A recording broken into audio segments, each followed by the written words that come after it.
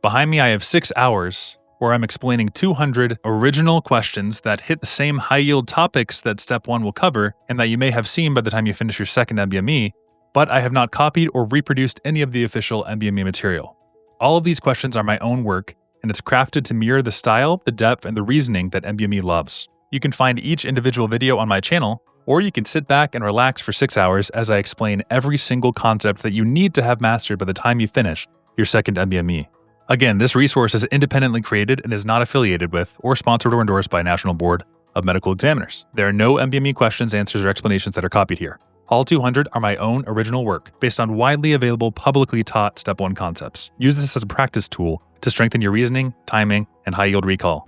With that being said, please enjoy the next 6 hours of hard work, everything you need to know by the time you finish your second NBME. But we're going to start with DHT and 5-alpha reductase. So we have a 2-day-old infant that is brought for evaluation of ambiguous genitalia. Pregnancy and delivery were uncomplicated. Physical exam shows a phallus with urethra opening at the base and partially fused labioscrotal folds. So ambiguous genitalia. But DHT levels are significantly reduced. Which enzyme is most likely responsible? The answer is going to be 5-alpha reductase. So this infant has normal testosterone production, which supports the Wolffian duct development, but you have defective conversion to DHT. And that leads to underdeveloped external male genitalia despite internal structures that are present. You don't see external, but you do see internal. That's classic for 5-alpha reductase deficiency. Internally, we have the anti-Müllerian hormone from the Sertoli cells that suppresses the Müllerian structures. And because of that, we don't have the female internal manifestations, but rather the male, because of that Sertoli expression of anti-Müllerian hormone, hence the absence of the female internal ducts. Now, why is the answer not aromatase? It's important to know why the other ones are wrong. So aromatase, that's a key enzyme in estrogen synthesis, and deficiency would not explain ambiguous genitalia with low DHT. B, 17-alpha hydroxylase, that would lead to low androgens and ambiguous genitalia, but it also causes hypertension and underdeveloped internal male structures. Why is it not 21 hydroxylase? Well, that would cause excess mineralocorticoids and androgen production, typically virilization with hypertension, not under-virilization. And so it's important to know that some newborns with XY can be born looking externally female. And it happens when the body can't properly convert testosterone into a more potent form called dihydrotestosterone, or DHT. And DHT is what sculpts the external male genitalia. Without it, the baby forms normal male internal ducts from testosterone action. But the outside looks ambiguous, or even female at birth. So on test day, you'll see a newborn boy, normal testes, no uterus, but ambiguous genitalia. The testosterone levels will be normal, but the DHT is low, and that points to the deficiency that causes the DHT, which is 5-alpha reductase. And so really look out for the normal internal male structures, which means testosterone is working. That's super key for this question. And then if you have ambiguous external genitalia, that means DHT is not. So then you put those clues together and you go, boom, 5-alpha reductase deficiency, and that's all there is to it. For the next question, we need to talk about ADEK. So we have a 22-year-old man with a history of abetalipoproteinemia that is evaluated with progressive difficulty with balance over the last 4 months. He reports frequent falls and a new tingling sensation in his feet. He has had chronic steatorrhea since childhood, and on exam, he is alert and oriented, but shows reduced vibration sense in both feet, bilateral lower limb hyporeflexia, and wide-based gait. Labs show normal complete blood count without macrocytosis. Peripheral smear demonstrates numerous acanthocytes, also known as spur cells, but they're red blood cells with a distinctive spiculated appearance, have irregularly spaced thorny projections of varying sides. And spiculated just means it's like a mass with a sharp radiating lines or spicules that extend from the borders, kind of like that. And so which of the following vitamin deficiencies explains this finding? Now, it was nice of them to just flat out say it's a vitamin deficiency, but the neuro-associated vitamin deficiency and the gait problems would be vitamin E, and that's our answer. So they have ABL, abetalipoproteinemia. It's a rare inherited disorder that's characterized by the body's inability to produce or transport lipoproteins that contain apolipoprotein B. And so you get malabsorption of fats and fat-soluble vitamins. And that's why we talked about ADEK, because they're all at risk. So E protects the neuronal and erythrocyte membranes from oxidative damage. And so you lack it, then you'll get axonal degeneration. And so you'll present with ataxia, hyporeflexia, cytosis, which again is the spiky red blood cells, uneven thorn-like projections. And you get that without the megaloblastic changes that are seen in B12. Because you might be saying, okay, why is this not B12? Well, B12, you'd have megaloblastic changes in the red blood cells. And here you don't. You just see like ataxia and acanthocytosis. Why is it not vitamin A deficiency causes night blindness? keratinization problems. You have the Biddett spots on the conjunctiva. Also immune dysfunction. It would not cause posterior column demyelination or spinocerebral dysfunction. That's why it's not A. Why is it not vitamin B1? Well, B1 would be Wernicke-Korsakoff. That's a thiamine deficiency that causes thalamoplasia, which is paralysis of the muscles within the surrounding eye, confusion, cardiomyopathy, and not sensory ataxia. Totally different. Also, we got to focus on fat-soluble vitamins. Okay, what about vitamin D? So vitamin D, you'd see bone pain and rickets. A deficiency leads to osteomalacia or rickets, not spinocerebral dysfunction, and that's why it's not D. The answer is indeed E for this question. Another answer that they might give you is like niacin, for instance, and that would be your pellagra. So dermatitis, diarrhea, dementia, and death, the classic Ds, pellagra. And that's just a deficiency disease that's caused by a lack of nicotinic acid or its precursor tryptophan in the diet. It's characterized by dermatitis, diarrhea, mental disturbances. And usually you'll have like an overdependency on corn as a staple food is how you'll see it. But it's not niacin, that's pellagra. Dermatitis, diarrhea. That's really what you'd see for niacin deficiencies. And so on step 1, this might come up and they'll say, we got a young adult who keeps tripping and they can't feel their feet very well. And the labs are normal, but the childhood history is full of greasy stools, maybe cystic fibrosis, fat malabsorption. And one of those vitamins, vitamin E, acts as a shield against free radicals.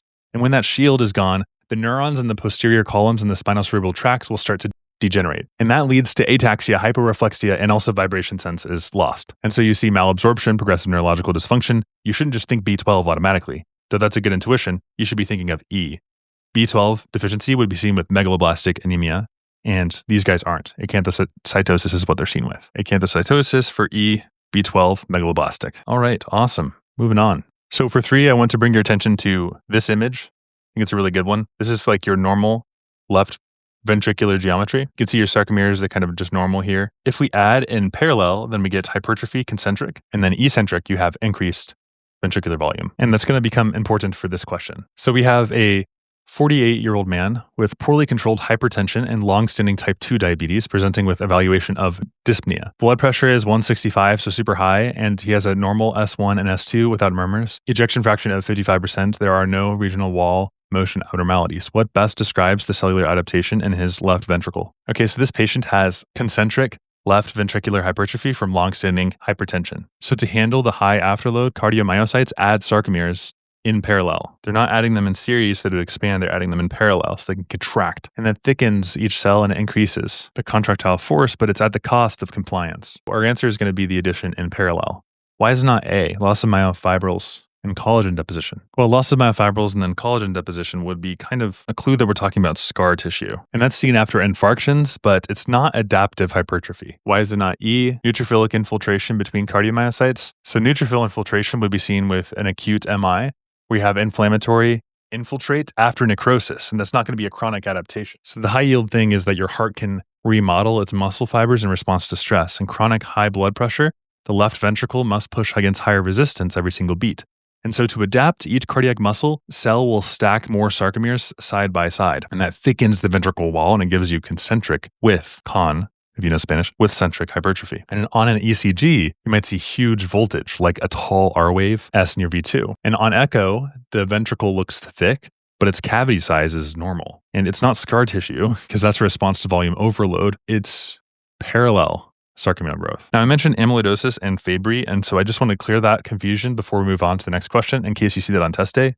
Amyloidosis has some really buzzy things associated with it. It's apple green bifringence with a Congo red stain, and you have deposition of misfolded protein between the myocytes. That's your amyloidosis. And the mechanism there is just misfolded protein. So you have light chains or transferrin in senile systemic amyloidosis, and that accumulates in the extracellular space, and it stiffens the myocardium and impairs diastolic filling. And that leads to amyloidosis, leads to restrictive cardiomyopathy. And that can be in multiple organs, all right? Like your kidneys, so it's nephrotic syndrome, or your liver, or your GI tract, or your peripheral nerves. And in the heart, you'll see thickened walls without the expected increase of voltage. So it's low voltage, despite hypertrophy on the echo, is going to be a classic sign for your amyloidosis, restrictive low voltage despite those changes. And then the other one I mentioned, and anytime I mention something, I just want to make sure that I cover it and kind of close any loose ends, is Fabry. And that's an X-linked lysosomal storage disease. It's a deficiency in A-galactosidase A, is how I like to remember it. So it's alpha-galactosidase A, but I like to think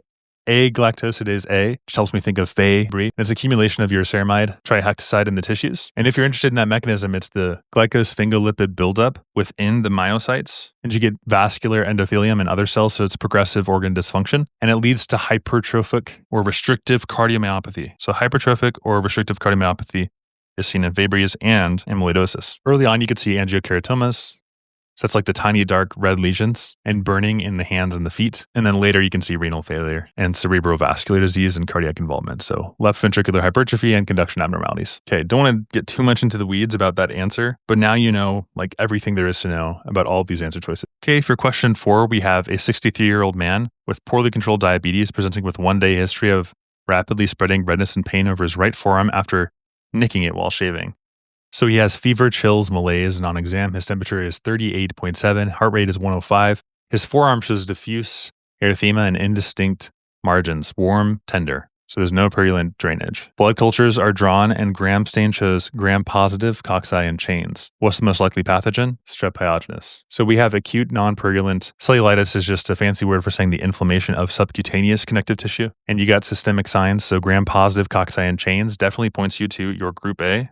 Beta hemolytic streptococcus, that's strep pyogenes, and that's a leading cause of cellulitis that spreads via your tissue planes. Why is it not Pseudomonas? So Pseudomonas, that's a water exposure bug, often causes folliculitis, and that's just inflammation of your hair follicles. Thema gangreosum, and that's not classic cellulitis, so Pseudomonas is just different, totally different presentation. And S. epidermidis, that's going to be prosthetic infections, so you have a low virulence skin flora and not massive cellulitis. So how this might present on test day, they'll give you a dude who's got diabetes and he's got a small cut on his arm. And then within 1 day, his skin is like bright red and it's hot and it's tender and he's got a fever. And then on gram stain, they'll give you gram-positive cocci and chains. Now, why is it not Staph aureus? That's often going to form abscesses and pus. Group A strep causes non-purulent cellulitis. And it secretes enzymes like hyaluronidase and streptokinase, and that will break down the tissue barriers and lets the infection race along the tissue plane. And some of you guys might be thinking, okay, group A strep versus group B, what does all that mean? Group A strep mostly affects kids and adults. Causes strep throat, skin infection, cellulitis, impetigo, scarlet fever, rheumatic fever. Also, the key test for group A strep is going to be very different. So think like adults, throat, skin problems. And then group B strep mostly affects newborn babies. So baby infections like meningitis, pneumonia, sepsis. And these guys are resistant to this test. So B stands for babies, A stands for adults. That's how I like to think of it. A is more skin, throat infections, and B is for the babies. So serious newborn infections. All right, for this next one, we have a 33-year-old man unresponsive in his car. Empty morphine bottle nearby. Arterial blood gas shows a pH of 7.28, PaCO2 at 60, PO2 at 85. Which factor explains his increased cerebral blood flow? So it's going to be his elevated PaCO2. And the reason why is your cerebral vessels respond strongly to arterial CO2 rises, like cerebral dilation, and cerebral blood flow is kind of independent of that across your wide range. Decreased PO2, so hypocapnia would cause vasoconstriction. So if there's less of this, then you're going to constrict. And if there's more of that, then you're going to dilate. Increased heart rate would be indirect. It doesn't really control your blood flow, your cerebral blood flow, at least not to the extent of just carbon dioxide's presence. And acidosis is not the driver, it's CO2. So your brain's blood flow, what you need to know is that it changes within minutes based on the CO2 level. When you hypoventilate, like in a narcotic overdose like this dude had, your CO2 builds up in the blood and that diffuses to the brain and it generates hydrogen ions and it relaxes the smooth muscle and the cerebral arteries. So you get vasodilation. All right, next we have a 10-month-old infant receiving routine immunization series designed to prevent meningitis from encapsulated bacterium.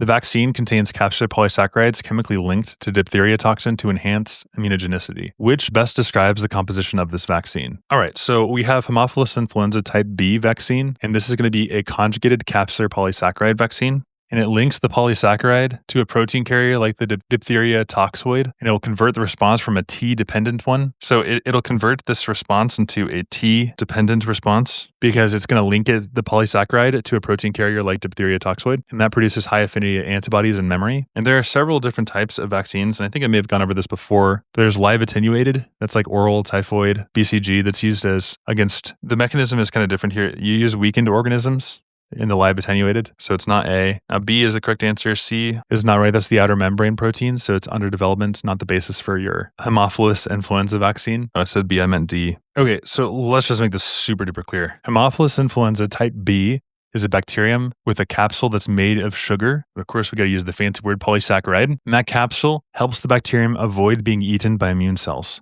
So if a baby gets infected, it can cause meningitis, pneumonia, and sepsis. Now, why is making the vaccine tricky in babies? Well, babies younger than 2 years old do not respond well to plain sugar antigens like those capsules. Their immune systems, specifically their T cells, don't get activated properly by pure polysaccharide. And so a response without the T cell help is called a T cell independent mechanism. It makes only short-lived IgM antibodies and has no memory. And so the solution then, some scientists will just link that conjugate polysaccharide to a protein that T cells recognize easily. Like an example of this is diphtheria toxoid. And so when the immune system sees this combo, the protein part gets presented to T helper cells.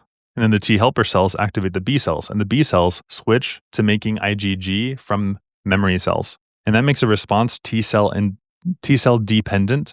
It's strong and long-lasting protection. And so this question is really just getting at, hey, what is inside of this vaccine? What's inside of Haemophilus influenza type B vaccine? It's not going to be a live bacterium, so A is wrong. That's like when you put like weakened stuff in the bacteria and it just fights it off. It's not the whole killed bacteria. It is a conjugated capsular polysaccharide. That's the sugar capsule that links to a protein like diphtheria toxoid to make it immunogenic. And so the key point here is the HIB vaccine is a capsular polysaccharide and protein carrier, and it has a strong T cell dependent immunity that works even in infants. And that's why the correct answer is conjugated capsular polysaccharide. For our next question, we have a 30-year-old man with untreated HIV infection. He has a CD4 count, and he presents with 3 weeks of profuse watery diarrhea. We kind of already know what this is, but they also tell us that he has stool microscopy revealing numerous spherical organisms clustered along the intestinal border that has acid-fast stains. They're really just giving you everything you could possibly ever want here to diagnose this as crypto. And some of you guys are asking, hey, what is crypto? But not in the fun 2012 way where you're all going to become millionaires. Crypto, rather in the doctor way, where you're going to slave the next 10 years of your life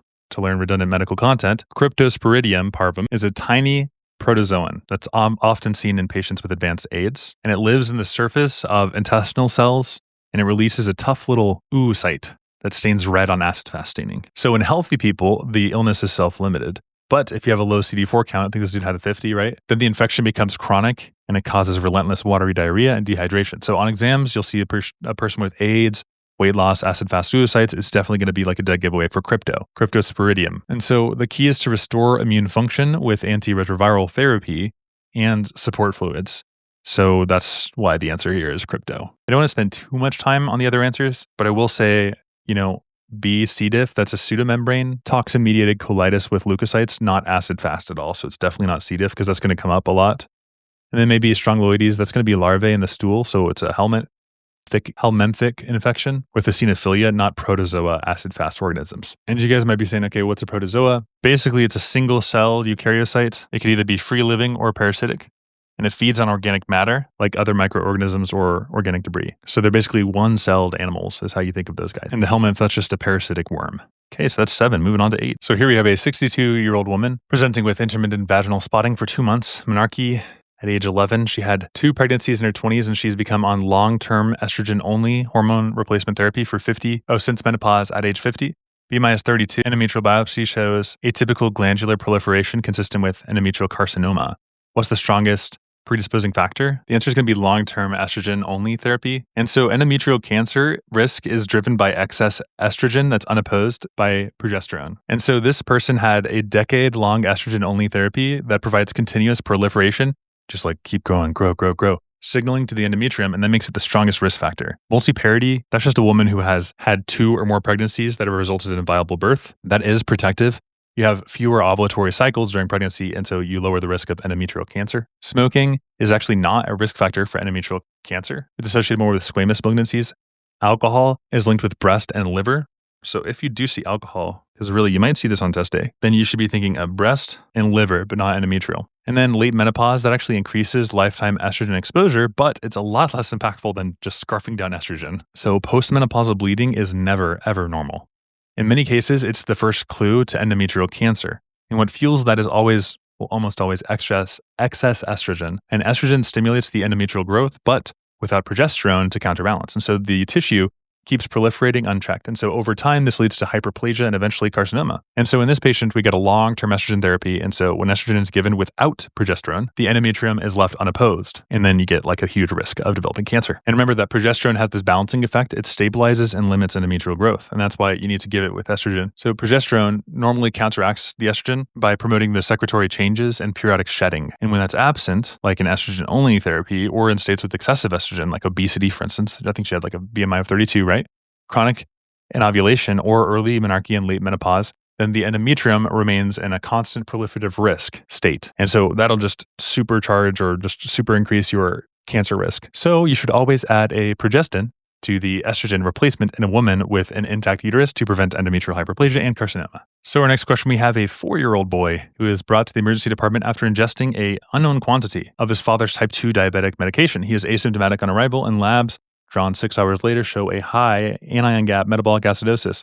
So type 2, okay, we're already thinking a couple of things. It's going to be B, increased lactic acid concentration, toxicity that impairs mitochondrial oxidative phosphorylation, and gluconeogenesis. How'd you know it's metformin? Diabetes type 2. And that will cause a lactate accumulation and lactic acidosis. And it's a rare, but it's a dangerous complication that you have to know about even without hypoglycemia. You can see this. Okay, why is it not like lower potassium? Well, that would be seen in insulin overdose, not metformin. Why not low glucose? Metformin does not actually cause hypoglycemia. It's insulin sparing. Why not your elevated ASTs, your liver enzymes? And that's linked to like hepatotoxic drugs, not metformin. What about increased creatinine? Why is not increased creatinine?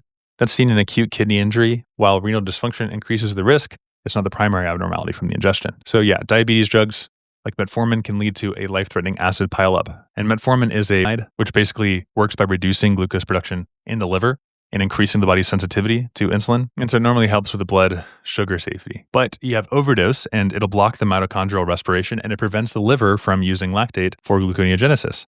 And so that lactate will pile up in the blood and it causes dangerous high anion gap metabolic acidosis. Okay, but why does metformin cause lactic acidosis of all things?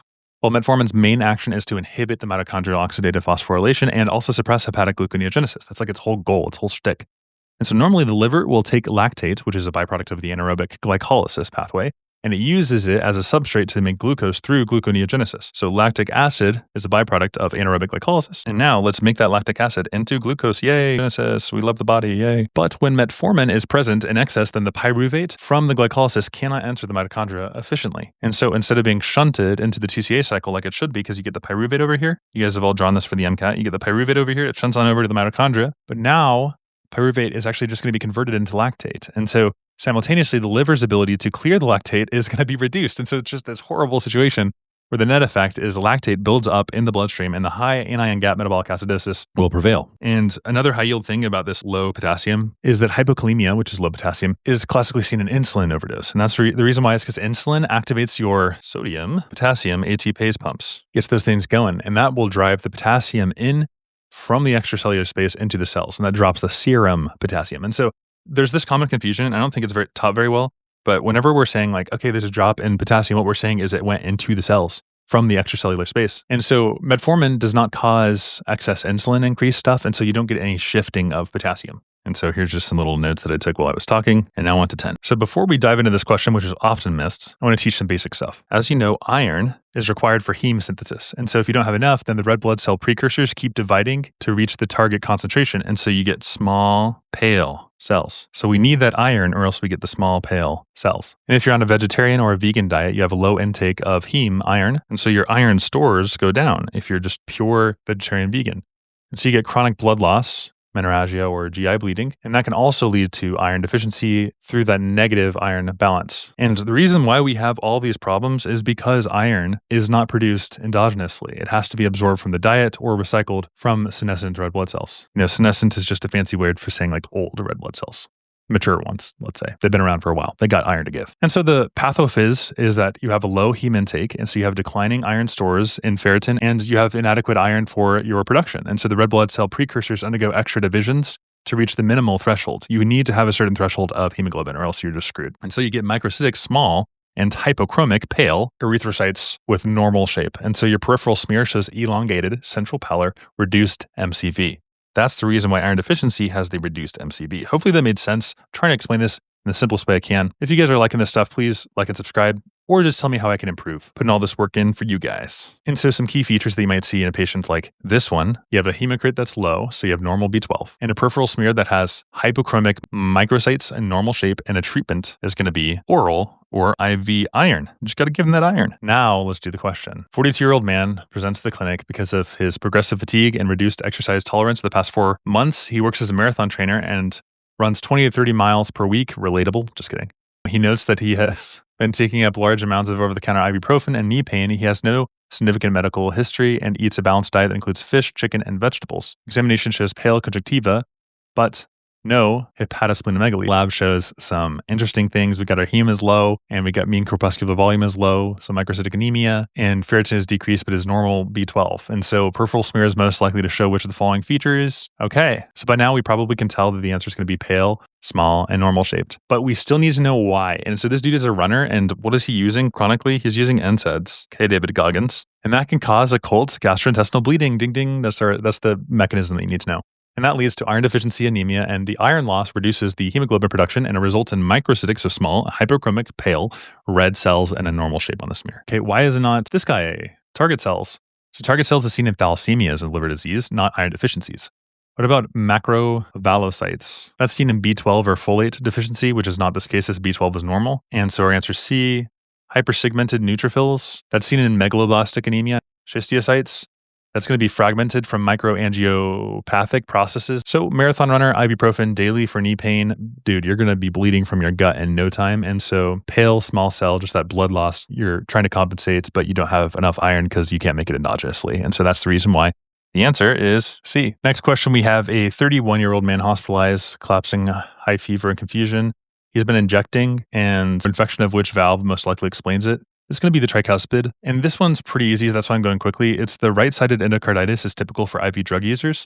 And so you have vegetations of the tricuspid valve are going to lead to tricuspid regurgitation. That's a holosystolic murmur at the left lower sternal border. And also you can have JVD with that, and it's a septic emboli that can shower the lungs there. So intravenous drug usage, Staphylococcus aureus, that's going to be your classic setup for right-sided infective endocarditis. And I love this one because it makes so much sense. It's like the heart. That's the first part of the heart. So try before you buy, tricuspid, mitral. So the tricuspid regurgitation is going to be a result of this. So the vegetations break off the tricuspid valve and it lodges into the pulmonary arteries, and that can cause multifocal cavitary opacities. And also you see JVD, right? Because it's like your right-hearted sign. So JVD, hepatomegaly, regurgitant blood flow, all that stuff you're going to be seeing. And that's because of the non-sterile IV infections causing bacteremia. The pathogens adhere to the cardial surface of the tricuspid valve and it causes vegetations to occur. And then you get the holosystolic murmur. Here we got a question and an explanation. I'm going to zoom in. 68-year-old man comes to the clinic because of worsening back pain and recurrent infections the last 4 months. He's got some unintentional weight loss. Exam shows pallor and mild splenomegaly. Normocytic anemia, hypercalcemia, and creatinine of 1.8. And we got a sharp monoclonal spike. What does that mean? Well, which malignancy is this? It's going to be B, lymphocyte neoplasia. Here's our explanation. A monoclonal end spike means the single plasma cell clone is secreting immunoglobulin. And since our plasma cells are differentiated B lymphocytes, it's going to be B lymphocyte neoplasia, most classically multiple myeloma. Okay, so it's not going to be your T lymphocyte neoplasia because the T cells don't actually make immunoglobulin, so there's not going to be an M spike there. Chronic myelogenous leukemia, so that's CML. The myeloid lineage would have your Philadelphia chromosome, not your plasma cells. A leukomoid reaction would have reactive leukocytosis, and you wouldn't see monoclonal proteins. And AML, that's not B cells at all, that's your myelogenous precursors. So this is definitely B cells. So we need to know what on earth an M spike is to answer this question. It's a sharp peak that's seen on the serum protein electrophoresis in the gamma region. And it means a single clone of plasma cells or B-derived cells is making a huge amount of one type of immunoglobulin, or at least part of it. And so normal people have many clones making many antibody types, and so the graph is always going to be smooth. But an M spike means that one is overproducing. So it's a monoclonal gammopathy. And so which cells make the immunoglobulin? So B cells mature into plasma cells. We got to know this too. And plasma cells secrete immunoglobulins, which are antibodies. And if a single plasma cell clone becomes malignant, then you get a massive production of one antibody, and that's an M spike. And so the most classic disease with an M spike is multiple myeloma. It's a plasma cell, which is usually a B lymphocyte lineage cancer. And the bone marrow is packed with clonal plasma cells in multiple myeloma. So we have multiple myeloma, and here's our bone marrow, and it's packed with clonal plasma cells, and they're overproducing one antibody type, so it could be like an IgG or IgA are the most common ones, And then you'll see an M spike on electrophoresis. And it's really important to know these associations are going to be bone pain, lytic lesions, anemia, hypercalcemia, renal dysfunction, and sometimes hepatosplenomegaly. So for this one, you really just need to know the basics where B cells are a type of lymphocyte.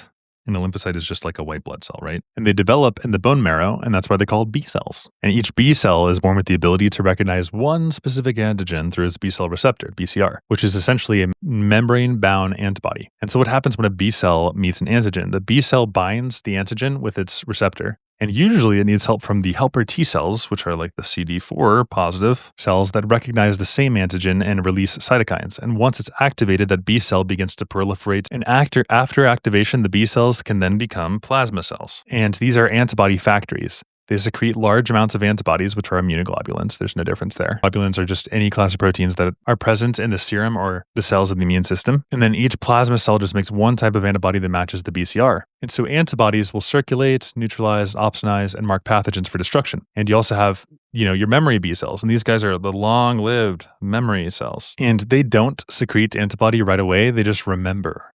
They never forget. And so if the same pathogen shows up again, then they will rapidly reactivate and make new plasma cells. And so in a healthy person, many B cells get activated over time, and you have polyclonal antibodies in the serum and many shapes on electrophoresis. There's not just like a single peak. But in multiple myeloma, you have a single B cell clone that becomes malignant, and it turns many identical plasma cells. And they all secrete one identical antibody. And so the serum electrophoresis will show a monoclonal spike that's an M spike in the gamma region. So B cells are antigen recognizers and decision makers. Plasma cells are antibody producing. And then your memory B cells are long-term surveillance. Okay, that's how all of this works. And that's how multiple myeloma works. Moving on in the world. Okay, so here we have a team of researchers that are developing this hormone called factor Y. It's isolated from a patient with an unusual pituitary adenoma. And to study its target tissue, they incubate radioactively labeled factor Y with isolated hepatocytes. And within minutes, we see the JAK-STAT pathway is detected. And this leads to an increased synthesis of acute phase proteins. When cells are examined under electron microscopy, the radioactive signal is localized exclusively to the outer cell surface and does not enter the cytoplasm or nucleus. Which of the following known hormones most closely resembles factor Y in its mechanism of action? So when these guys add factor Y to the liver cells, then they see two things happen. The signaling stayed on the outside of the cell. So here's our cell, and the signaling happened here. And this worked within minutes using the JAK-STAT pathway. That's all we know, but that's kind of enough. That means factor Y acts through a receptor on the cell surface. It does not go into the cell. And you should recognize this is how growth hormones work. What we have is a protein hormone. It's too big and water soluble to cross the cell membrane, and so it attaches to a special receptor that's sticking outside of the cell, which then triggers and signals stuff on the inside. So other hormones, for instance, if we had like cortisol, that just goes straight through and affect transcription. Estradiol, aldosterone, thyroid hormones, those are all lipophilic, and so they easily slip through that cell membrane, because remember, you need to be lipophilic to be able to just go on through, straight to the receptors inside and straight to the nucleus. And those take longer because they actually change the gene transcription. And so factor Y is acting like a growth hormone, simply. That's how it's acting. It's not cortisol, right? Because that's a steroid and it diffuses straight through to the intracellular receptors. It's not estradiol, that's a steroid as well. And aldosterone, it's got its receptors on the cytosol and it acts as a transcription factor. And thyroxine enters the cells in the nucleus and it binds thyroid hormone to the receptor. And you might be wondering, okay, well, that's cool. What are some other examples of hormones that act on the cell surface and stay outside? Well, you have prolactin, but also insulin binds to receptor tyrosine kinase on the membrane to drive the glucose uptake. Also glucagon that binds to a G protein coupled receptor. So that's another example of like a cell surface. Epinephrine, adrenaline also uses a G protein coupled receptor. Parathyroid hormone works in the G protein coupled receptors. And the ones that go intracellularly, these are usually lipid soluble like steroids or thyroid hormones. So cortisol is a steroid from the adrenal cortex, aldosterone as well, estradiol, thyroid hormone. So water-soluble stays on the outside, lipid goes inside. Next, for question 14, I just want to illustrate the difference between sensitivity. And so the way to think about this is like a lover. If you're saying, hey, are you dating somebody else and they have to specify, then that is truly a negative trait. But if they're just a sensitive lover, that is truly a positive trait. And so you'll often see graphs like this, which will have somebody who's like a good normal population and somebody who's infected with some sort of a disease. And if you're trying to optimize for specificity and sensitivity, then you need to know how to manipulate where you're calling the shots. Are you calling it here, here, or here? We'll call these A, B, or C. And I have another video about this, so I'm not going to labor on this point. Specificity is truly a negative trait. And so if you need to be truly negative, it's going to be like right over here or at C, because then you know that if you're negative, you are truly negative. So specificity and sensitivity are going to change based on where you call the shots. What is normal, what is healthy? And that's all I wanted to say about 14. So for this question, we have a 46-year-old man who has a history of renal transplantation on tacrolimus developing reddish purple nodule lesions on his anterior thigh and hard palate. He reports recent weight loss and non-productive cough. Bronchoscopy reveals endobronchioviolaceous nodules, and a biopsy of the skin lesion is obtained. Which histologic finding is most characteristic of the lesion? Okay, the violaceous stuff makes us think of HHV8, that is Kaposi sarcoma. It's a vascular neoplasm. And the hallmark is going to be your spindle cell proliferation. So this is a very buzzy question. These lesions often involve the skin and mucosal sites and can also affect internal organs as well. So the answer is going to be your spindle cell, C. Why is it not the sheets though? So the sheets of atypical stuff with the starry sky is definitely going to be Burkitt's lymphoma. Starry sky, Burkitt's. Granulomas with giant cells, that's the hallmark of tuberculosis, not neoplastic at all. Keratin pearls, that's squamous cell carcinoma histology, not spindle. Polygonal cells with abundant cytoplasmic glycogen, that would be your clear cell carcinoma. So like renal, for instance, it's not going to be HHV8 driven. And what's really scary about this guy is that it's just a simple virus that transforms your blood vessels into tumors. So typically if you have a weakened immunity, like those with HIV or post-transplant drugs, then you can get your human herpes virus 8 that hijacks your endothelial cells. And it'll drive them to just multiply abnormally, and they form these slit-like vascular channels that are packed with red blood cells. And this creates the violaceous plaques of Kaposi sarcoma on the skin, the mouth, and even deep into the lungs. So you're not going to see squamous stuff or any other kind of weird malignancies. It's just a violaceous plaques, immunosuppression, spindle cells is what you see. So purple lesions, and sometimes they can be just more than skin deep. So super scary Kaposi sarcoma. All right, here we have a 29-year-old woman hiking a mountain summit at 4,000 meters above the sea level. Within hours, she develops lightheadedness, tingling, confusion. What explains her arterial blood gas findings? So at high altitude, you have low atmospheric O2, and so you're going to stimulate your peripheral chemoreceptors to increase ventilation. So you have hyperventilation, and that causes excess CO2 excretion. So that CO2 is going to leave your body. CO2 is acidic, right? So it drives the bicarbonate buffer equation towards alkalosis. So you have acute respiratory alkalosis. And that's our answer C. Pretty simple. If there's impaired CO2 diffusion, that would cause retention of CO2. So you have respiratory acidosis. Ingestion of bicarbonate would cause metabolic alkalosis with the high bicarbonate, not a low PCO2. So that low PCO2 is really the dead giveaway. And that's kind of all I want to say about this one. In this next question, we have a 52-year-old man who was a carpenter presenting with persistent shoulder pain after weeks of overhead sanding work. He reports difficulty turning a doorknob outward. On exam, active abduction is full, but resisted external rotation produces a sharp pain. Passive range of motion is intact. Which structure is damaged? Answer is the infraspinatus. So the deficit here is the external rotation. So there's our infraspinatus, and that's going to be your external rotation. And that lies in the infraspinatus fossa below the scapular spine. And so you have atrophy in that region. It's going to further support chronic injury. So the other cuff muscles are going to have different functions. Like the supraspinatus would be abduction, internal rotation. And so the rotator cuff is just a team of 4 small muscles that stabilize and move the shoulder. Each has specialty. One lifts, one turns inward, and the other one goes outward. So if you see a patient who has pain and weakness only when turning the arm outward, then you got to think about which muscle does that. It's the infraspinatus, which sits just below the scapular spine, and is the external rotator. When it's injured or its nerve supply is compromised, then you lose the strength in the external rotation, and you'll often see a hollowed out appearance below the scapular spine. And on exams, you match the movement. The supraspinatus is going to be C5, C6. The infraspinatus as well, C5, C6. But you have the suprascapular nerve for those guys. And then the teres minor is also C5, C6, but the teres minor is axillary nerve. Subscapularis is C5 to C7. And that's the upper and lower subscapular nerves. And so you remember sits, supraspinatus. I'll write that down so you can sits, supraspinatus, infraspinatus, teres minor, subscapularis. So 2 share the suprascapular nerve, and one gets the axillary, and then the other gets the subscapular. Okay, that's it. Hope that sits well for you. Here we have a 55-year-old prison inmate. Already we're thinking about tuberculosis. Red rods, acid fast. Yep. Which component is directly causing the macrophage injury? It's going to be your cord factor. So that's what opsonizes the bacteria and stimulates macrophage TNF-alpha release and directly damages your mitochondrial membranes, leading to the cytotoxicity. It's the secret weapon of tuberculosis. Nucleic acid, that's the gram-positive cell wall. And you can know it's teichoic acid because it has a T, and so it's positive. Endotoxins, the buzzword is lipopolysaccharide in the gram-negative sepsis. Capsule polysaccharide, that's anti-phagocytosis. It's not directly cytotoxic. Is going to be Neisseria species. So the lipo-oligosaccharide is the buzzword for Neisseria because Neisseria lacks a full-length O antigen on their outer membrane, and so instead of a lipopolysaccharide, they have a lipo-oligosaccharide, and it's a shorter variant. And these oligosaccharides, they're highly immunogenic, and it acts like an endotoxin. It triggers massive cytokine release and causes fever, hypotension, and also Waterhouse-Friderichsen syndrome. Saccharide is definitely your Neisseria. Lost. LOS. So I just wanted to show you this, some notes that I took. Okay, going back, we have a 27-year-old man presenting with high fever, chills, growing pain after 2 days of malaise. Lives in a region of Arizona, recently moved his fleas from his pet ferrets. 2-centimeter necrotic scar on his thigh, and a tender, fluctuant 4x4 centimeter mass in the inguinal region. Stain shows gram-neg. Okay, so that's making us think of Yersinia for sure. So Bartonella, that'd be like a cat scratch problem, produces small papules and mild lymphadenopathy, not hemorrhagic pneumonia. So our answer is indeed B for this one.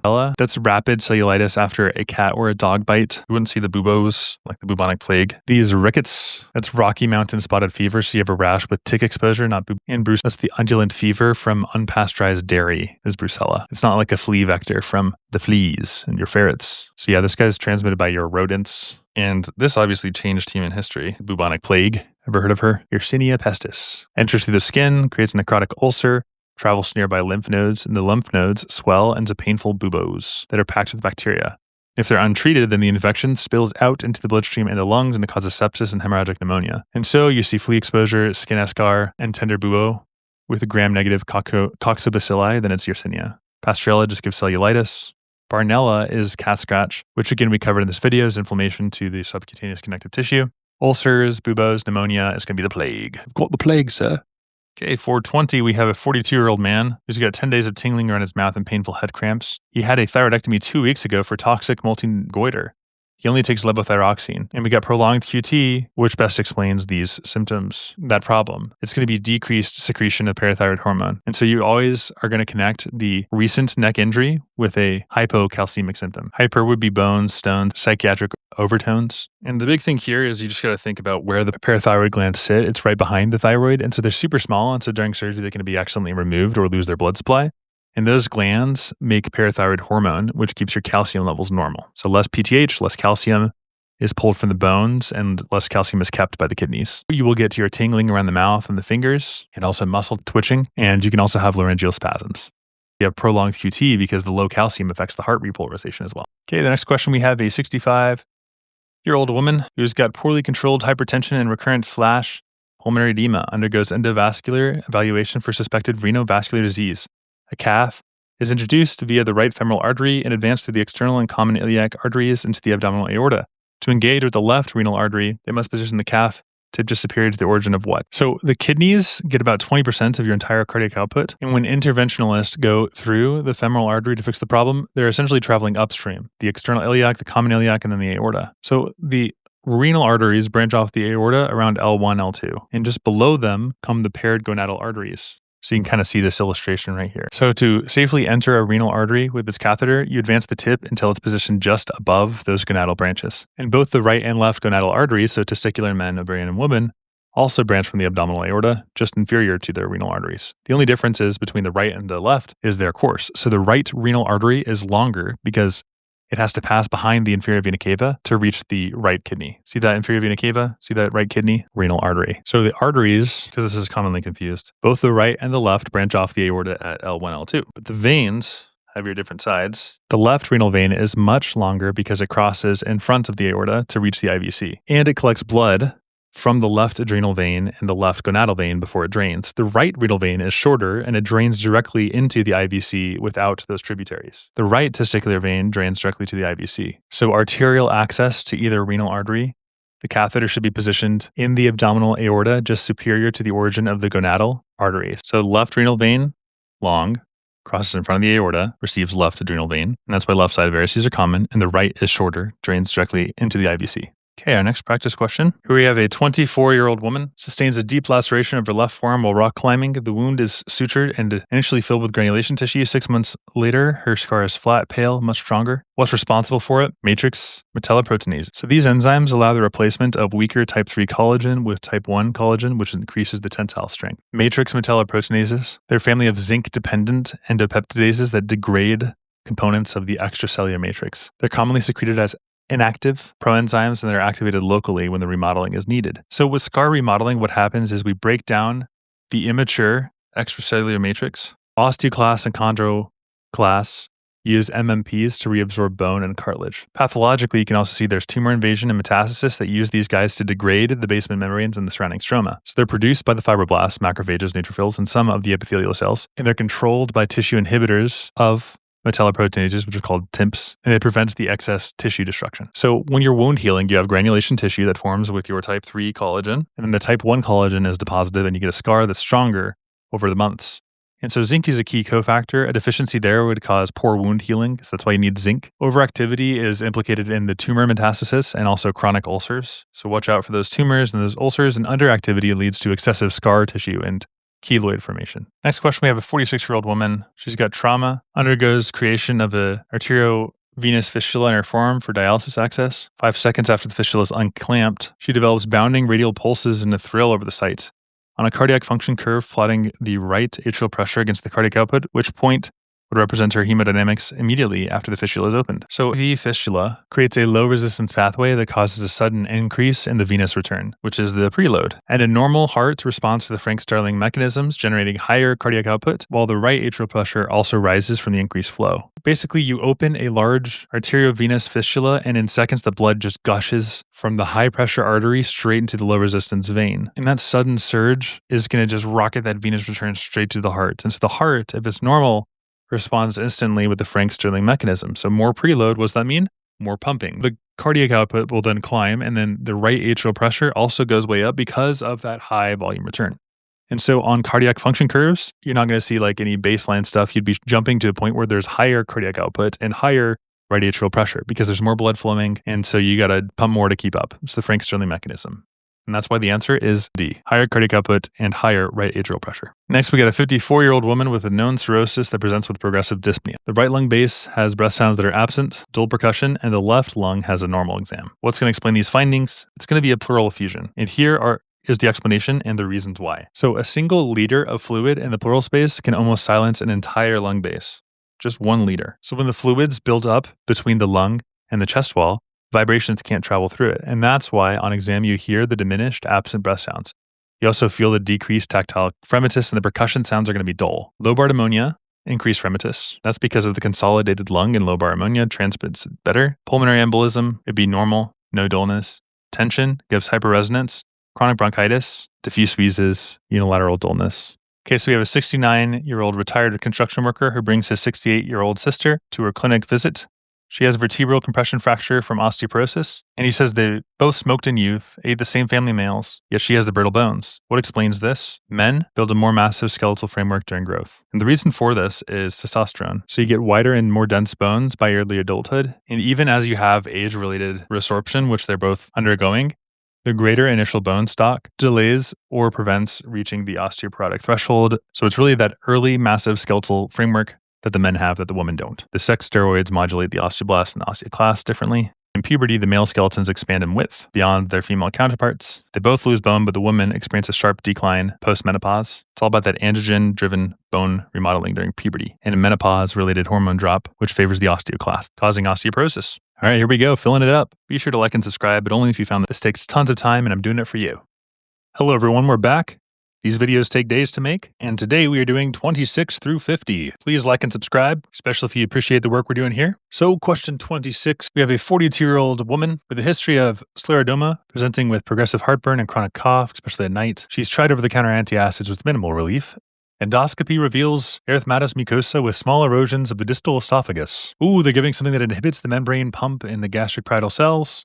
What are they going to give her? Probably Prazole. Yep, there's the answer, Prazole. So the big buzzwords, if you will, for 26 are going to be, you have to know that PPIs function by irreversible inhibition. These hydrogen potassium ATPase pumps, these are proton pump inhibitors.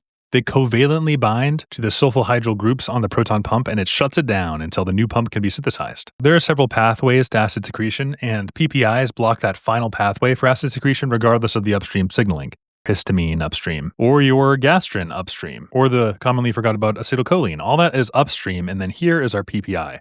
And so these guys are the terminator. They say, nope. Some associations you need to know about these PPIs are Barrett's esophagus, that's intestinal, metaplasia due to the chronic reflux. You have constant acid injury, and that'll stimulate the columnar metaplasia. Also, chronic PPI use increases your risk for C. diff, and it also decreases your magnesium. That's because hypochlorhydria alters the gut flora and magnesium absorption. The pathophys here is that the parietal cells pump the hydrogen into the lumen through these pumps. So we got that hydrogen into the lumen, and then GERD involves the lower esophageal dysfunction. You get acid reflux and esophageal irritation, and that's potential metaplasia. The PPI irreversibly inactivates that pump, and you have profound acid suppression. And then you get mucosal healing. PPIs, you think like omeprazole, esomeprazole, pantoprazole, and these must be taken before the meals. Long term, you're going to monitor for your B12 deficiency, and the gold standard for the treatment of your erosive esophagitis and also Zollinger-Ellison syndrome is a PPI. So on test day, you might see, there's a man or a woman with a 6-month history of nocturnal chest pain and sour tasting in the mouth. Symptoms are worsening after dinners or when lying flat. Endoscopy can show some linear erosions of the distal esophagus. You got to give them that old omeprazole. It's first-line therapy for symptomatic GERD with erosive changes. Now, what you have to look out for, though, with other topics would be like an answer choice could be ranitidine, and that is a histamine 2 blocker, kind of like how we talked about there are other things upstream. That's reversible. It's less potent. It might also give you some other options like misoprostol, which is a prostaglandin analog, and that protects the NSAID-induced ulcers. It's not going to be first line for GERD, so not that. Bismuth, that coats the ulcers and it kills H. pylori. There's no pump inhibition. So that could be an answer, but that's just coating. Sucralfate, that forms your protective barrier in the acidic environment. Now, you might be wondering, okay, why does chronic PPI use increase C. diff? And hypomagnesemia risk is seen in the small intestine requires a favorable pH in active transporters. And so chronic hypochlorhydria from your PPI use, hypochlorhydria, will lead to reduced solubilization of the dietary magnesium salts. So there's less bioavailable magnesium. So just know those two things as well, and you should be good to go on PPIs. Next is our question 27. So here we have a 48-year-old man with metabolic syndrome and started on rosiglitazone for hyperglycemia and fenofibrate for severe triglyceridemia. Both medications exert their therapeutic effects by binding which receptor? Now, they made it pretty easy by giving us 2 medications, but it's going to be our PPARs. These are nuclear transcription factors. So your glitazones, they activate your PPAR gamma. I'll write that down. And that will enhance your insulin sensitivity. And then fibrates, like fenofibrate, activate your PPAR alpha. And these glitazones are your diones. Really hard to say, but the glitazones, they activate that PPAR Y, because they want to have a glittery party. That's the way I like to think of it. Whereas these guys, fibrates with the A's, like to activate the A, the alpha. And they're going to upregulate your lipoprotein lipase to lower your triglyceride levels, and both require gene transcription to achieve their effects. All right, epidermal growth factor receptors, that's not the right answer, because that's cell growth signaling. That's not involved in oncogenesis, not metabolic modulation. Farnesoid X receptors, these are bile acid synthesis regulators. They control the cholesterol catabolism, and it's unrelated to insulin or fibrates. Correct answer is C. Toll-like receptors. These guys are innate immune pathogen sensors. They trigger your F-kappa B and your cytokines. They're not lipid or glucose metabolism associated. And your dopamine receptors, totally different. Neurotransmission modulation is what they're used for. They are targeted by antipsychotics and also antiemetics, so they're totally relevant there. So basically what you need to know for this one is that some diabetes drugs and cholesterol drugs actually work on the exact same receptor. Though thiazodinodiones like pioglitazone and fibrates like gemfibrozil both target the PPAR. So they're nuclear receptors that turn the genes on and off. And when these receptors are activated, your cells change how they handle sugar and fats. And so PPAR gamma activation improves insulin sensitivity. And PPAR alpha activation boosts your lipoprotein lipase, which clears your triglyceride. So you say goodbye to those triglycerides. Okay, so just knowing the mechanism of action is sufficient for answering this question. All right, so our next question, we have a 36-year-old man with a spinal cord injury is admitted after a traffic accident. 4 hours later, the nursing staff notes that he has developed a rigid, painful penile erection despite no stimulation. His temperature is normal and his blood pressure is 118, so he's not taking any medications, and neurological exam shows a loss of voluntary movement below the T10 levels. Okay, what is impaired leading to this problem? And so this is going to require your sympathetic fibers to release norepinephrine and constrict the arteries of the corpus cavernosa. So in a spinal cord injury with the PDE5 inhibitors, the sympathetic input is lost or overridden. And that causes this condition, which is known as priapism. Okay, so what is impaired? It's not the parasympathetics. These are the initiators of that erection. So increased vasodilation. It's not responsible for the alleviation of this condition here. General sensory, tactile input only provides your sensory feedback, not your vascular tone. Somatic motor. So the perineal muscle contraction is associated with your somatic motor fibers. So that could help with the rigidity, but going to be a separate mechanism. And then E, visceral afferents, these stretch and give pelvic organ feedback, and it's unrelated to your vascular control. A single nerve pathway can decide whether this man's erections will end or continue. So normally, your sympathetic fibers from the pelvic plexus are going to fire off norepinephrine to clamp down on the blood vessels, and that's what makes the erection go away. When these sympathetic signals are lost, like a spinal cord injury or overridden by drugs like sildenafil, and the blood keeps pooling, and the result is priapism. So it's painful and it lasts several hours. And so in this question, we got a dude with a spinal cord injury, and he has that persistent erection without stimulation. So the neural pathway that's damaged is the sympathetic fibers from the hypogastric and the prostatic plexus that normally shut the things down. And so the way you remember this is the P stands for your parasympathetic, because the erection is parasympathetic, but detumescence is sympathetic. And when the sympathetic input is missing, then it's not going to stop. And so that's high yield neuroanatomy. For 29, we got a study that follows patients diagnosed with pancreatic, prostate, and renal cell carcinoma. What's the most accurate prediction of this data? The answer is a 5-year mortality after renal cell carcinoma is higher than after prostate cancer. What you need to know for this is that mortality equals 1 minus the survival population proportion. Renal cell is 0.7, so the mortality is 0.3, and pancreatic has a mortality rate of 0.95. And that means that after 5-year mortality after renal cell is higher than prostate is a correct statement, and that's why it's the correct answer. Okay, next we have a researcher studying cardiac fibroblasts exposed to medium rich in advanced glycosylation and end products versus the control medium. After 48 hours, she isolates mRNA to measure the expression of genes involved in extracellular remodeling. Which of the following mRNA species would most likely be increased in AGE-treated fibroblasts compared to the controls? Okay, so advanced glycosylation end products, AGE, stimulate mesangial cells to overproduce extracellular matrix. And fibronectin is a key extracellular matrix glycoprotein, and it would show an increased mRNA expression under these stimulations. Fibronectin deposition in diabetic nephropathy is driven by AGE-mediated signaling that enhances the ECM production. Extracellular matrix is ECM, by the way. So mesangial expansion occurs because of that excessive ECM, proteins like fibronectin and also collagen. And the associations you need to know for this question are diabetic nephropathy, chronic hyperglycemia that leads to AGE accumulation in the mesangium that stimulates your TGF-beta in the ECM stimulus or your synthesis. Fibronectin integration interactions, they mediate the cell adhesion and branching of the matrix formation in the glomeruli. And so basically what's happening is we have high glucose in our dude that causes non-enzymatic glycation and to get AGEs on the basement membrane and the extracellular matrix. And these AGEs bind receptors on mesangial cells and they activate intracellular signaling through the TGF-beta pathway. And then the upregulation of genes that encode for the extracellular matrix protein, like fibronectin and collagen, cause mesangial expansion and glomerular sclerosis. So fibronectin, you just need to know that it's involved in cell adhesion, cell migration, and tissue organization. We have increased mRNA for fibronectin. That's a hallmark of ECM production. And mesangial proliferation and thickening is seen in diabetic kidney disease, and that leads to reduced filtration surface area and progressive nephropathy. So just to make this super duper simple, because I know that a lot of these topics are kind of lower yield, AGEs from high sugar make the kidney mesangial cells produce extracellular matrix, and that's what you need to know.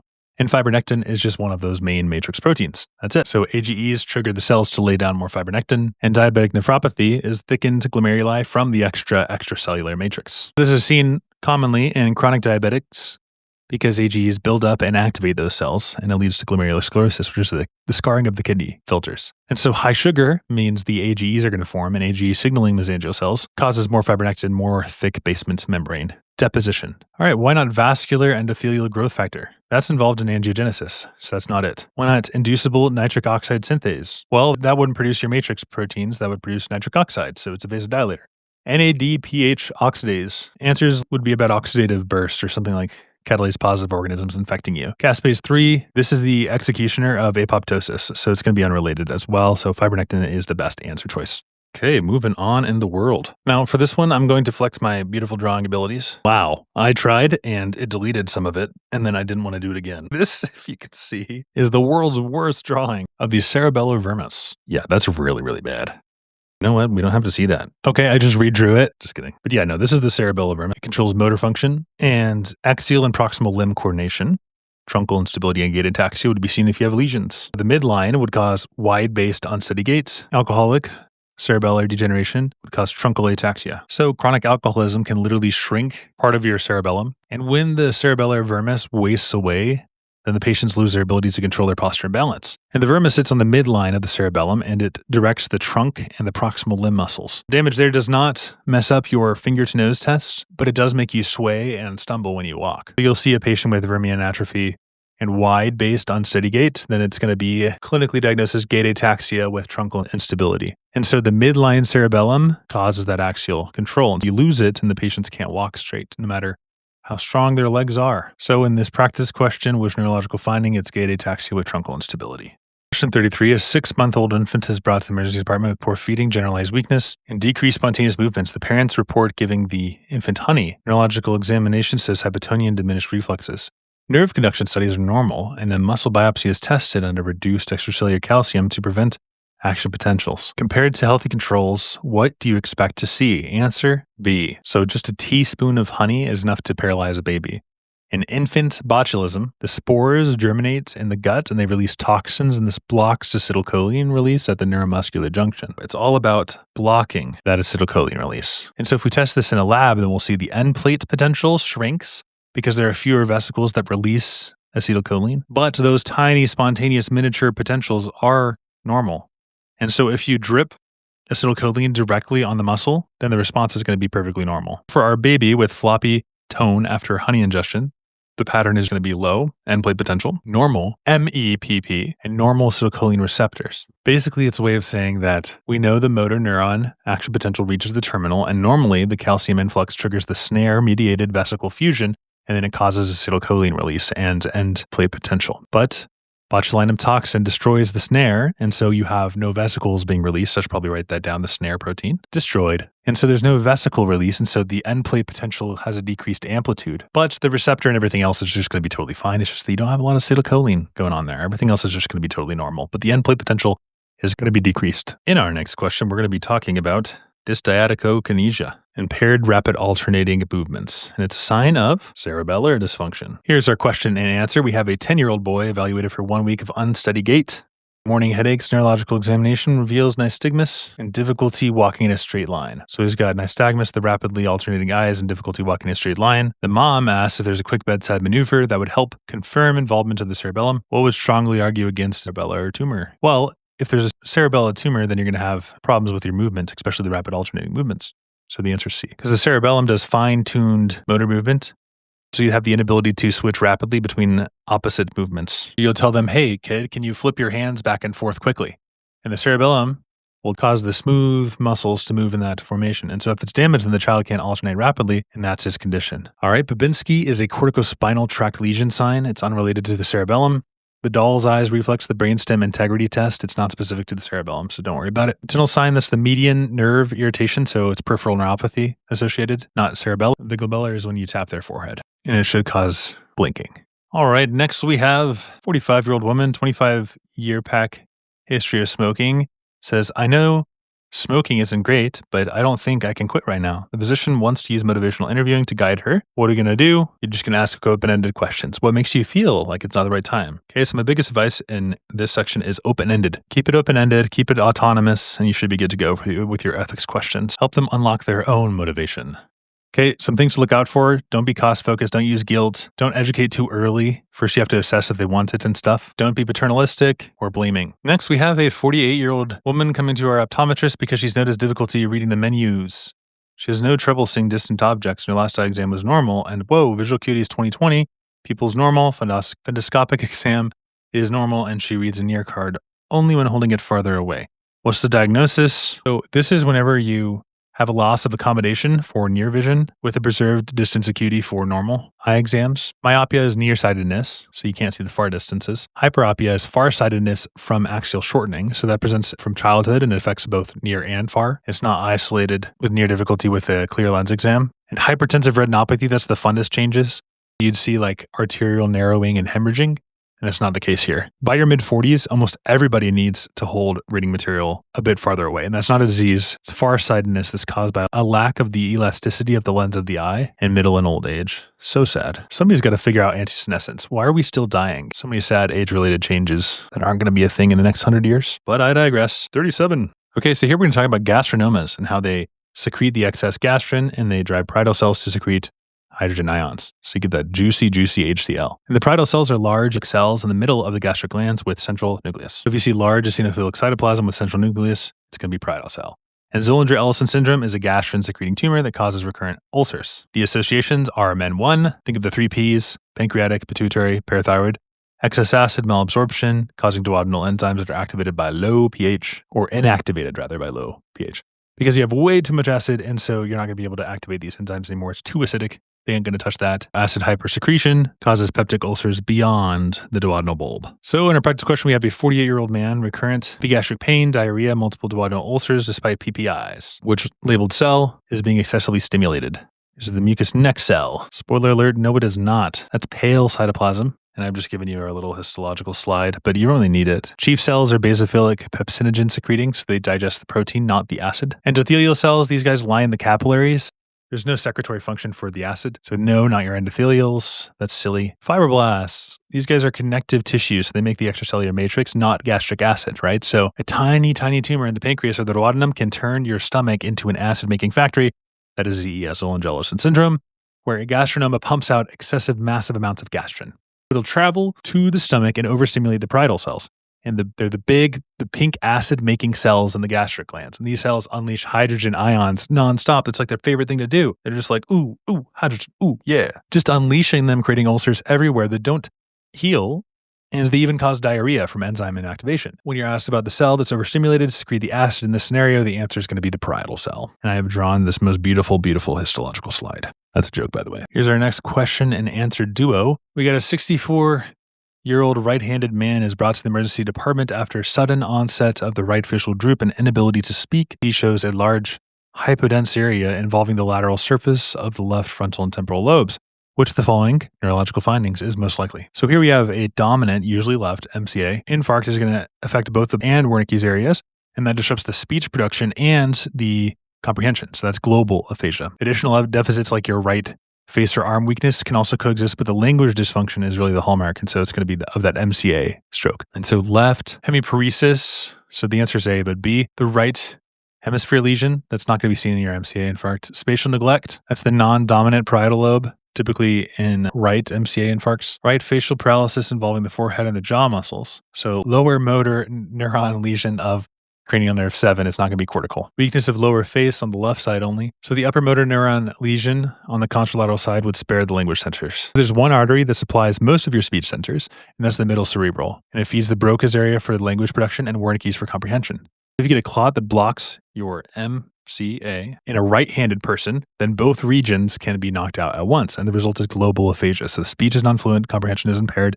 And so here we have like a CT scan. On test day, you might see something like a left MCA infarct with language deficits, and it's most likely going to be global aphasia. All right, next on test day, if you see a 29-year-old African-American woman, you should probably just click granulomas and call it a day, not going to lie. But blurry vision, dry eyes, fatigue, we got some bumps in the shins, all that good stuff. This is just going to be hallmark sarcoidosis. It is really important to notice that it's African-American female who shows up with dry eyes, uveitis, tender shin nodules, and the chest x-ray is going to be bright with bilateral hilar lymph nodes. That's just going to be sarcoidosis. This is one of the most pathognomonic conditions on all of step 1. And so these lymph nodes are going to be packed with non-caseating granulomas, tight clusters of epithelioid histiocytes and giant cells, but no central necrosis. And so just like super pathognomonic finding is non-caseating granulomas, textbook sarcoidosis. Not much else to say about this guy. Now you might be thinking, okay, what about the shins and sarcoidosis? So one of the classic skin findings is going to be erythema nodosum, and that's the tender red violaceous nodules on the anterior shins that are caused by inflammation of the subcutaneous fat. Paniculitis. So the anterior tibial region has a lot of subcutaneous fat and it's prone to immune-mediated paniculitis reaction. Sarcoidosis is a T-cell driven inflammation that leads to septal paniculitis without vasculitis, and so presents as erythema nodosa. So bilateral hylylymphadenopathy, erythema nodosum, all that good stuff. Let's look at the other answer choices. Abscess with case, that's tuberculosis. Reed-Sternberg is Hodgkin's. Langerhans is histiocytes. Could be bone and skin in children, not the lungs and the eyes. Metastatic adeno is gland forming. Now, for 40, I'm going to do something a little bit different. I'm going to tell you everything you need to know that'll give away selection bias on step 1. If you see internet or ad surveys, like flyers, newspaper ads, then you got to think of self-selection bias. And then there are different types of bias you got to know. Non-response, those who respond are usually healthier. Bergson bias, it's when you sample just from hospitals. Healthy workers, when you study only employed individuals. Prevalence, incidence bias, that's when you have low-risk patients that receive certain therapies. Surveillance bias is when one is monitored more closely, and so it's more likely you'll find a disease because you're looking at them more. And then referral patients are not representative of the general population because they're at specialized centers, so they're more severe cases. And there's a big old list of all of them. Okay, here we get to talk about pseudopodia for 41. So here are the temporary projections of the cell, used for locomotion and phagocytosis. Check it out. Look at this. Now let's do this question. Researchers study a new compound that disrupts actin filament polymerization in neutrophils. After the treatment, the cells show normal receptor binding and normal uptake, but they fail to ingest opsonized bacteria, which leukocyte function is most likely impaired. The answer is phagocytosis, surprisingly. So actin polymerization drives the physical engulfment of and binding events, and small-scale endocytosis, like pinocytosis and clathrin-mediated uptake, can still occur without the extensive actin remodeling. So if you would, imagine we have a neutrophil, and he's chasing down bacteria. To swallow that little microbe, it has to reshape its membrane into a cup, and it has to wrap around the invader. Nom, nom, nom, nom. And that reshaping is powered by actin filaments that push the membrane forward. And if you block the actin polymerization, then the cell cannot extend its arms. It can still sip fluid through pinocytosis, but it can't engulf any bacteria. And so in our question, the function most impaired by the actin blocking drug is phagocytosis. 42, what a good number. 14-month-old boy is evaluated for delayed milestones. His parents note that he's become less interactive and has joint stiffness. Exam shows hepatosplenomegaly, coarse facial features, and bilateral corneal clouding. And there's elevated dermatan sulfates and heparin. So this one is just like a memorization one. We have to know it's alpha L iduronidase. This is Hurler's. It's not Hunter's because corneal. You need the cornea. So the corneal clouding is just Hurler. That's probably good to dissect each of these and know what they are. So beta saminidase is Tay disease. You have a cherry red macula, and there's no hepatosplenomegaly there. L-sulfatase A, metachromatic leukodystrophy. That's demyelination, ataxia, not corneal clouding. Glucose 6 phosphatase. That's von Gerk's disease. You have hypoglycemia, not glycosamine storage. And sphingomyelinase. That would be Niemann-Pick. You have cherry red spot with hepatosplenomegaly.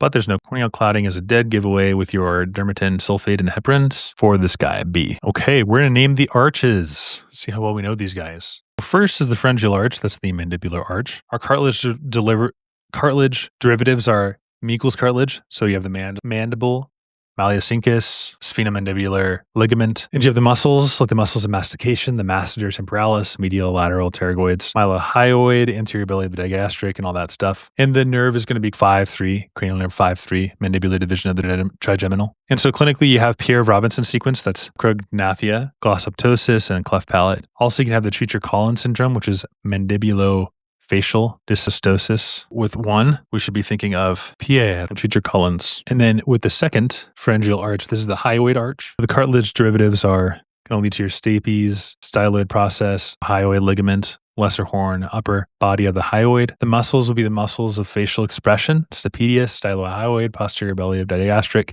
Nerve is cranial nerve 7.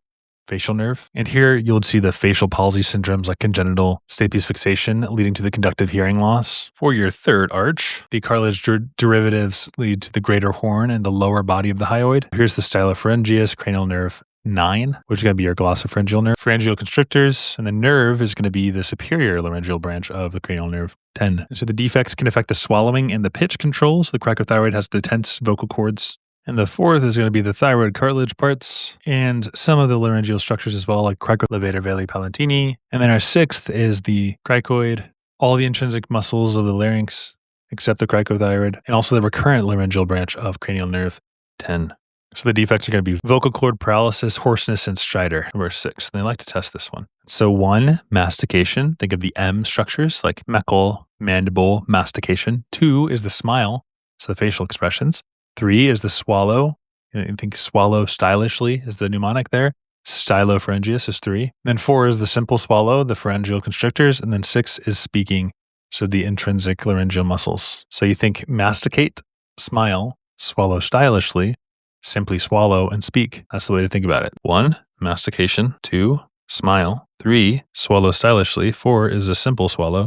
And then 6 is speak free, as we used to say in the camp back in the day. 44, 52-year-old woman undergoes surgery and suspected of right ovarian carcinoma. Surgeon plans to perform a lymph node dissection of the ovary's primary lymphatic drainage. Where are these nodes located? Answers along the ovarian vessels. And now these lymph drainage stuff, these questions can be a little bit complicated. So ovaries don't drain where you think. They develop high in the abdomen, and so they carry their blood supply and lymphatics down as far as they descend. And those lymphatics run with the ovarian artery and the vein inside of the suspensory ligament. And their first stop is the periaortic lymph nodes that sit along those vessels. And so in this question, when the ovarian tumor spreads, the first nodes to check are actually along the ovarian vessels. So the ovarians are going to be descending, and so it's not where you'd think they'd be. It's just along the ovarian vessels. Okay, why isn't it the broad ligament? So that's a peritoneal fold support, and it does not contain any primary lymph nodes whatsoever, just a support, not the answer. Lateral to the rectum, pararectal nodes, right? So those drain the rectum and the anal canal, not the ovaries. So nope. On the anterior surface of the sacrum, so that's the sacral nodes, they drain the pelvic organs, not the gonads. So pelvic organs, not the gonads, would be the anterior surface of the sacrum, along the uterine fundus. That's not a lymph node bed at all. Uterine drainage also goes para-aortic, but the location is going to be just a little bit different. So yeah, they go along the vessels, and it's kind of good to think about how these ovaries get there in the first place, the migration pathway. So in this question, we have a 35-year-old woman developing severe abdominal pain and confusion 2 days after starting rifampin and for her latent tuberculosis. She has no rash or blistering. Urine collected during hospitalization turns dark. Labs show elevated aminolevulinic acid and porphobilinogen. Which enzyme is deficient? Porphobilinogen deaminase. Okay, so this one we need our big screen. We get a patient who starts a new medication, and within days she has crushing abdominal pain, hallucinations, and her urine is dark like burgundy wine. And this is going to be neurovisceral porphyria. And these porphyrias are just hereditary diseases in which the blood, pigment, and the hemoglobin is abnormally metabolized. So these porphyrins are excreted in the urine, which then becomes dark, and other symptoms are like mental disturbances and also extreme sensitivity to light. And so acute intermittent porphyria, it's a missing enzyme. And that missing enzyme is right here, step 3, porphobilinogen deaminase. That leads to a toxic buildup of the heme precursors, and these precursors irritate the nervous system, and then it causes some pain and psychiatric changes. But there's no skin blistering because the light-sensitive intermediates are never going to build up. And so in our question, the culprit is going to be porphobilinogen deaminase.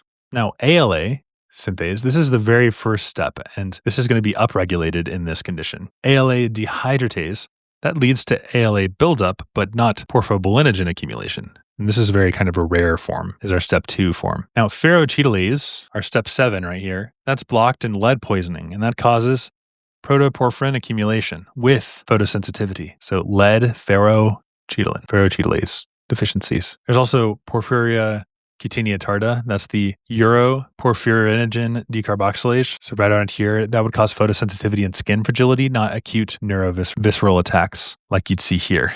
Porphobilinogen causes these defects that we see in this question. So it's acute intermittent porphyria, autosomal dominant disorder, and it's caused by these inactivating mutations in porphobilinogen. And here this can be seen with some episodes like urpsychosis. So watch out for that burgundy colored urine. Okay, next we have a 6-year-old boy who's brought to the emergency department with 1-day history of severe right hip pain. He refuses to walk and cries when his leg is moved. Temperature is 102.7. Exam shows swollen, warm hip held in slight flexion and abduction. The lab reveals 33,000 and ESR of 110. What's the diagnosis? It's going to be septic arthritis. Septic arthritis overview for step 1. What is it? It's an infection of the joint space, so you have rapid joint destruction if it's untreated. The most common organisms in adults is going to be Staph aureus. It's the most common overall. And in sexually active young adults, it's Neisseria gonorrhea, so it's migratory polyarthritis. And prostatic joints, it's going to be Staph epidermidis. That's the biofilm stuff. The acute presentation is going to be acute monoarticular joint pain. You have swelling, warmth, erythema. Fever is also going to be present, and there's decreased range of motion, and the knee is going to be involved. So there's hematogenous spread of the bacteria in the synovial membrane. Also, there's neutrophil infiltration. We have a purulent exudate and the cartilage destruction within days if you don't treat it. Now, the diagnostic workup is definitely going to be atherocentesis is mandatory, and the synovial fluid is going to be turbid, purulent. The white blood cell count is greater than 50,000. Mostly neutrophils, typically. And of course, we do a gram stain so we can identify what it is. That's like the diagnostic workup flow. And atherocentesis is going to be joint aspiration. You use a needle and you withdraw the fluid from the joint for diagnostic or therapeutic purposes. So on test day, you will see a hot, swollen joint. So think of septic arthritis and first until proven otherwise. And also a purulent synovial fluid with high neutrophil count is very diagnostic for this. So typically you'll have like prostatic joints, rheumatoid arthritis, recent joint surgery, IV drug use, bacteremia, diabetes, things like that. And the treatment is in immediate IV antibiotics that target the Staph aureus, so like vancomycin, until you get the culture back. And then drainage of the infection joint as well. So gonococcal arthritis is often migratory, and non-gonococcal, like Staph aureus, is going to be more destructive and it's localized monoarthritis. So look out for those septic signs. Okay, 47. Let's do a difficult practice question. Investigators are designing a study comparing the renal concentrating ability of 3 groups. A, 25 to 30, B, 75 to 80, and then C is the same, but they're given an infusion of high-dose desmopressin, which is a synthetic ADH analog. Here are the results of urine osmolality, and the answer is decreased responsiveness of the collecting duct with ADH aging as aging progresses. And so you have lower urine osmolality in the older men compared to the younger men, especially when you're deprived of water. Okay, folks, almost there. Question 48. This is a really, really important question. Here we have a 6-year-old boy brought to the clinic for evaluation of swelling around his eyes and dark urine. They noticed in the morning he has impetigo 3 weeks ago, 100-degree fever, 110/65. We have red-brown, so +3 in the blood and the urine, creatinine 1.8. Which of the following most likely diagnosis? Answer proliferative. So this kiddo had an infection, impetigo 3 weeks ago. So we had that bacterial infection a while back ago. And also now we have hematuria, red blood cell cast, and mild proteinuria and edema, and low C3 is going to be classic for proliferative glomerulonephritis, which is post-streptococcal. And now what you know is that PSGN is not at all different than proliferative glomerulonephritis. It's the same thing. It's a subtype of it. And so if you see a nephritic syndrome after somebody has a lumpy, bumpy deposit, then it's PSGN, and on histology, it'll show proliferative glomerulonephritis pattern. So PSGN is a cause of proliferative glomerulonephritis. If there's a kid, like a 6-year-old boy, who has an infection, then 2 weeks later he gets this, PSGN. Proliferative glomerulonephritis is the answer. Next, we're going to make this one super quick. Second to last question of this section. 10-year-old boy is brought in for patches of hair loss noticed over 2 weeks. Recently moved to a new city, started a new school. Exam shows 3 oddly shaped patches of alopecia, broken hairs of varying lengths. So the varying length tells you that he's pulling it out. Trichotillomania. So you're pulling out. We have irregular patches of alopecia with hairs of varying lengths and no inflammatory changes. So our answer is going to be C. For this one, we can distinguish between the other answer choices as well pretty easily, and I think that's important to do. So it's not alopecia, that'd be smooth patches with exclamation point hairs, not broken at varying lengths. So that's the reason why it's not A. Tinea capitis, that's going to be scaly patches with black dots and fungal infection signs, which are absent in this patient, so it's not going to be B. D, what the heck? I have no freaking idea what that is. Okay, apparently this is a form of temporary hair loss that's caused by disruption of the growth cycle. What in Sam Hill?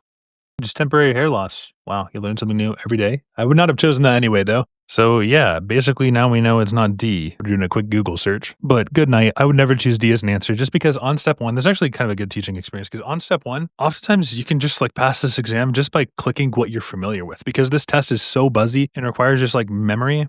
Now you just know like one association for each of these terms, and that's usually enough to cross it off. Like E, secondary syphilis. For secondary syphilis is enough to be like, yeah, it's probably not going to be uneven hairs that are pulled. Whereas trichotillomania, when you're pulling the hairs, can be uneven, and that's enough to know. And so if they give you some weird off-the-wall, oddball question, because they totally will, by the way. On step 1, you totally are going to see like these just insane answer choices. Yeah, don't pick the ones that are buzzy, that are associated with something at least related to the question. Okay, last question. So as you can see, that last one generated with the help of some AI, and sometimes you encounter things you've never seen before. But here we are, the last question of NBME 27, section 1, that is. And also a long time to curate all these questions and make them original. So please be sure to like and subscribe if you found this helpful. If not, comment how it can improve. Always trying to be better. So before we start, let's talk about the immune system real quick. So when the immune system senses infections, it's going to release IL-1, or rather that's going to turn on the NF-kappa B pathway, and that makes IL-6 and other inflammation mediators like fever and immune activation rush to the scene. Okay, so this is a pathway that's important to know. Kappa B from moving to the nucleus. But when IL-1 binds to the receptor,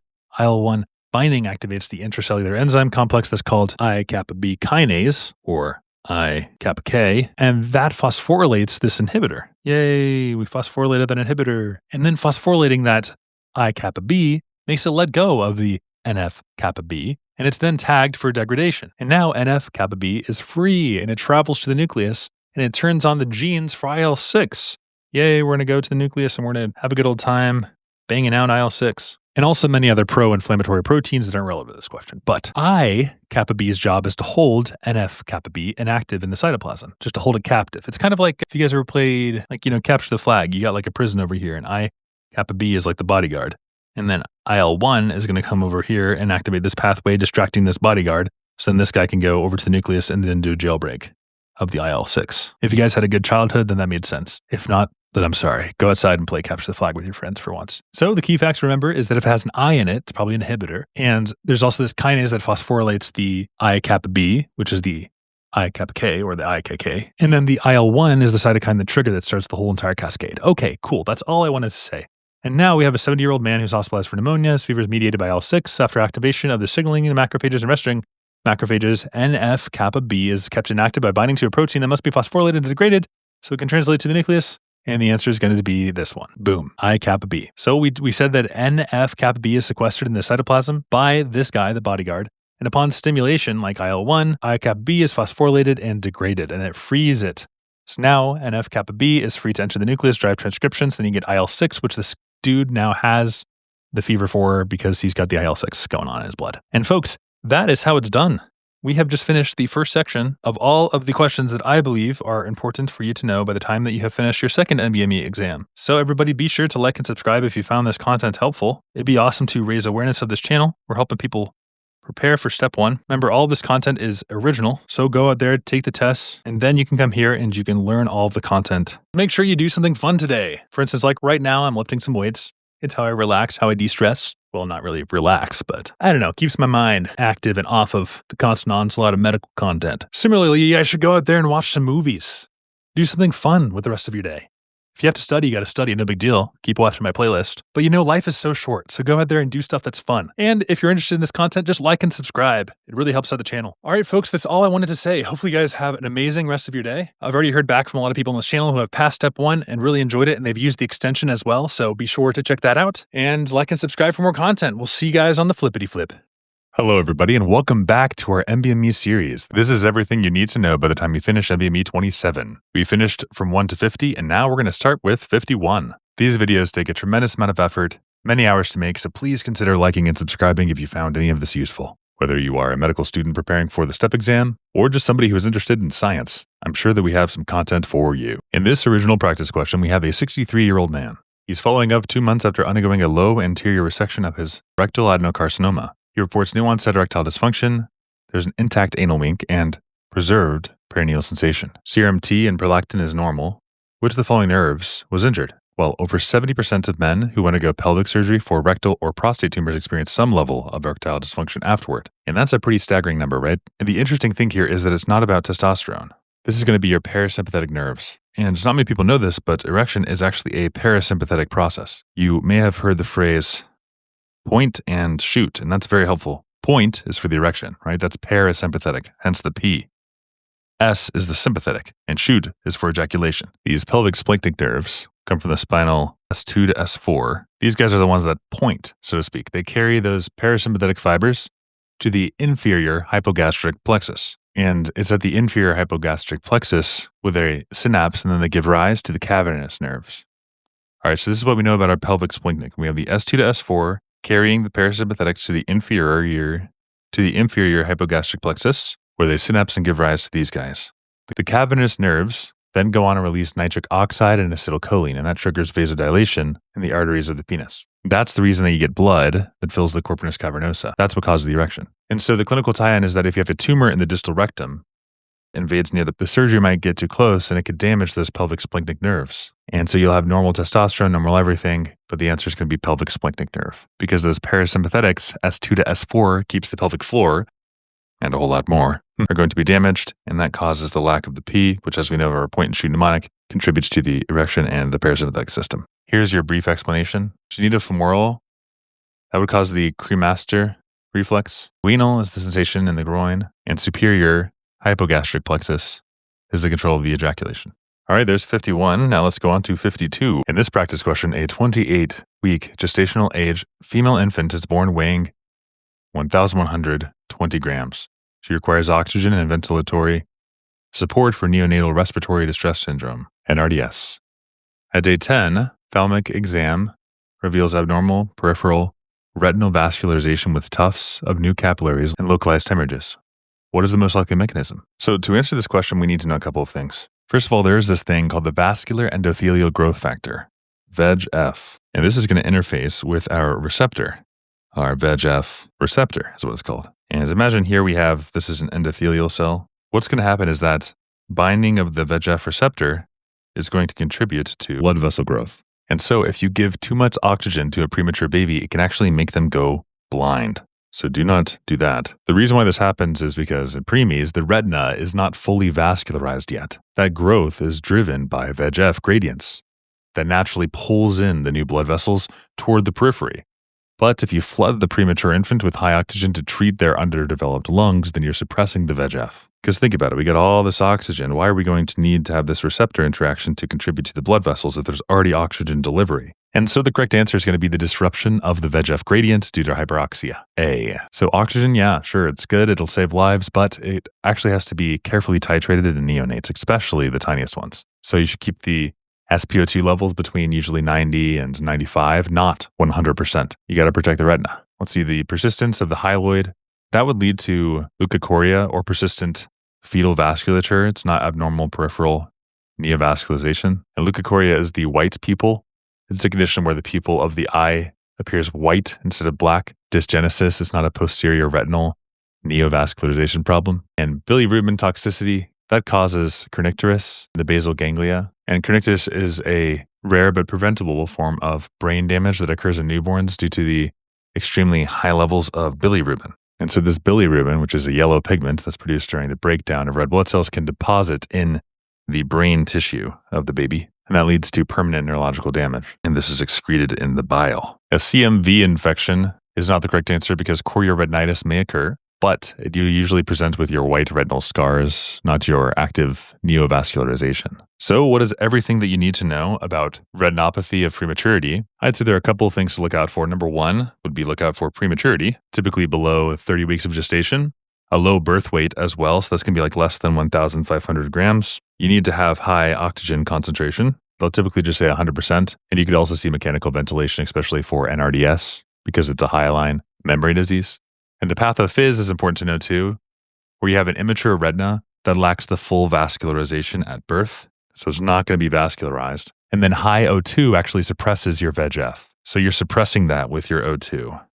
That's also important to know. Then you get hypoxia, which would then, increase that VEGF, for instance. And that's after you have the O2 withdrawal because of the peripheral retinal hypoxia. And under hypoxic conditions, you have increased VEGF, abnormal neovascularization, and you get fragile new vessels that form, and you get hemorrhaging and fibrosis and retinal detachment. Also, the free radicals are produced during high O2 therapy, and they damage those endothelial cells. And your neovascularization is not anchored to normal tissue like it should be, so it causes, some traction that shouldn't be there. So some signs that you might see when you're examining would be abnormal retinal vessels, hemorrhages, retinal detachment, leukochoria, that's the white people reflex, and blindness if you don't treat it. You'll see a dilated endoscopic exam. You should begin screening at 4 to 6 weeks. Keep it between 90 and 95 SpO2. You can also give bevacizumab, that's an anti-VEGF, or surgical repair if the retinal detachment occurs. And that, my friends, is everything that you need to know about ROP, retinopathy of prematurity. Okay, next, question 53. Here we have a 61-year-old man admitted with fever, dry cough, diarrhea, confusion after attending a conference. Kidney transplant recipient, patchy infiltrates in the right lower lobe, positive for Legionella. Which drug would impair bacterial DNA replication? Well, to answer this question, I think we should talk about everything there is to know about Legionella. Number one, this is a gram-negative bacillus. It requires a special silver stain for visualization. So it's catalase and oxidase positive. It's cultured on your BCYE, or buffered charcoal yeast extract. It requires cysteine and iron for its growth. You should know it can cause Pontiac fever. You can also get severe pneumonia, patchy consolidation in the mid to lower zones. It can be seen with things like a headache, cause confusion, diarrhea. Usually the fevers are going to be pretty high. You can usually test this through your urine. Usually you're going to give them azithromycin, which is especially effective, like your macrolides, but you can also give them fluoroquinolones like levofloxacin and moxifloxacin. And so that's everything you need to know about Legionella for step one, I'd say. But this question is asking what directly impairs bacterial DNA replication. That's the way we're going to solve it. And so our answer choices, we have A, azithromycin. Now that's good. It's effective, but it works by inhibiting 50S ribosome, not the DNA replication. B is isoniazid. So that's usually used for Mycobacterium tuberculosis. It inhibits mycolic acid synthesis. So that's not our answer. Ceftriaxone. So we know that's a beta-lactam antibiotic. So that is not going to treat atypical intracellular pathogens. Linezolid is used for your gram-positive bacteria. An example would be MRSA, and that inhibits your 50S ribosomal subunit. So the answer is going to be ciprofloxacin. And the reason for that is that it's a fluoroquinolone that inhibits DNA gyrase and topoisomerase. And if you inhibit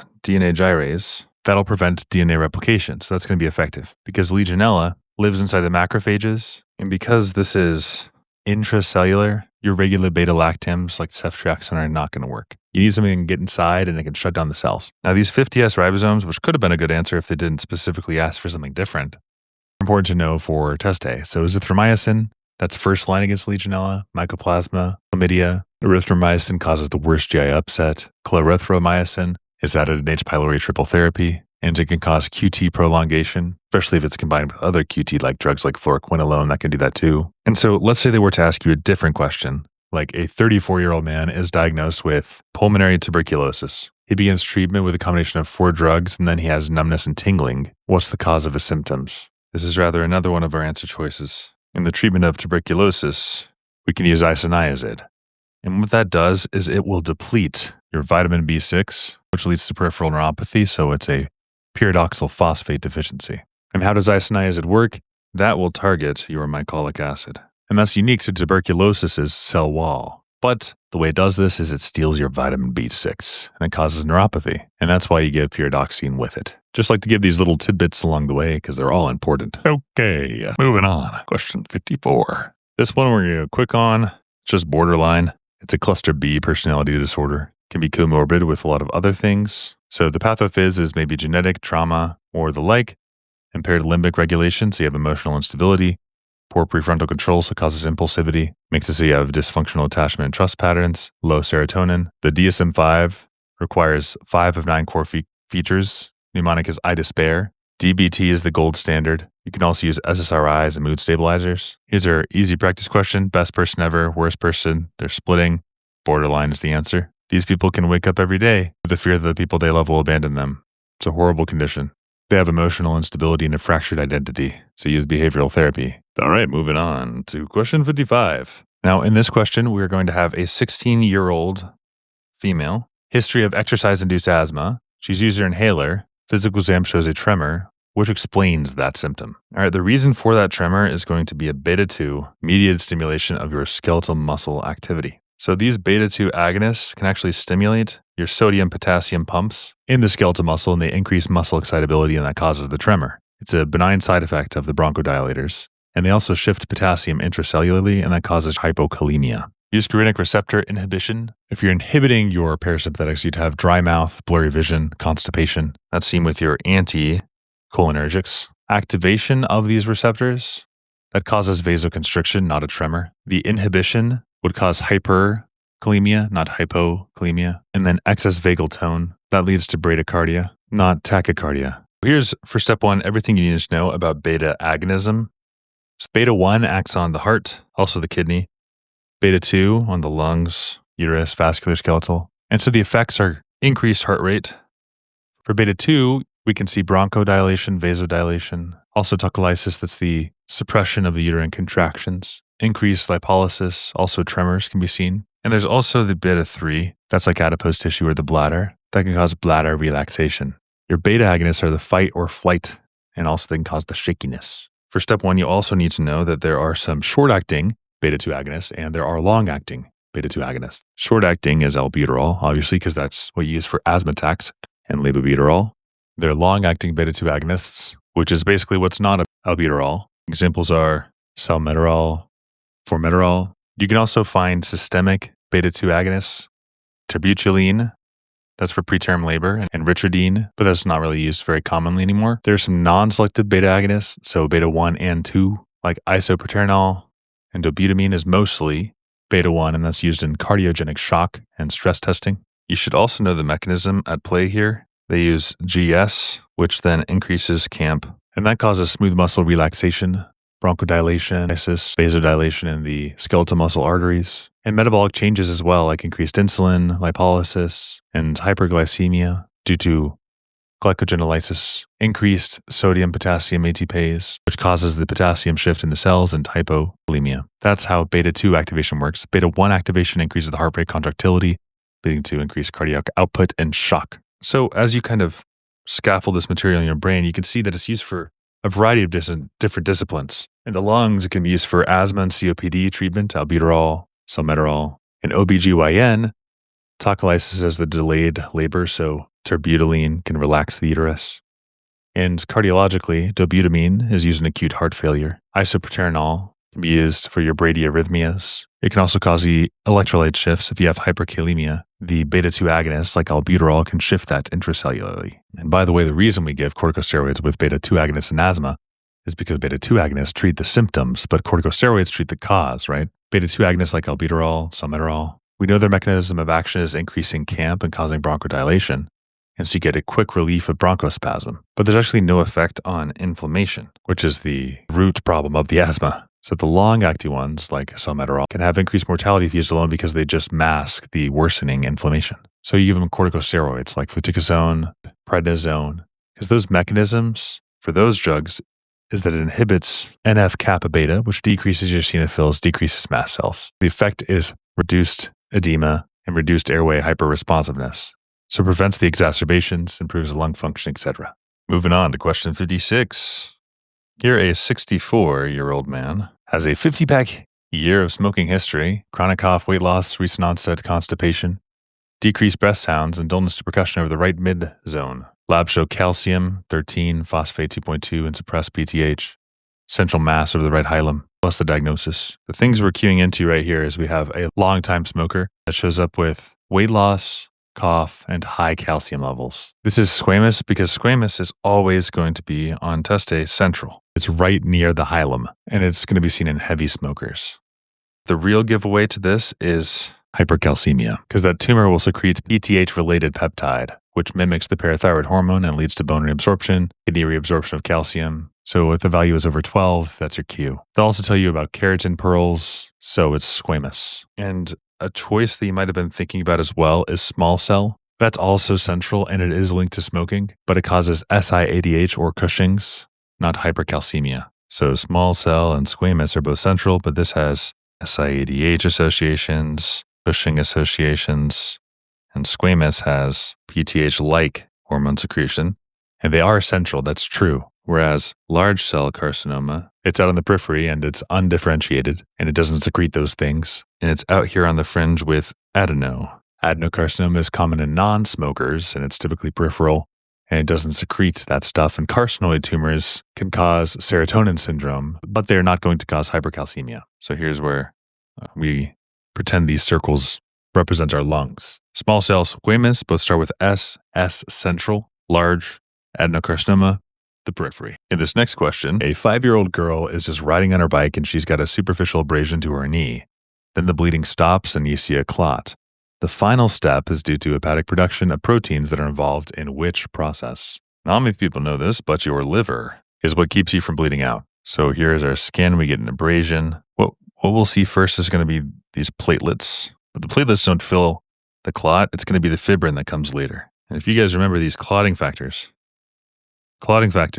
cause prothrombin. It can be turned into fibrin, and that is what causes these like fibrin strands, which actually develop the clot. Because initially, you have a damaged blood vessel, let's say. You got all these little red blood cells popping out. Then we have some platelets, which are activated, and they clump all these guys together, and then the fibrin strands come in and do the extra solidification, and they adhere to the plug, and they form an insoluble clot. So it's really that fibrin's job at the end of this coagulation cascade. Of course, the coagulation cascade causes the prothrombin to be thrombin, fibrinogen then to be fibrin, causing that later insoluble clot formation of your damaged red blood cell or your damaged blood vessel.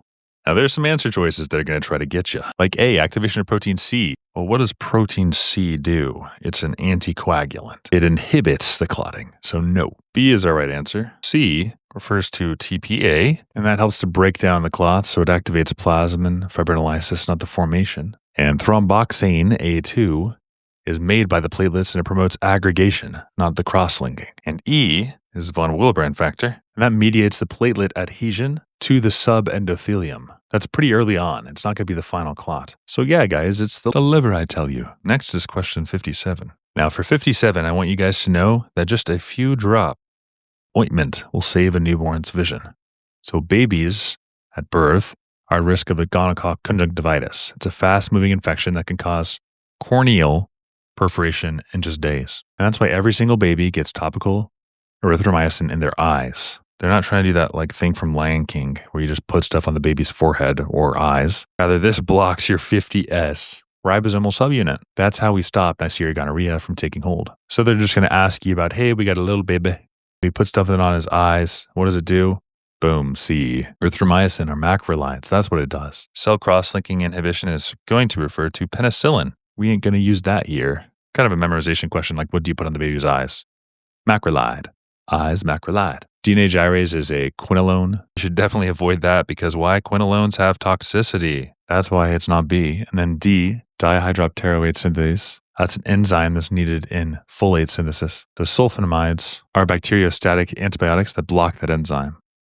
These urinary tract infections, toxoplasmosis, nocardia, pneumocystis. And what you need to know for answer choices like D is that folate synthesis is essential for bacterial DNA replication.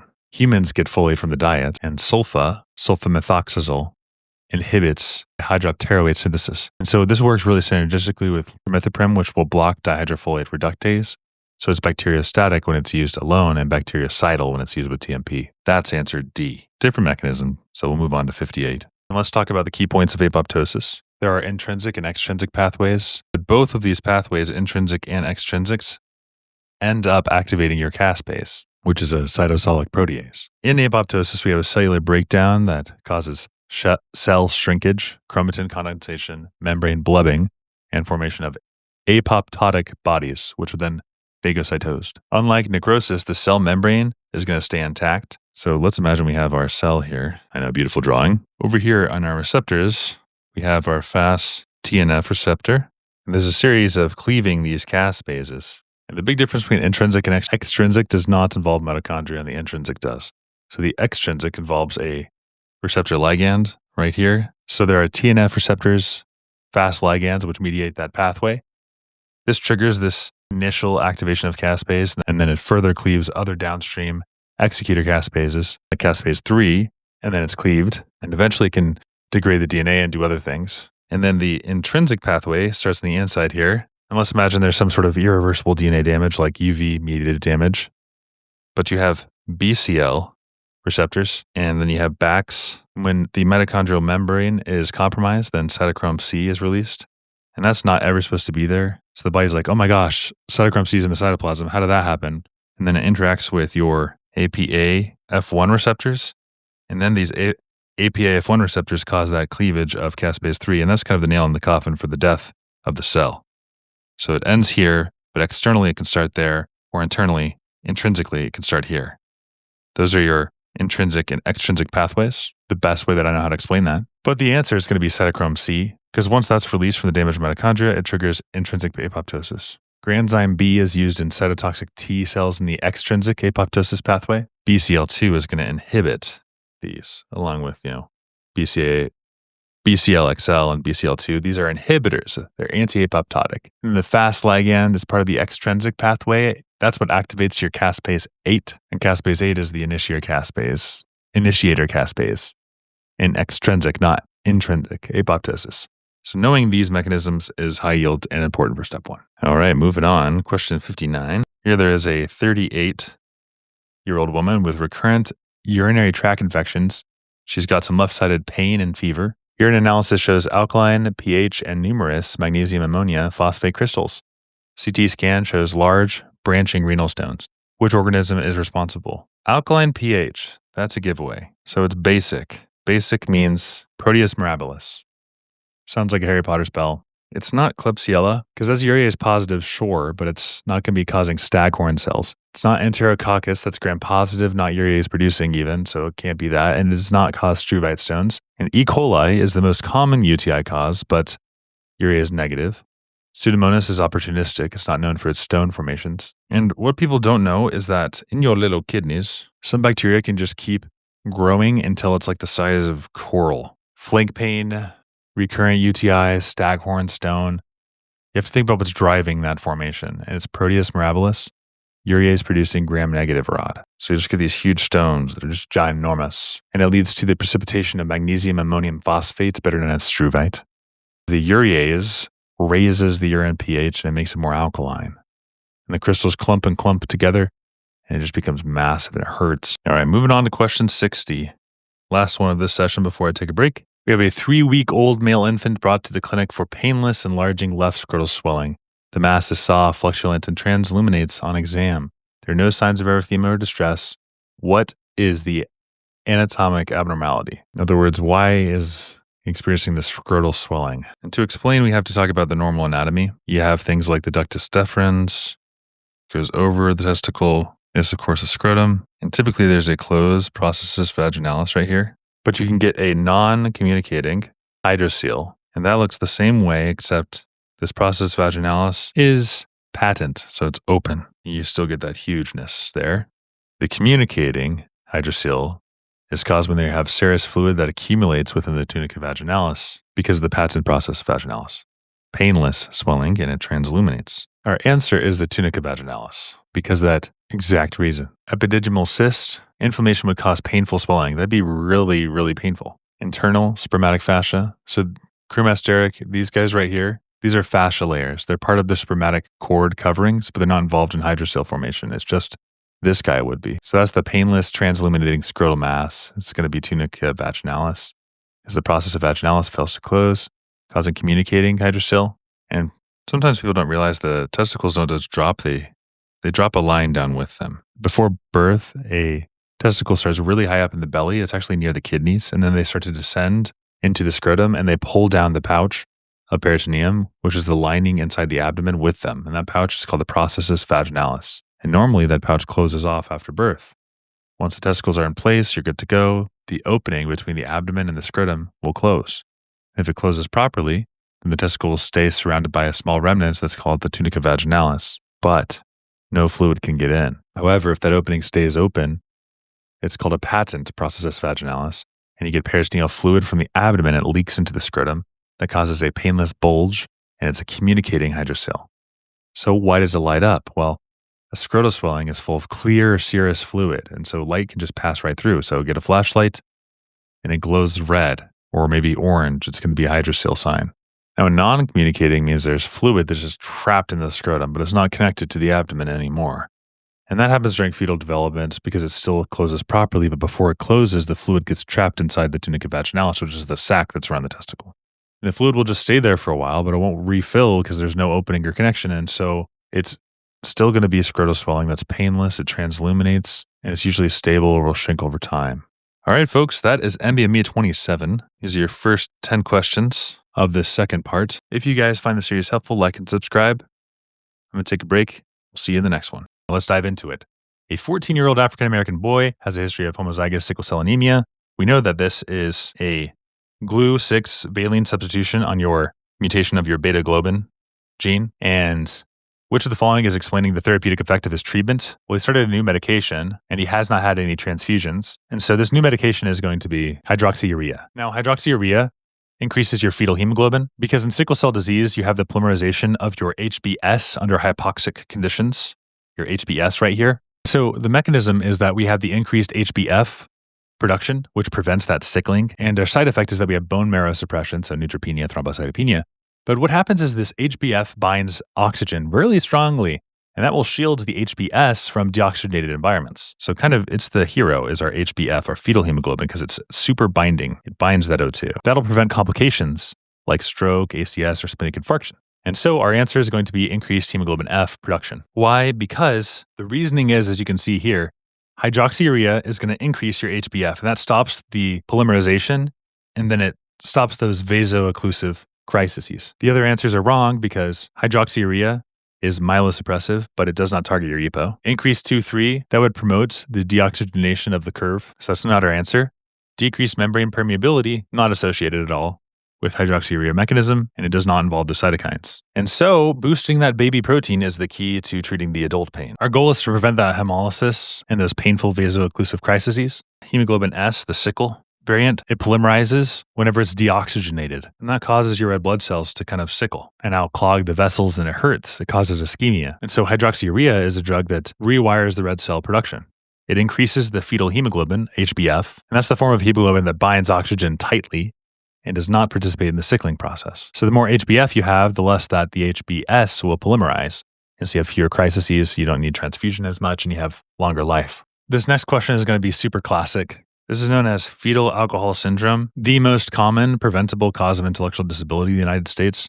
It's when alcohol crosses the placenta and it disrupts the brain development. So they're born with microcephaly. They also have growth delay, and there's also the distinctive feature of the smooth philtrum, the thin upper lip, and the small eye openings. They can have cleft palate, heart defects, and serious learning behaviors. So we have our girl, small head, thin upper lip, smooth philtrum, widely spaced eyes, definitely going to be alcohol. Isotried, that causes craniofacial and cardiac abnormalities, but not this triad. It's not going to be anything else. Like another answer could have been cocaine. Well, that would cause vasoconstriction and growth restriction, but not facial problems. Here are the trap answers why they're wrong. Phenytoin, nail hypoplasia, limb defects, cleft palate will be phenytoin. You don't see that smooth philtrum ADHD pattern. Warfarin, stifling the epiphysis, nasal hypoplasia. Valproic acid has neural tube defects like spina bifida. Other answers they could have given you, like heroin, that would be seen in neonatal abstinence syndrome. But yeah, that smooth philtrum is kind of a giveaway there. For this one, we're going to talk about standard deviations. There's this thing called the 68, 95, 99.7 rule. So the 68, that's within one standard deviation. 95 is in 2 standard deviations. And then 99.7 is 3 standard deviations. So here is our practice question. A researcher analyzes the blood glucose of 200 obese adults, and we have a mean of 112 with a standard deviation of 10. And assuming normal distribution, how many participants are expected to have fasting glucose between 122 and 132? Well, 112, that means like right here is our 112, and one standard deviation over here would be 122, and then 2 would be 132. So that's our 122 right here, that's 1 standard deviation, and this is 2 standard deviations. So basically it's asking what's falling between these 2 standard deviations. And then we know that there are 200 adults, so 13.5 of 200 is about 27 people. And that's our answer. So there's our breakdown, but if we were asking about the 2 to 3, so that's going to be our 132 to 142, then to be an even smaller distribution, only 2.35%, and that would be rounded up to 2. For a sample size of 100 people, but we have 200 people, so you double that and it's 4. Basically, what we need to remember is that 68% of the population falls between the first standard deviation, 95 falls in the second, and 99.7 falls in the third. If you want to find what's in between these particular units, then you have to subtract them. And also remember that you're on the upper echelon here, and so there's only going to be half of them on this side of the normalized curve. Okay, moving on to 64. So this guy right here is a sulfonylurea. They close potassium channels in pancreatic beta cells. That causes depolarization, calcium influx, and insulin release, and hypoglycemia. So this is what happens after the insulin is released. It doesn't explain the drug's mechanism, A. And in case we need a refresher of our diabetic drugs, we have biguanides, that's like metformin, and those work by decreasing the hepatic gluconeogenesis, and they increase insulin sensitivity. That's first line for diabetes type 2, but you have a risk of lactic acidosis. Then you have your sulfonylureas, and these guys increase endogenous insulin secretion. They close the potassium channels in the beta cells. So the risk is mild hypoglycemia and postprandial control. And there are GLP-1s, the receptor agonists. These are like the gliptins, saxagliptin, ningaliptin. And the mechanism there is they obviously inhibit DDP4 enzymes, which increases endogenous GLP-1. Then cause nasopharyngitis, and then SGL2. The SGLT2 inhibitors like singaflozin, aldoflozin because it flows in the urine, and they block glucose reabsorption to cause the glucose to flow in the urine. The risk is UTIs and yeast infections. And last, we have our TZDs, like the glitazones. These guys bind your PPAR gammas because they're at a party. The glitter at the party binds the PPAR gamma, increasing insulin sensitivity, weight gain, edema, seen, chronic heart failure. And alpha glucosidase, like carbose, those inhibit intestinal brush border enzymes, causing decreased carb absorption. And there are amylin analogs as well. Those decrease glucagon release. Of course, you can also just give exogenous insulin. Those are rapid. Lispro, Aspart, Glulazine. Short-acting is just your regular insulin. Long-acting is Glargine, Detamir, Digludac. And these are used in type 1, type 2, and gestational diabetes. The risk is hypoglycemia. So the first line for T2DM is metformin. If you're giving GLPs and DPP4s, then you should watch for pancreatitis. But sulfonylureas usually present with the hypoglycemia. It's the most common presentation that you'll see on test day. GLP-1s and SGLT2s cause weight loss, and the TZDs cause weight gain. So our answer is a closure of these sensitive Potassium channels, because sulfonylureas close the potassium channels, causing depolarization, calcium influx, and insulin release.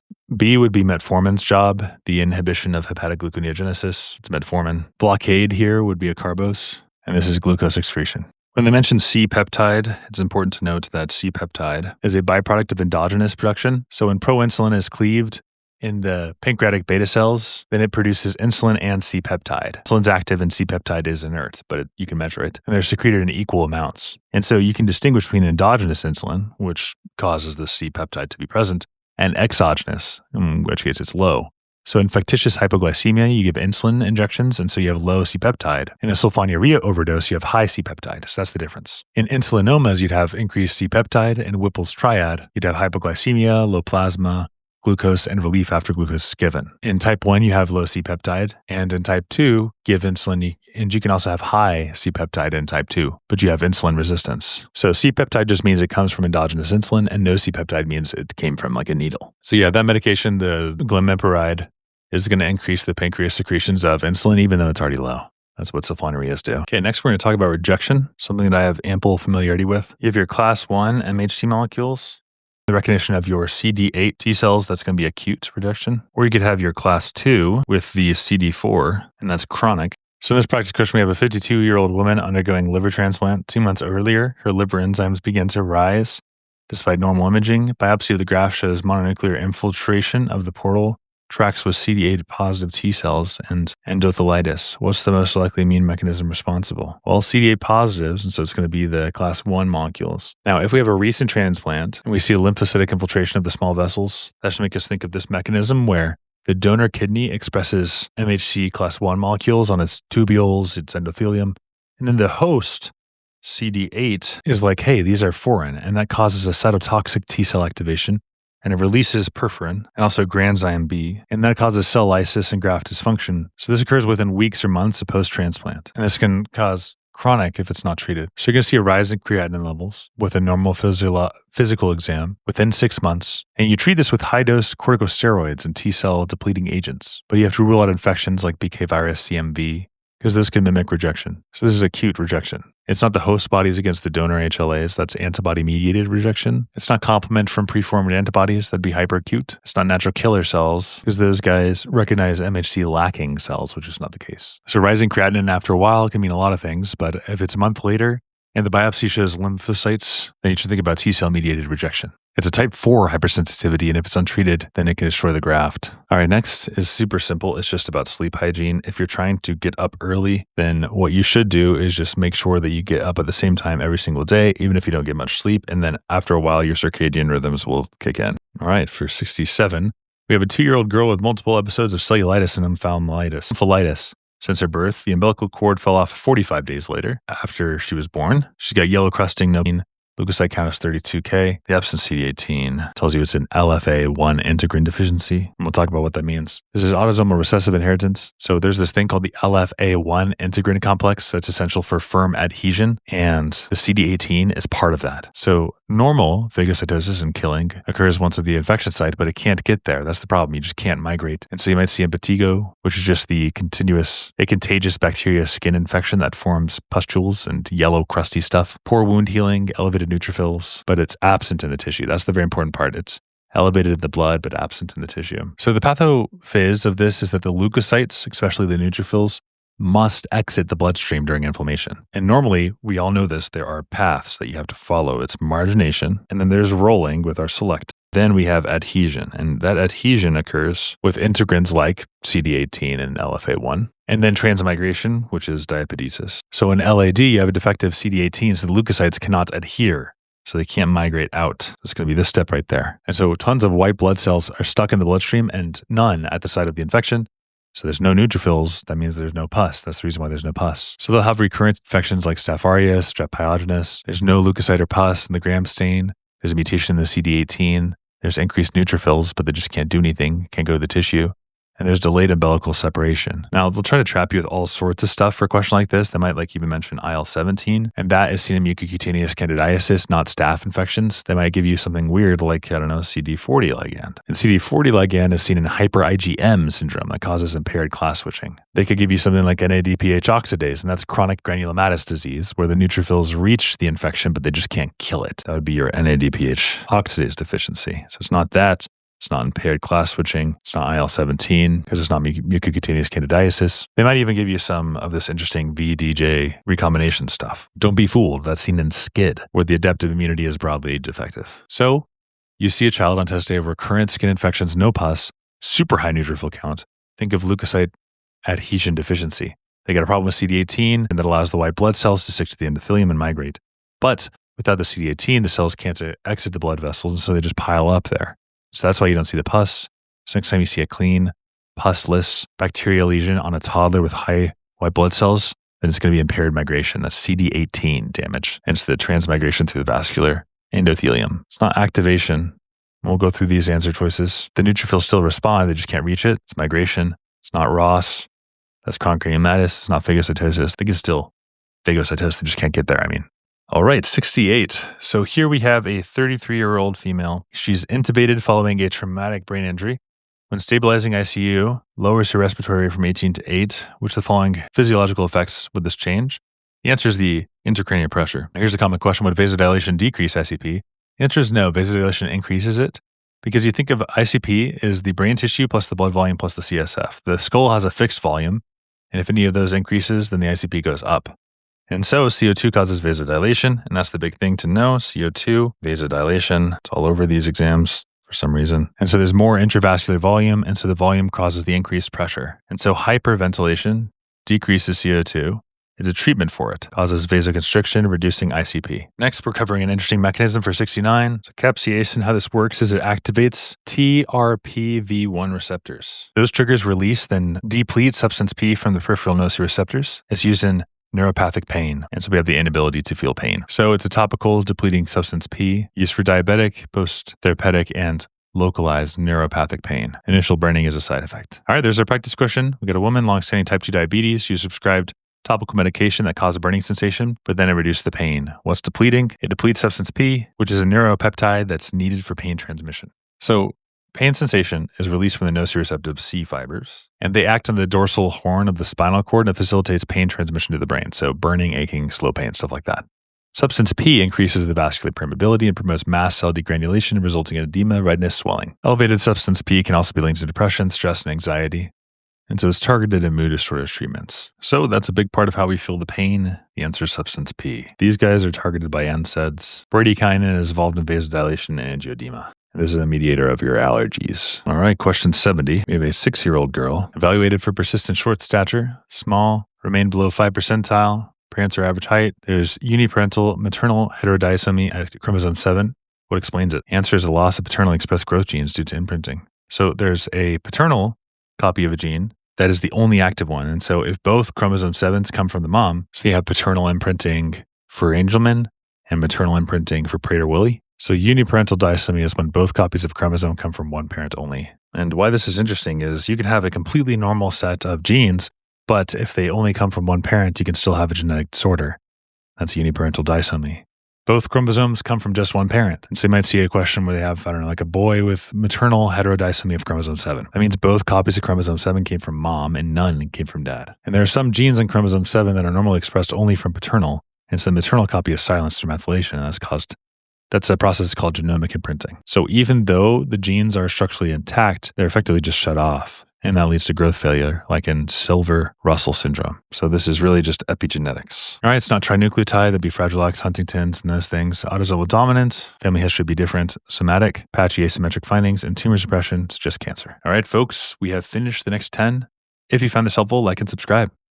We'll be continuing this series. We'll see you in the next video. Hello, everybody. Welcome back to NBME 27. Today, we're covering question 71 at section 2. These are all unique topics and questions. Here we go. You might see a 52-year-old construction worker who has some swelling and discomfort at the back of his right elbow. He recalls leaning on the concrete floor while working on the tile installation. On exam, there's soft, fluctuant, non-erythematous mass overlying the olecranon. Range of motion at the elbow is preserved and non-tender, so this is going to be a bursa. This is due to the prolonged pressure on the posterior elbow. The fluctuant, circumscribed swelling without the signs of systemic inflammation will point to that bursal inflammation rather than a joint pathology. So the big things to look out for is that fluctuating nature. It's a fluctuating mass over the olecranon. And that indicates your fluid-filled structure, which is classic for your bursa. And also you can have septic bursitis, and that's in immunocompromised patients where the skin breaks. There you'll see erythema and it'd be warm. Occupational risk would be like plumbers, miners, wrestlers, those with chronic microtraumas. So you get the fluid accumulation in the olecranon bursa that leads to the swelling. If it's infective, you get neutrophils infiltrating there and septic bursitis with erythema and warmth and tenderness. Okay, so why is it not synovial membrane? Well, that's joint inflammation. That would involve pain with motion and also systemic if we're inflamed. So the pain with motion is the reason why that's not the right answer. Tendon sheath, that would be involved with crepitus or pain involved in the muscle activation. And here, the motion is painless. So it can't be the tendon sheath. Ulnar collateral ligament. So that's going to be instability if you have some ligament problems. That's trauma to the medial elbow. No valgus stress mechanism, so that's not the answer. And then hyaline cartilage, that'd be degenerative joint disease or trauma that would affect the joint surfaces. So the elbow has over a dozen bursa, and when one swells up like a big old goose egg, then the thing that's like swelling is probably going to be the problem, right? So it's the olecranon bursitis, shows up after repeated or prolonged trauma and pressure, like leaning on your elbows at work or sports. You'll find a soft fluctuating mass in the back of the elbow and it's painless unless it's infected. All right, so in our next one, we're going to have some sort of like a baby who has a high fever for 3 days that resolves and then you get rash. Okay, so that is roseola. And the way I want you to think of this is like, hola. That means like suddenly appears a rosy rash. All right, hola, a rash. So that is because there's a fever first and then hola, it's a rash. Roseola. All right, rose, a red, rose, rash, hola, it's there. Pink, blanching, macular rash that starts in the trunk and then it spreads outward. So it's centralized and then it goes outward. So the fever precedes the rash in HHV6, which is what this is. And unlike other herpes virus, there's the latency and CD4 positive T cells. So the HHV6 infects those and contributes to immunosuppression sometimes. So here's a practice question. We have a 9-month-old boy brought to the clinic, sudden appearance of a pink rash 3 days early at a high fever. Boom, that's like enough. I'm just going to go with HHV6. Like it's done. Coxsackie, I drew a couple of these, like Coxsackie is like hand, foot, and mouth. So you'd see hand, foot, mouth disease like vesicles on the palms and the soles and the mouth as well. Rubella, that's a rash that begins on the face and it spreads downwards, rubella. Parvovirus B19, that's the slap cheek, followed by a lacy trunk rash. It affects the older children, not the infants, so older typically. And streptopyogenes, that's like scarlet fever, sandpaper rash with a strawberry tongue, and pharyngitis. So there, the rash occurs with the fever, Okay, roseola, there it is. And you have to remember that's herpes virus 6. Okay, so try to make that as easy as possible, but it's the fever and then the rash, hola, then the rose, and it spreads to the salivary and then the lymphatic system. And you have to know the MMR vaccines are going to cover for your measles, but this is different. This is human herpes virus 6. Okay, so that's 72. Here's 73. All right, so for this question, they're going to give you some version of this, maybe like especially on the hands. Like they always love this type of picture. And then they're going to say there's a 7-year-old girl who presents with a rash that's getting worse. Her mom says the itching is so intense that she cries. There's erythematous papules and linear streaks on the wrists and also the groin, interdigital spaces as well. What's most likely to support this diagnosis? Has anybody in the house had this as well? So this is scabies. It's going to be itchy rash in close contacts. All right, here's the explanation and the answers. But new foods is getting at an allergy.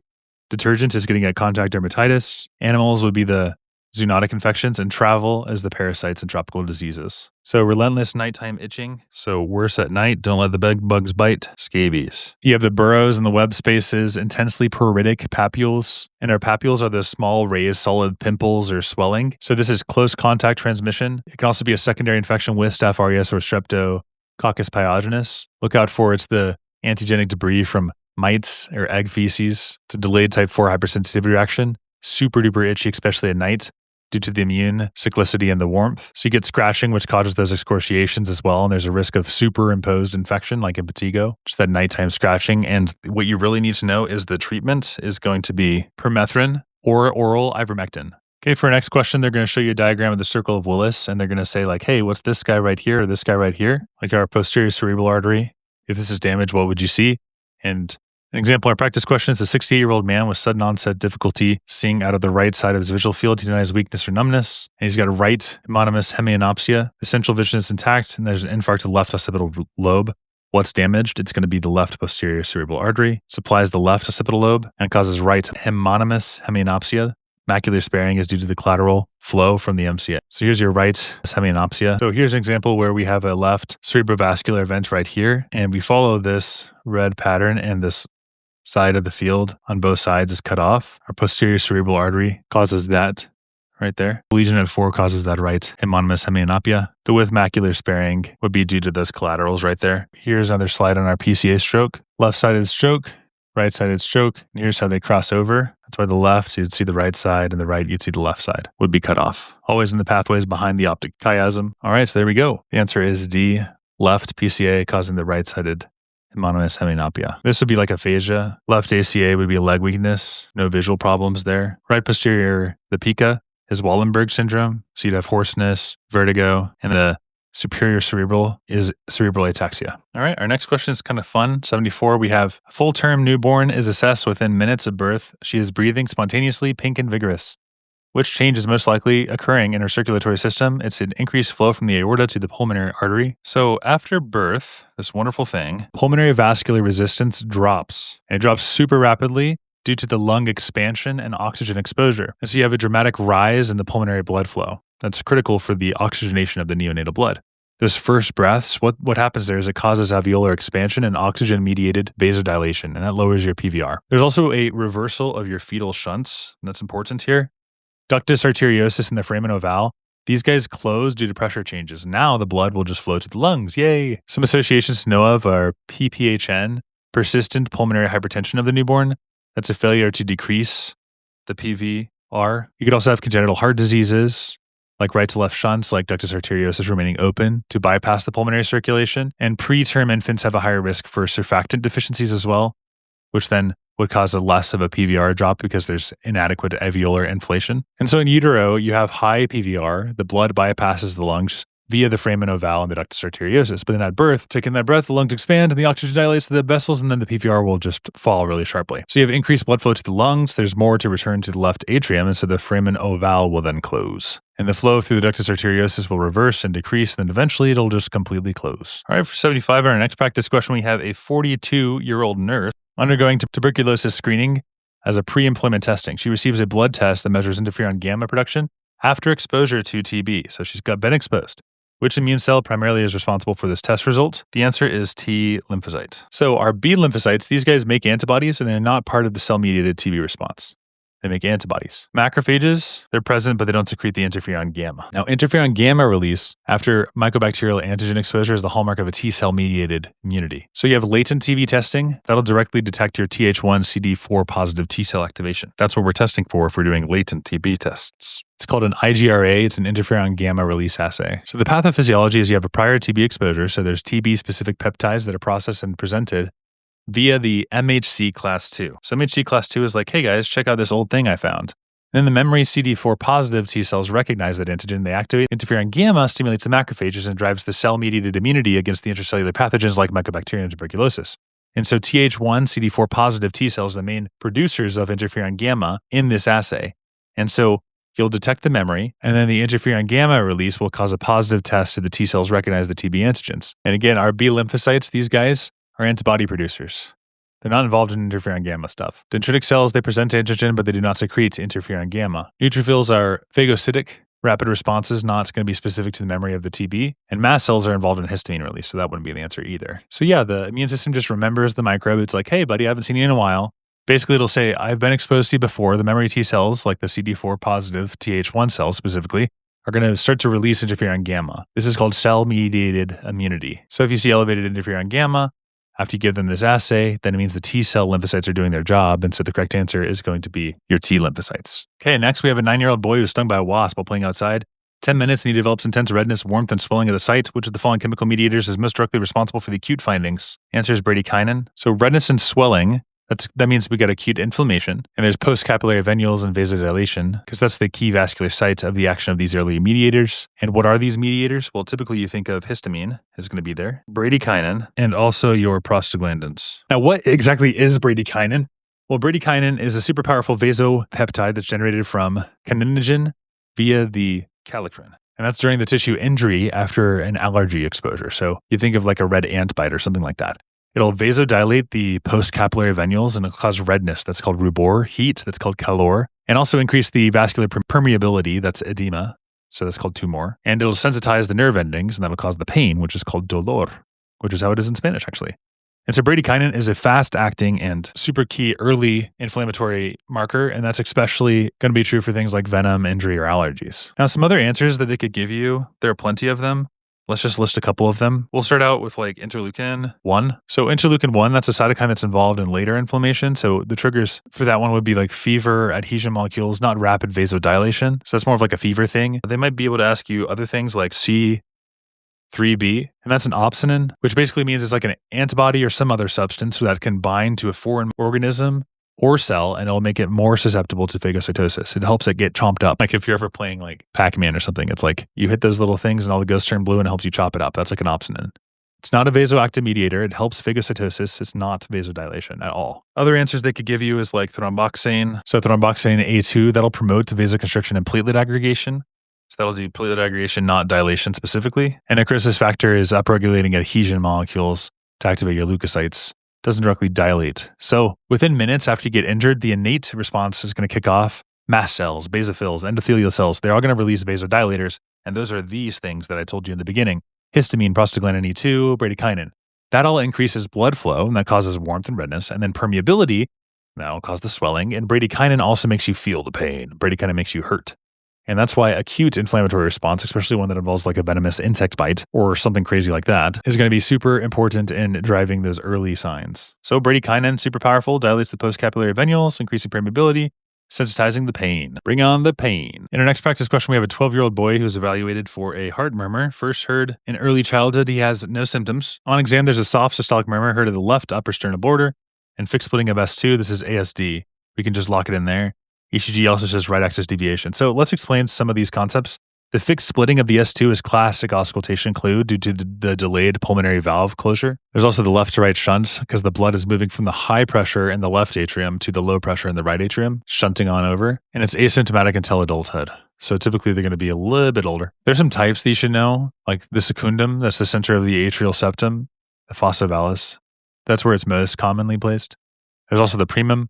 That's near the AV valves, the seen in Down syndrome patients. I think there's some information about this up here. Sinus venosus, that's near the SVC. It can be associated with anomalous pulmonary venous return. But the pathophys can typically be pretty constant here. We have normal fetal circulation that uses the foramen ovale to bypass the lungs. So we have that good old foramen. After birth, the left atrial pressure is going to rise and it closes that foramen. And in ASD, the septal tissue fails to close, and so it has a persistent opening. And so the blood will shunt from the left to the right, and you have increased volume in the right atrium. And there's chronic volume overload, so there's pulmonary hypertension, right heart dilation, and eventual Eisenmenger syndrome. That's the reversal of the shunt. You'll see a fixed splitting of the S2, increased pulmonary vascular markings, right atrial and right ventricular enlargement. And a primum ASD is linked with the AV septal defects and Down syndrome. You should know of complications like Eisenmenger syndrome, that's cyanosis, and also clubbing. There's paradoxical embolism. That's when you have a stroke from a DVT that will cross over the circulation, like here's your heart and it'll cross over. And also atrial arrhythmias from chronic atrial dilation, especially like atrial flutter or atrial fibrillation. Now, a bubble study will detect that shunt and you'll see right axis deviation typically. So a small ASD is often, it'll close spontaneously on its own. So yeah, you'll see like a kid, like a 6-year-old boy or something brought to evaluation for a heart murmur, otherwise totally healthy, but there's like a grade 2 out of 6 ejection murmur at the left upper sternal border with the fixed splitting of the S2 sounds. Just lock an atrial septal defect. All right, next we got a statistics question here. A new chest pain risk calculator is being piloted at a sample of 1,000 patients. In this group, we have 580 individuals who have coronary artery disease. What's the pretest probability? Well, it's just going to be super simple. It's that over that, so it's 58%. Not even kidding, that's how easy it is. Okay, ACH agonism. However, if drug Z is given later, it reduces paralysis. Which of the following describes drug Z? So early, it causes it reduces it. So succinylcholine alone will cause muscle paralysis. So our drug that we're giving enhances acetylcholine during phase 1 and it reverses it during phase 2. This has to be some sort of a paradoxical effect, and this is classically seen in cholinesterase inhibitors like neostigmine. So let's talk about the mechanism here. Acetylcholine is a depolarizing neuromuscular blocker. It's a nicotinic acetylcholine receptor agonist. It'll bind to acetylcholine receptors. It causes persistent depolarization and it blocks repolarization. That's what acetylcholine does. Now, this is metabolized. It's broken down by plasma pseudocholinesterase, not acetylcholinesterase. So we use this for a rapid sequence intubation because it's got a super quick onset. So there's the phase 1, right?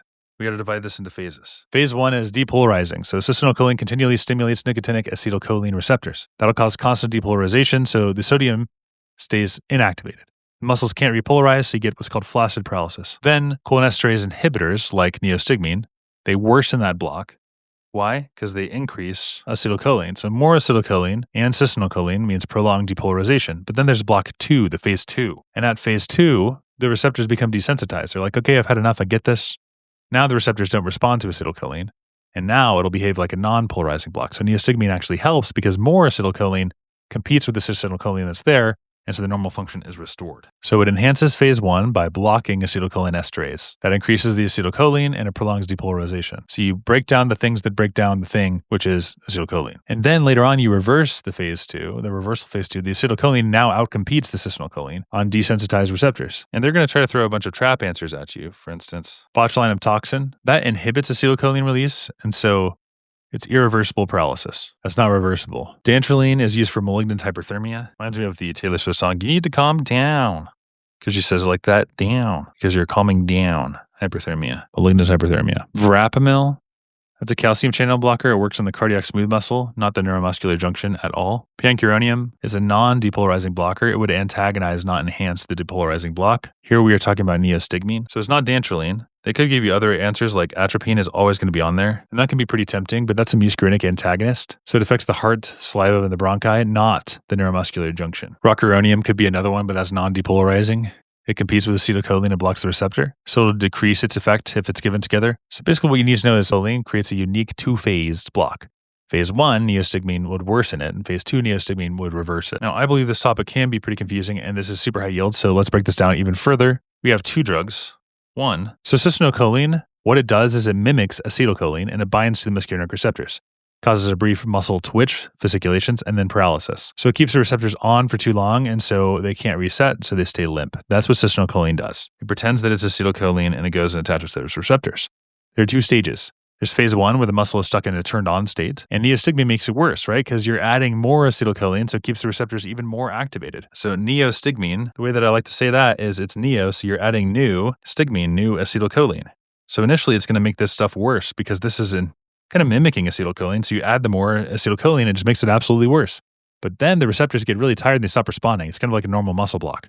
And so then it'll help reverse it because adding acetylcholine will then outcompete the cystinocholine. And so the receptors get used to it. They're like, okay, it's time to actually do something about this. And then the saliva and the tears and the GI tract, it increases digestion. And so atropine blocks the muscarinic receptors only. It does not even touch the muscles.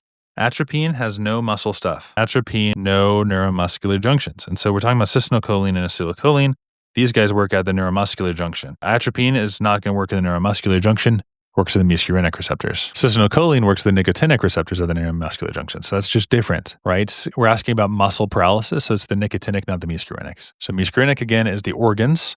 Nicotinic is the skeletal muscles. Atropine blocks the muscarinic only. Cystinocholine works with the nicotinic only. And so atropine has no effect on the muscle paralysis from cystinocholine. That's the reason why it's the wrong answer, but everybody loves to choose it. Everybody loves choosing atropine. All right, question 80. We have a 62-year-old woman with a history of long-standing rheumatoid arthritis, going under knee replacement surgery. Her neck x-ray was not obtained preoperatively. During induction of anesthesia, her head is extended to facilitate endotracheal intubation.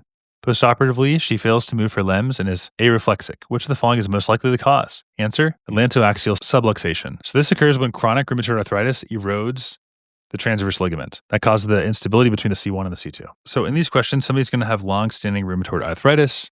They're going to have suddenness of all limbs after intubation. There's no focal neurological signs beforehand. You just intubate them and then boom, whoop. It's an atlantoaxial subluxation with spinal cord compression. So rheumatoid arthritis can slowly destroy the cervical spine joints, especially the atlantoaxial joints, the C1, C2, and it makes them unstable. So during intubation, the neck is extended. The spine is unstable, and the motion causes a push on the odontoid process, which is the dens of the C2.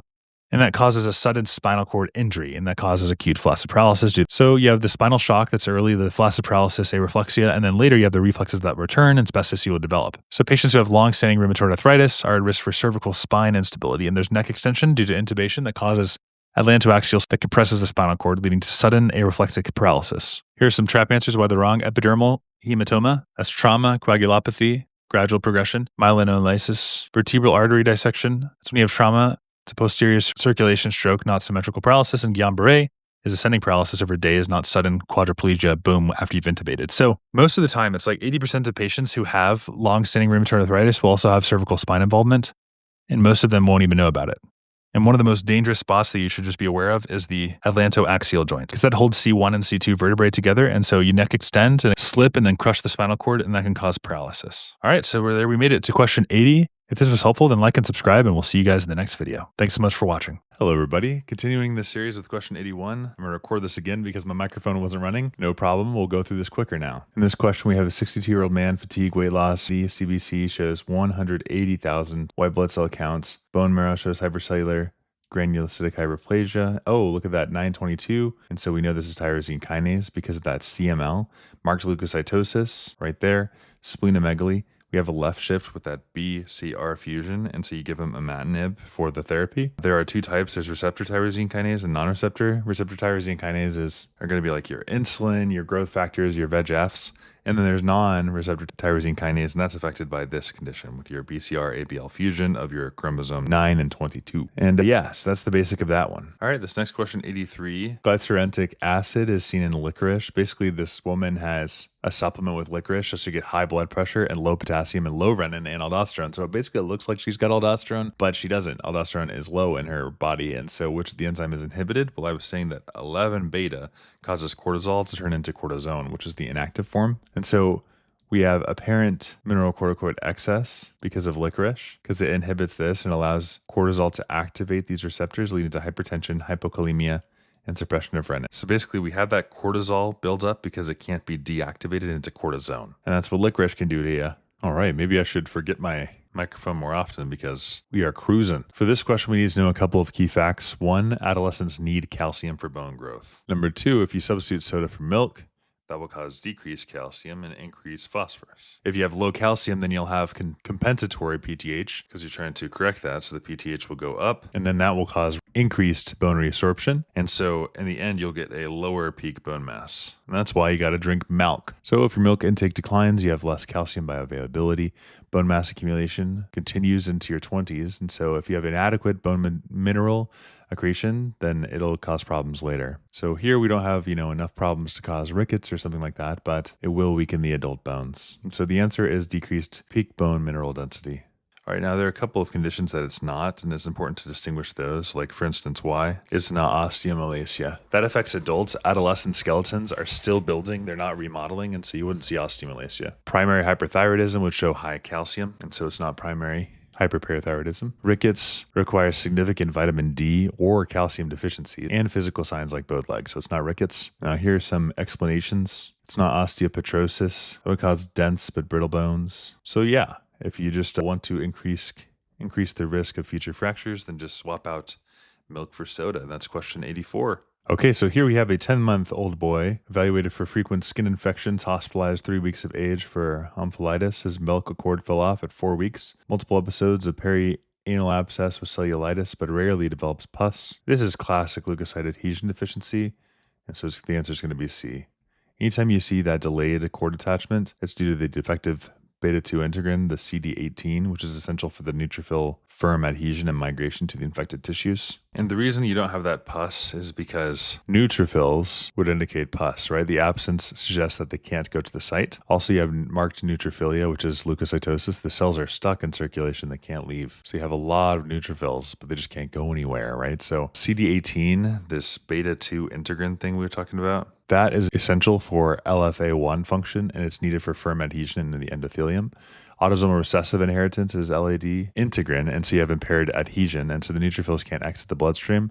There's no infiltration into the affected tissues. The result is that you have a high neutrophil count, but there's no pus or local neutrophils. So the onset is, in infancy with recurrent bacterial infections. You have defective beta-2 integrins. White blood cell increases. no pus, and cultures are often positive, but the inflammation is muted. All right, folks, that's LAD. Now, important to know why the other answer choices they could give you are wrong. So they could give you something like a C3 deficiency, but that would show increased pyogenic inflections of the normal pus formation. The pus formation is a neutrophil thing. NADPH oxidase mutation could be another answer they give you, but that would cause defective killing, so you would still see the pus and the granulomas. It's not Bruton's tyrosine kinase, that's X-linked. Agamaglobulinemia, that'd be a low B cell thing, not a high neutrophil thing. And the infections would start after 6 months if that were the case. Here's an explanation with some trap answers and why they're wrong. Deficient opsonization would be seen in IgG or complement C3 deficiency. Impaired phagolysosome fusion, that's Chidia-Kagashi. Complement-mediated attack failure is that C5 to C9. Interferon gamma receptor dysfunction would have disseminated mycobacterial infections. So you have a very high white blood cell count, there's no pus, and a belly button that does not fall off. That's leukocyte adhesion deficiency. It's all because the neutrophils can't stick to the blood vessel walls. Now on to Ascaris lumbricoides, 86. This one's pretty easy. You can see GI symptoms of obstruction, vomiting, distension, and respiratory signs of eosinophilic infiltration during the larva lung migration. So our practice question is, we have a 4-year-old boy. He has colicky, abdominal pain, nausea, and his mom remembers seeing white worms in his diaper, and that's the classic sign for C, Ascaris lumbricoides. All right, here's some trap answers why they're wrong. Vermicularis would have perianal itching, not the large worms. Strongyloides would be an autoinfection, and eosinophilia would be seen. The worms are much tinier. The trichuris is the rectal prolapse, and tinea solium would be undercooked pork and seizures. You'd have neurocystericosis. It's a flat tapeworm, not round. So this one you have to see recent travel or immigration from endemic regions like India or Latin America, so you have suspicion for a soil-transmitted helminth. And these eggs can be ingested through contaminated food or water, and they have to embryonate in soil before becoming infective. And the adult worms can migrate into the ducts, causing cholecystitis, pancreatitis. So you ingest them from the soil, the larvae invade the intestinal wall, travel to the liver, and then the lungs and the bloodstream. Then they mature in the lungs, and then they ascend to the bronchial tree, and then they're swallowed again. And it goes back into the intestine, and then they mature into massive adult worms, the world's most disgusting thing. What I will tell you for this is that the treatment is albendazole or mebendazole. So you see somebody from like Bangladesh vomiting, abdominal bloating, they pass a white worm in the stool and the diapers, then it's just going to be lumbricoides. All right, our next question here. 87, we have a 62-year-old man presenting with a 3-month history of progressive fatigue and some weight loss. He's got a 40-year pack history, vague abdominal discomfort. There's a mass at the head of the pancreas. What's the most modifiable risk? It's going to be smoking. Don't smoke, folks. Super modifiable cause. And this primarily forms through polycyclic aromatic hydrocarbons that increase the adenocarcinoma risk. And cigarette smoking is the #1 cause of cancer death. Lung cancer of all types, pancreatic adenocarcinoma, bladder cancer as well, esophageal, squamous cell carcinoma, cervical cancer, kidney, larynx, oral cavity cancers, all that stuff. Also, family history is important for cancer stuff. You guys remember the BRCA gene, your BRCA. That's breast, ovarian, prostate. Also, Lynch syndrome could have colon and endometrial and ovarian problems. And FAP, so the APC gene, that's colon cancer, 100% if it's untreated, by the way. APC totally will progress. Also, leukemia is multiple tumors, so you have sarcoma, breast, brain, adrenal. There are also some other causes of cancer which are infective. These could be HPV 16-18, that's cervical, anal, penile, head, neck, squamous cell carcinoma. Also HBV, HCV, these can cause hepatocellular carcinoma. H. pylori is a super common one as well to be on the lookout for. H. pylori can cause gastric adenocarcinoma and Malt lymphoma. You know, Epstein's-Barr virus as well can cause Burkitt's lymphoma and nasopharyngeal carcinoma. HHV8 is classically Kaposi's sarcoma. You can also have schistosoma, and that's the bladder cancer, squamous cell carcinoma, and cholangiocarcinoma. So look out for those infective causes as well. And another cause is the environment. So asbestos can cause mesothelioma and bronchiocarcinoma. Arsenic can cause lung and skin squamous cell carcinoma and angiosarcoma. Chloride is angiosarcoma of the liver. Benzene can cause AML. So aflatoxins can cause aspergillus. That can lead to hepatocellular carcinoma and lichen sclerosis, the vulva, squamous cell carcinoma. So usually it's going to be smoking, but whenever it's pointing to something else like genetics or an infectious etiology, it's going to be something else. But indeed here, our correct answer is smoking. definitely for pancreatic cancer. All right, next, 88. 9-year-old girl is evaluated for persistent neck pain following a fall. She's got congenital fusion of the C1 and partial fusion of C2 and 3, which structure is under increased stress, atlantoaxial joint. So the fusion of 1 and 2 to C3 immobilizes them. And so C1, 2 is the only mobile segment. And so that takes all of the flexion, causing that overload. Here the trap answer, cervical sympathetic. It's not involved in mechanical stress. It's related to Horner syndrome though. C5, 6 is too far caudal, vertebral, courses through the transverse foramina. It's not affected there. And temporomandibular joint is involved in jaw movement. So when the vertebrae, whether it's from something congenital like your birth or maybe surgery, something else has to move a bit more to compensate. And so here the occiput is fused to C1 and C2 is fused to C3. So that leaves C1 to 2, the atlantoaxial joint, as the only mobile piece in that region. And so that's why it's going to cause extra stress there. This is associated with Kippel-Feil syndrome, is a short neck, low hairline, limited neck movement due to the cervical vertebral fusion. All right, and this one's going to be a super simple question. You start school in August, and so AUG is actually the start codon. So if you're trying to stop the starting where the tRNA interacts with the mRNA, you should stop at the AUG. And that's the tag for methionine, and that's all you need to know. All right, next 490, what we need to know is most cardiac arrests in public are shockable rhythms, VFib, VTAC. Out of hospital arrest survival is time dependent. And so ADs improve bystander response time. So if you ingest ROI, just go ahead and put a bunch of AEDs all around. Basically using AEDs within minutes helps to stop ventricular fibrillation. It's the most common cause of sudden cardiac death in public settings. The other answers aren't right because aortic dissection is rare in public and you can't correct it with defib. Myocardial infarction doesn't treat it, only treats the arrhythmia. Pulmonary embolism, the shock won't reverse the clot. Asystole is not shockable. And every single minute that you go without defib during cardiac arrest, your survival drops by 10%. So that means a minute is life or death. That's why you see AEDs everywhere. You got to shock those guys. In our next question, we have a 40-year-old woman presenting with severe flank pain and hematuria. She was treated 3 weeks ago with a UTI caused by Klebsiella pneumonia. Urine analysis shows a pH of 8.1. Microscopy shows rectangular coffin lid. That coffin lid should tell you it's a struvite stone. Game over. This is alkaline, so it's a staghorn stone. You can see that by the coffin lid stuff. You have to memorize these guys. There's no other way around it. On test day, they'll give you some other answer choices like cysteine. That's in cystinuria. Those are hexagonal though. Calcium oxalate, most common, but it forms in acidic environments. That's not calcium oxalate. Uric acid, that forms acidic urine. It's radiolucent and lacks infection associations. Calcium phosphate is seen in distal RTA, not the setting of UTIs. So yeah, these staghorn guys, they're giant renal colliculi that mold into the kidney's collecting system just like a cast does. It's the struvites. Easy. The only other thing to know is that women are at higher risk because they have a shorter urethra and increased infection rates. And Proteus mirabilis infects the urinary tract as it produces that urease. Urease converts urea to ammonia. So think about that. If you have ammonia and CO2, that's going to alkalinize the urine. And you have a high urinary pH promotes the precipitation of certain stones, which are magnesium, ammonium, and they look like that coffin lid shape. So that's exactly the reason why. Okay, in our next question, we have a 10-month-old boy who has persistent diarrhea, poor weight gain, and swelling of the face and legs. Stool is bulky, foul-smelling, oily. Labs show serum albumin and duodenal aspirate high in trypsinogen and chymotrypsinogen. Which of the following is deficient? Answer is enteropeptidase. Why? That's the gatekeeper enzyme. It activates trypsinogen into trypsin, and that's enteropeptidase. It's not lipase, that's a fat digestion enzyme, not amylase that breaks down starch. Chymotrypsin is downstream, that's inactive because of the trypsin deficiency.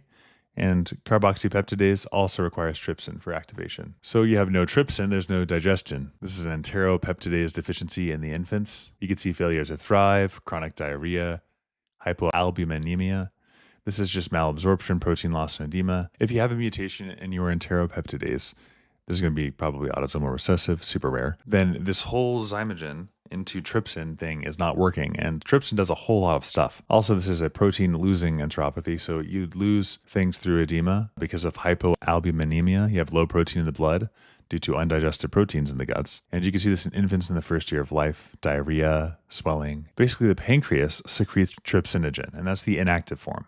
And then enteropeptidase in the duodenal brush border converts trypsinogen into trypsin. So that's the whole job here. That's like your thing that you do, right? We got our pancreas secreting trypsinogen, but the enteropeptidase can't do anything with it. And so trypsin is important because it activates other proenzymes like chymotrypsin, preolactase, and all these other things like procarboxypeptidase. And without enteropeptidase, no activation, you get malabsorption, and that causes osmotic diarrhea, failure to gain weight, edema from protein loss. And the treatment is you have to have oral enteropeptidase replacement. It's the only way around this. It's like, what good is the pancreas' secretion of trypsinogen if you don't have enteropeptidase to break it down? All right, we got a lot to talk about for this one. So if somebody's got dysphagia to solids and liquids, then it might be a motility disorder, not an obstruction. And you might see shiny, tight skin on the hands and the face. That's Raynaud's syndrome. And so with that shiny, tight skin, we're thinking about systemic sclerosis of the crest variant. And on manometry, you'd see decreased peristalsis and a decreased lower esophageal sphincter tone. And this is due to the fibrosis replacing the smooth muscle in the distal esophagus. This is associated with anti-centromere antibodies with CREST syndrome. You can also see pulmonary arterial hypertension. It's a common complication in CREST due to your vascular remodeling, calcinosis as well, angiectasias, and sclerodactyly. And there's an increased risk for Barrett's esophagus from the chronic acid reflux due to that lower esophageal incompetence.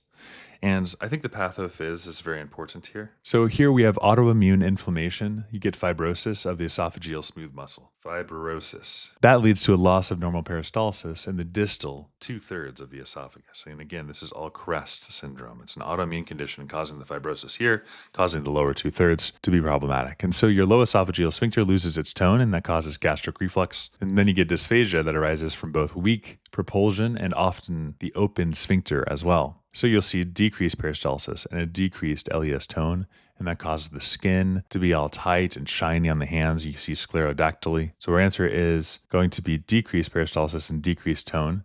You wouldn't have increased tone. There's one other thing. There's Raynaud's syndrome. That's the tricolor change with the cold.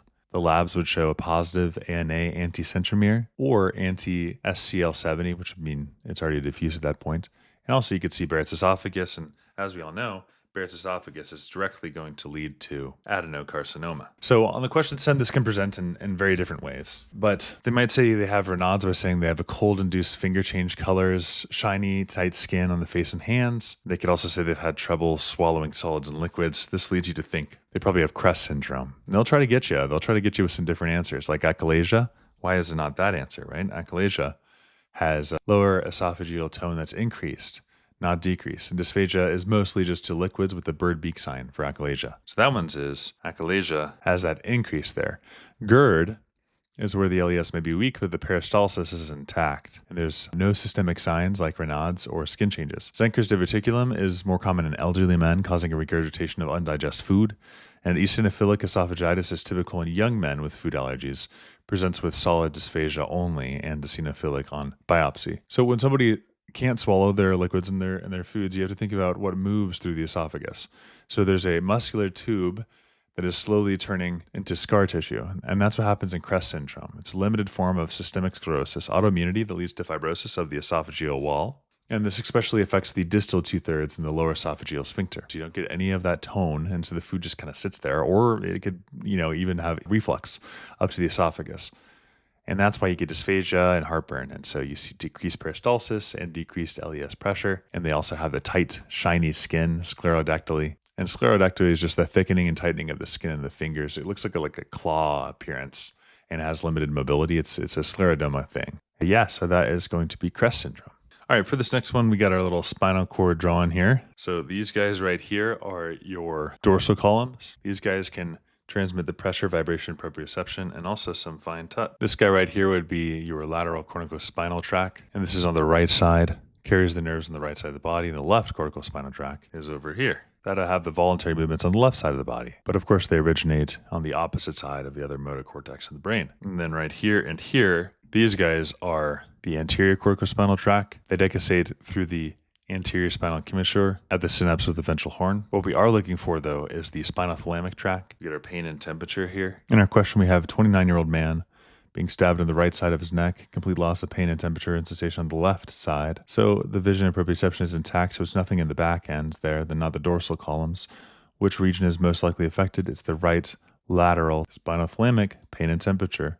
That's how you know it's that track, and then you just have to identify it on the diagram, which I've drawn for you. All right, next we're going to talk about a very important pathophysiology here. You got some cirrhosis, and that cirrhosis is going to block hepatic sinusoidal flow. That causes an increase in the portal venous pressure. And then you get some backflow into the left gastric vein, and that dilates your esophageal veins. And then the submucosa in the lower esophagus will bulge, and that's called esophageal varices. And so in this condition, you can see the vomiting of the red blood, jaundice, spider angiomata, ascites, dilated varices. Prophylaxis is given with propranolol. Now let's do a practice question. A 58-year-old man, chronic alcohol use, presents to you after vomiting blood, pale, tachycardic, abdominal distension with a shifting dullness. He's got scleral icterus and spider angiomata, so cirrhosis and large tortuous veins in the lower third of the esophagus. Bleeding vessels receive blood from which? Answer is the left gastric vein. All right, so we have a liver with cirrhosis, if you can see in this diagram here. And so you get fibrotic nodules that block the flow. And so the blood can't flow smoothly, and that increases the portal vein pressure. And that will back up in the portal tributaries, especially the left gastric vein. So now we got that back up here, and then we have to deal with varices, and then they can rupture and it causes massive GI bleeds. And that can cause the hematemesis.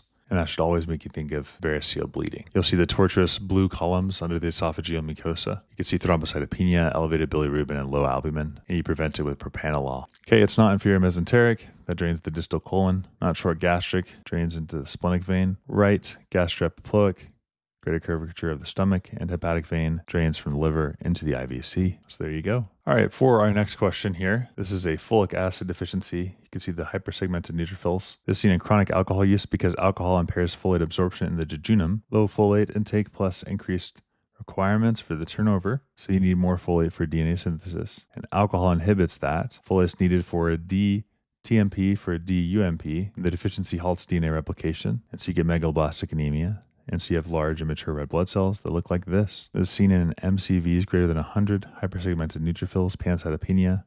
Our practice question, 61-year-old man, history of alcohol abuse, which of the following is deficient? The answer is folate. Iron would be microcytic, is Wernicke-Korsakoff, but it doesn't cause macro.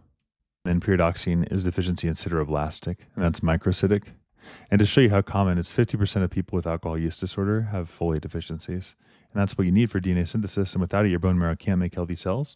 And so you have megaloblastic anemia, large immature red cells that don't function very well, and often pancytopenia as well. All right, now on this next question, here is the uterine artery. So you can undergo a procedure that's used to shrink the fibroids and stop vaginal bleeding. So the uterine artery is a branch of the internal iliac artery. So you can see that here. Right there, that's the flow, internal iliac. And the uterine artery courses anterior to the ureter. You've probably heard water under the bridge. Helps you avoid it in procedures. And there's uterine and ovarian arteries that anastomose and it can offer collateral blood flow. But the way you enter the femoral artery is you know that it's a continuation of the external iliac artery.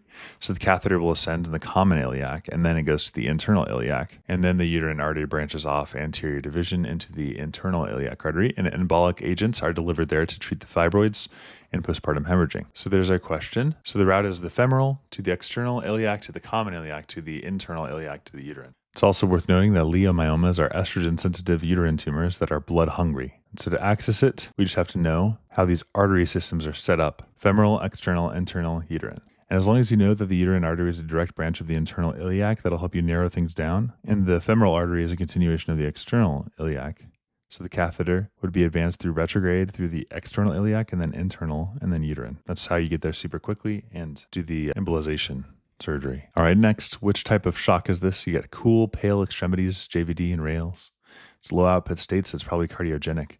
Associations would be myocardial infarction, elevated left side because it's left side backup, increased SVR because there's vasoconstriction to maintain the pressure. Here the pathophys is you have a cardiogenic pump failure. Blood will back up into the pulmonary circulation, causing pulmonary edema. And you also get problems because you're underperfused. That's what causes you to be cold. You have vasoconstriction because the baroreceptor reflex is like, got to keep things going. And you can have hypoperfusion. So here's our man, our guy, 60-year-old, confusion, low output of urine. Look at that low BP, bilateral crackles, distended neck veins, cold extremities. What's most likely here? Probably going to be backed up. So decreased cardiac output is surely going to be the case, but you're going to have increased SVR, so you can compensate there, and not normal. It'd be increased pulmonary capillary wedge pressure because it's backed up on the left side of the heart, and the failing left ventricle just can't push forward. Okay, here are the wrong answers. Distributive shock has a low SVR. Neurogenic, both would be low, but this would stay normal. So yeah, cardiogenic shock has the highest in-hospital mortality of all the shock types because the heart just can't keep up. You get a big like bad valve or massive heart attack or end-stage heart failure, something like that. It's really serious. Okay, first of all, what causes chronic pancreatitis for our next question? And it is alcohol use disorder is the number one cause of chronic pancreatitis because ethanol causes direct acinar toxicity. In fat-soluble vitamin deficiency, a lipase needed to emulsify fat for absorption, impaired with pancreatic insufficiency. You can also have islet cell loss that causes secondary diabetes. Here's the pathophys, recurrent inflammation, pancreatic enzyme output. The fat stays in the stool. Malabsorption can occur. Steatorrhea has the foul floating oily stools. Fecal elastase is a marker of that exocrine insufficiency and can cause ADEC. So there's a 60-year-old man with a 15-year history of alcohol use disorder with weight loss, abdominal discomfort, foul smelling, greasy stools. He has normal appetite, difficult to flush. Labs show mild anemia and low serum levels of A and D. What's the most appropriate step? The answer is oral pancreatic enzyme replacement, fat-soluble replacement. So this is pancreatic exocrine insufficiency from chronic pancreatitis due to long-standing alcohol use.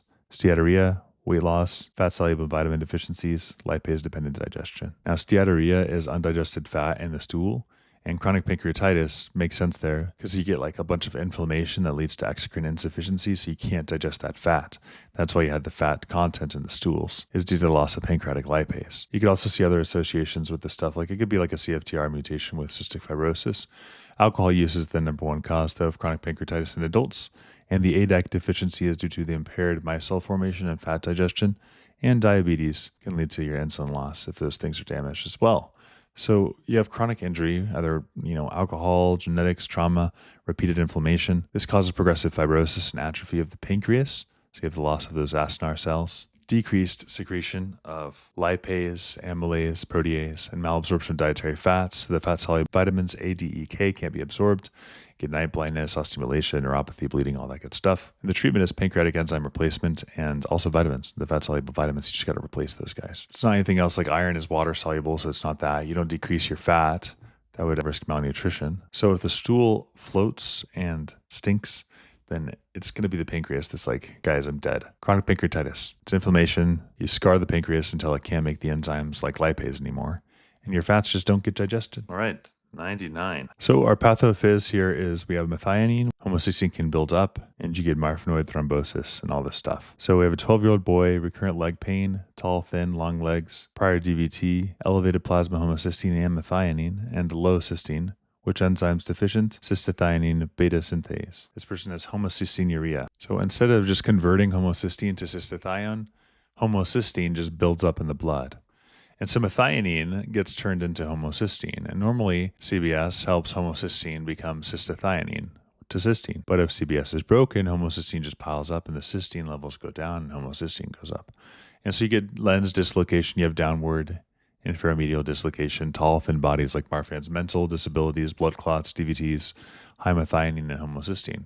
And homocysteine should turn into cysteine. But in this kid, that last step right here, this is broken. And what's broken? It's an enzyme that's called cystathione beta synthase, CBS. It's missing. It's not working. So to homocysteine, that works. Check. This part doesn't. And so what happens if we have homocysteine buildup? Well, in the brain, we get intellectual disabilities. In the eyes, the lenses fall out of place. In the bones, you become tall and skinny. And in the blood, you get a high risk of clots. And so cysteine is low. And so cysteine pathway is messed up as well. It's super bad. So not only do we have tons of homocysteine, we also have low cysteine. So it's too much of this and too little of that, and that causes all sorts of problems. And so how we fix this is we give vitamin B6. That helps the enzyme work a little bit better. And also folate and B12 shifts the homocysteine that you have in excess of into another path. Folate and B12 is like, hey, let's make this homocysteine useful after all. And there's less methionine in the diet, more cysteine. So that is the function. That's how this works. Okay, and for our last question here, we have a guy who has sudden chest pain, dyspnea, and syncope. It's going to be a pulmonary embolism. He has JVD, clear lungs, hypotension. He's got increased pH, decreased PCO2, decreased PO, it's acute respiratory alkalosis due to hyperventilation. And also we have enlarged right ventricle cavity due to the sudden increase in pressure load. There's hypercoagulability that's inherited or acquired. It could be factor 5 lead-in. OCPs, pregnancy, malignancy, all sorts of things that can cause your hypercoagulable states. The most common source of a pulmonary embolism is femoral, popliteal, and then the calf. An acute cor pulmonale is the right heart strain from sudden increase of pulmonary vascular resistance. So the pulmonary embolism obstructs the pulmonary artery, and that causes an afterload increase. Right ventricle dilates acutely, there's no time for hypertrophy, and the left ventricle preload decreases because we ain't getting through there. Hypoxemia happens because of that mismatch, and get compensatory hyperventilation. And so our practice question, we have a 29-year-old Woman with acute onset shortness of breath. What finding is most likely? It's right ventricular dilation. And so the key signs here is hypotension, but also the lungs are clear as well. And you have to know that this would cause dilation of the right ventricle.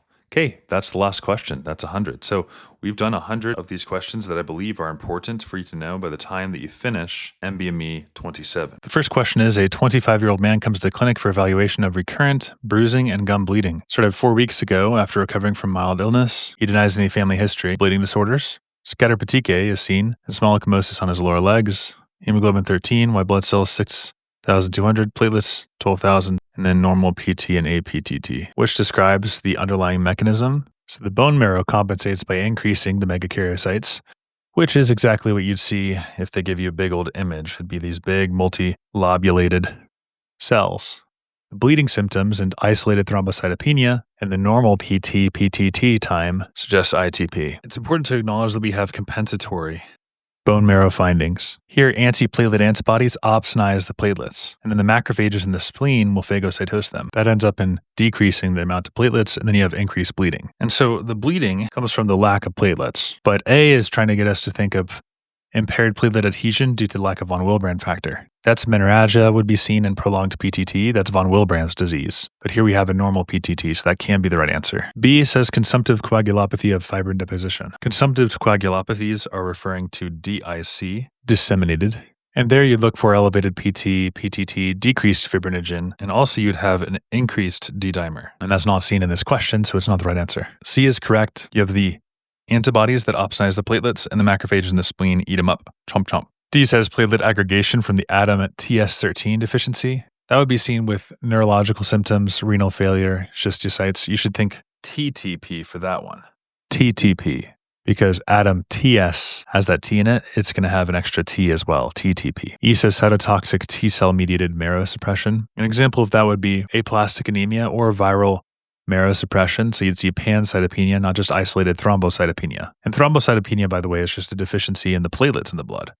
It causes bleeding in the tissues, bruising, and slow blood clotting after the injury. So just to really clear this up, ITP is an autoimmune condition where your own antibodies tag your platelets for destruction. Think of it like this: immune tags platelets, ITP. The spleen sees those tagged platelets as invaders and it clears them out. And so that's why the patients have low platelets but normal coagulation tests.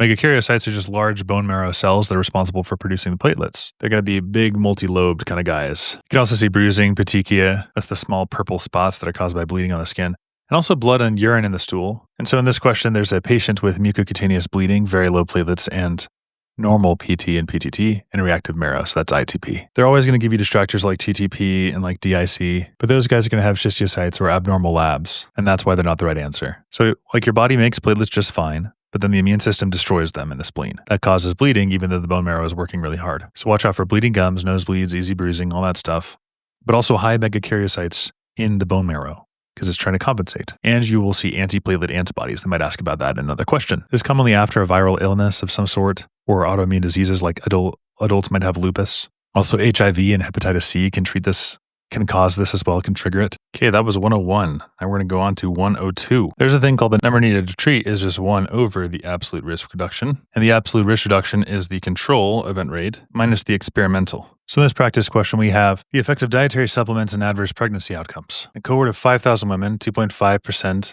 of those given standard prenatal vitamins had newborns with congenital abnormalities. But only 1% of those who had enhanced formula had those outcomes. How many women would need to receive the formula to prevent one congenital anomaly? So it was 2.5%, but then it went down to 1%, and that's a difference of 1.5%, which is 0.015. That is the absolute risk reduction that we have just found here. And we said that it's the reciprocal gives us NNT, the number needed to treat. So it's going to be 1 over 0.015 will be the number of people that we need to treat here, and that's 0.6 repeating, so 0.67. And now we know that the number needed to treat is about 67. So 67 would actually be our answer here. And if we wanted to see out of the 5,000, how many of the 5,000 would be helped, you just divide that by 67, and that would be about 74 of those women would have been helped. So the benefit of 5,000 women would be about 74, 75 cases of congenital anomalies that are. But the only things to think about here is you find the absolute rate reduction here. So it was 2.5, now it's 1. And then The number needed to treat is just 1 divided by that decimal. Okay, now we're going to do like a fun real example with COVID because I think this is going to illustrate the point. Now, this is actually real data. So the median number needed to vaccinate to prevent 1 COVID vaccination was 205 people, and 1 ED visit was 156. So here's the calculations. A public health department plans to administer a booster to 41,000 individuals. How many hospitalizations can be prevented? All right, so we use that NNV of 205, and then we have 41,000. And 205 would be about 200. So 200 hospitalizations would have been averted. So for every 205 people that are boosted, 1 COVID hospitalization is prevented. You could also run the math and it says every 156 people that are boosted, 1 emergency department visit is prevented. All right, there's 102. Let's go to 103 now. All right, a 30-year-old man has a history of generalized tonic-clonic seizures, is being prescribed a new anti-epileptic. He's got improved mood stability. Genetic testing reveals increased expression of BDNF, mRNA, and cortical neurons. The drug increases histone acetylation by blocking histone deacetylase. Which of the following is the primary cellular effect of this medication? Well, they said that it had a mood stabilizing effect. And valproate is a mood stabilizer that's often used in bipolar disorder. And how this works is it increases the transcription through that exact mechanism in the question. And we're talking about acetylating, histones, deacetylating. All that stuff has to do with transcription. And in fact, the answer is going to be C, stimulating the transcription. Because histone acetylation, you have your chromatin in your DNA. Acetylation relaxes that chromatin structure. And that allows the transcription to bind more effectively. So valproate and other HDAC inhibitors enhance gene expression. They do this by inhibiting histone deacetylase. Deacetylation is when you tighten it. And valproic acid blocks histone deacetylase. So that means the acetyl groups stay on and DNA is more open, and more genes get transcribed. And specifically, if you're interested in the mechanism, it increases the helpful brain genes like BDNF, the brain-derived neurotrophic factor, which then supports brain plasticity and mood stability. So the answer has to do with transcription. It's not mRNA splicing that happens after transcription. It's not polyadenylation that would help protect the mRNA, not control the gene access. Valproate is just working a little bit earlier than a lot of these answer choices. And translation is not even affected by your histones at all. All right, that was 103. Let's move on to 104. A 22-year-old student presents with a history of frequent nosebleeds, heavy menstrual cycles, and easy bruising. She underwent wisdom tooth extraction and reports that bleeding lasted over 10 hours despite local pressure and gauze packing. She denies any family history of hemophilia. Lab shows hemoglobin 12, platelets 275,000, normal PT, upper normal of PTT, prolonged bleeding time, decreased risk of seed and cofactor 8 is mildly decreased as well. Didn't have to give you all this. This is clearly defective on Wilbrand factor. Now, the problem with our 22-year-old college student is she has enough platelets. Like that platelet count is just fine. They're just not sticking properly. So they're no stick, but they're all the way up there in a good range. They just don't work. There's an increased bleeding time, and that's classic for von Willebrand's disease because the platelets can't stick together, or rather they can't stick to the injured blood vessels. There's also low factor 8. That was really nice of them to say. Von Willebrand factor protects it. So without that, factor 8 will break down. The low ristocetin code, well, von Willebrand's is not working because the ristocetin test is abnormal. So you might ask, what is ristocetin? That's a test that checks whether von Willebrand factor is doing its job. If the test is abnormal, then von Willebrand factor is not working. If it were hemophilia, you'd see joint and muscle bleeds, normal bleeding time in male patients would be X-linked for hemophilia A, that is. For hemophilia B, that's factor 9 is the same as hemophilia A, but it's not mucosal bleeding. The bleeding time would be normal. Vitamin K would increase the PTINR, not the bleeding time. It affects the factors 2, 7, 9, 10, not von Willebrand factor. So they're just not sticking very well. So you get the nosebleeds, gum bleeding, heavy periods.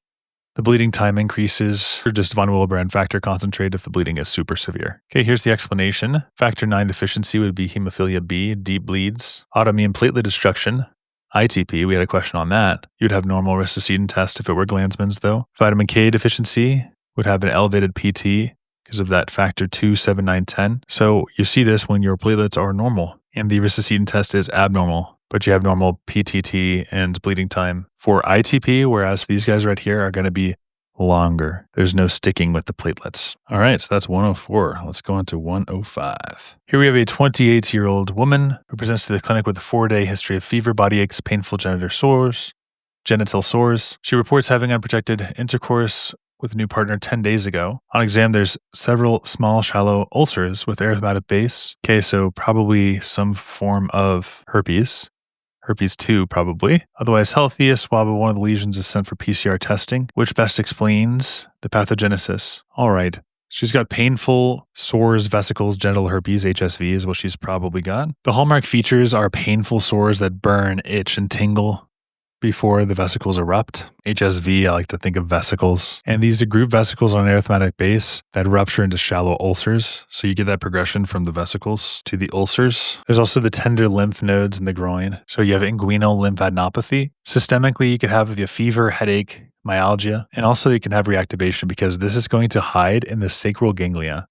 So stress, illness, or compromised events can trigger the reactivation. And the microbiology is interesting because it's a virus, right? Herpes simplex virus is usually HSV2 for genitals, and HSV1 can also cause it. It's double-stranded. It's the sacral dorsal root ganglia. There's a latency site.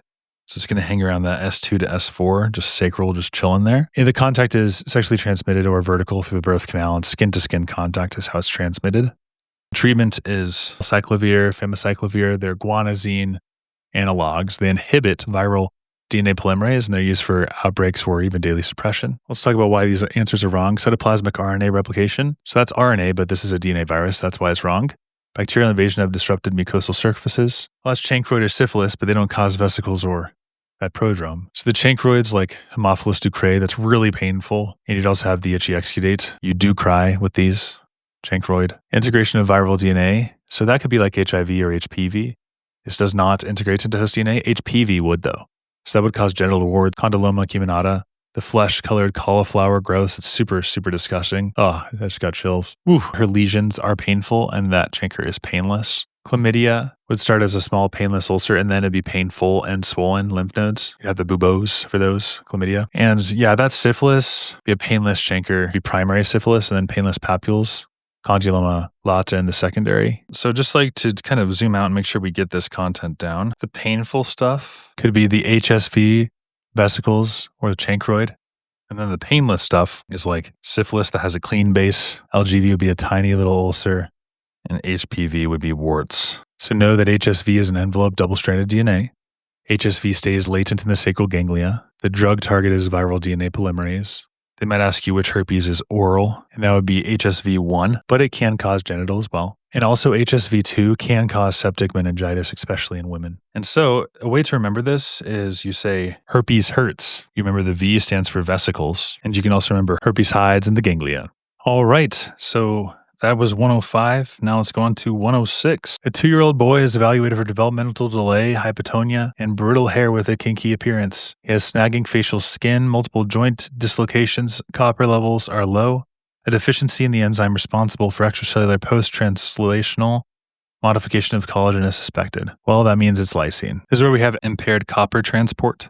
Occurs because of that lysyl oxidase deficiency. So if you don't have lysyl oxidase, then the lysine residues can't be deaminated into aldehydes, and that prevents their essential cross-linking that gives the collagen its strength. So all of this 2-year-old symptoms are caused by that lack of collagen strength. And so think about it, the brittle hair, the connective tissue, the hypotonia. He's got the facial skin that sags, joint dislocations, low copper.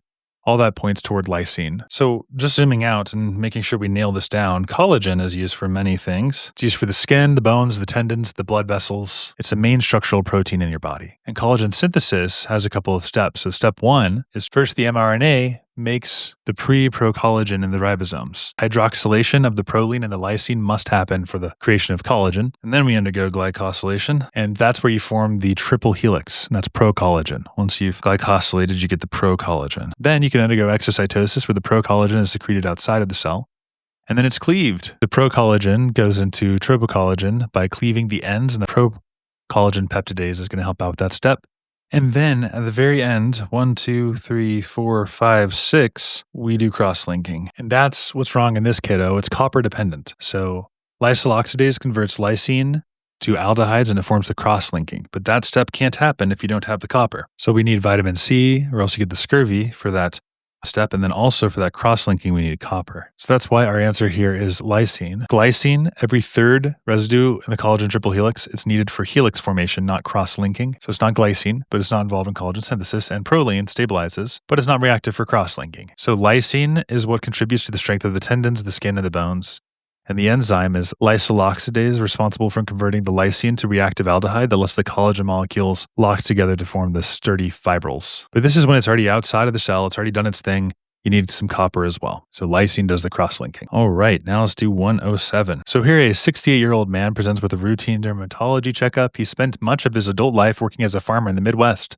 On exam, he's got several scaly pink plaques with gritty texture in the dorsum of his hands and temples. Lesions are non-tender, non-bleeding. He denies itching and pain. Yeah, what's the most appropriate management? Cryotherapy with liquid nitrogen. He's got actinic keratosis. There are a couple things that warn us. He's a 75-year-old man, so he's getting up there in age. He's got some painless, rough skin lesions, and he's worked outside for 30 years. That's the huge giveaway. The lesions are gritty and rough to the touch, so this is actinic keratosis. It's pre-malignant, caused by chronic sun exposure. So that texture is rough, sandpaper-like, and the color is pink, or it can also be red sometimes with the yellowish crust. The location is the sun-exposed areas, so the face, the ears, the scalp, and the hands in this case. It can slowly turn into squamous cell carcinoma, about 1% likelihood each year. The pathophys, how it happens, is you've got the sun is deadly laser. We already knew that, though. It comes in, it damages DNA in the skin cells, usually the keratinocytes, and mutations accumulate, especially in the TP53 tumor suppressor gene. So the TP53 goes haywire, and then the skin becomes dysplastic. You get atypical cells in the basal epidermis, and the damage will spread deeper. So partial would be actinic keratosis. Full thickness through the whole entire epidermis is going to be known as squamous cell carcinoma in situ. So that's the Bowen's disease. And then if it invades in the dermis, then you already have invasive squamous cell carcinoma. So full thickness of the epidermis is Bowen's, and then invades the dermis is invasive squamous cell. And so cryotherapy just freezes it for a single lesion. You also have topical 5-fluorouracil or photodynamic therapy for many different lesions. Now, they can try to confuse you with a whole bunch of other stuff. Let's see why they're wrong. Observe and reassure. This is good for benign stuff, but this is pre-malignant. You don't want to reassure somebody about a pre-malignancy. Oral isotretinoin, that's for severe acne, so that's crazy. Surgical excision with 5mm margins, that's invasive skin cancers, not pre-malignant stuff. Systemic chemotherapy is way too aggressive. No. This is pre-malignant. And then solar lentigo. That's the flat brown spots, like the liver spots. They're not rough, and there's no cancer risk there. So actinic keratosis can turn into squamous cell. It'll slowly progress if it's untreated. So definitely use sunscreen, guys. It's good for you anyways. Everybody has to use it. Even if you're indoors, you can still get some damage even if you're indoors. All right, moving on. Now we're on 108. We have an 81-year-old woman with type 2 diabetes, hypertension, and dementia brought to the emergency department with confusion and mild shortness of breath. Her son says that she's been more agitated and refused to eat today. Her vitals are 100 degrees, heart rate at 118. O2 is 90% room air. On exam, she's disoriented. EG shows ST elevations in leads 2, 3, and AVF. Troponin is also elevated. So the correct answer is she has a rupture of a vulnerable atherosclerotic plaque. The way that I think about this presentation here is we got chest pain, ST elevation, and crackles. Tells us it's a myocardial infarction. It's a type of acute coronary syndrome. So acute coronary syndrome, what even is that? That's a blockage of the blood in the heart muscles, especially due to a ruptured atherosclerotic plaque. So there's like a clot there. And there are 3 types that we need to know for this exam. There's type 1 would be like an unstable. There's unstable angina. That has no biomarkers and no ST changes. And then there's an NSTEMI, and that's where we do have troponin and also ST depression and T-wave inversions. And there's a STEMI. So these are the 3 types. So the STEMI does have the elevation, STE, right? And then the NSTEMI has ST depression and T-wave inversion. And the pathophys here is you have an atherosclerotic plaque that ruptures in the coronary artery. And then you have platelets and clots that start to form, and that will block the blood flow. And the myocardium then becomes ischemic, so you get an infarction. Then you have dead tissue that triggers inflammation and pain and dysfunction. And if it's severe, then you have heart failure. You can also get pulmonary edema and arrhythmias. So ST segment elevation means that we got a full thickness thing going on. We also have the crackles. That means there's pulmonary edema. So that means there's left heart failure. Because if you think about the heart like this, it's got to go to the lungs first, and then it comes down to that left side. So it's going to be heart failure over here if you have pulmonary edema. It's leaking out. It's getting backed up in the lungs. That's why you have the edema. Systolic murmurs at the apex could be mitral regurgitation from the papillary muscle. And the treatments, you give them aspirin and clopidogrel. The antiplatelets will stop the clotting. So give her the aspirin and clopidogrel. Also heparin, that's an anticoagulant that'll prevent further thrombosis.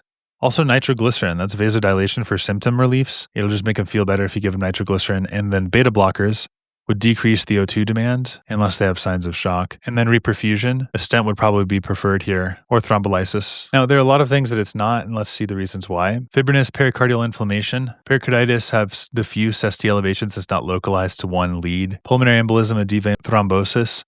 You'd see tachypnea and hypoxia, but ST elevations would not be typical there. That'd be pulmonary stuff. We couldn't breathe. Cytokine-mediated inflammatory response would be sepsis. You'd see fever and infection, not ST elevations necessarily. Cerebral microvascular ischemia stem from stroke, but no neurodeficits. So the way to think of these guys, you could think of like ACS, acute coronary syndrome. And you could think the A stands for your angina, which is unstable.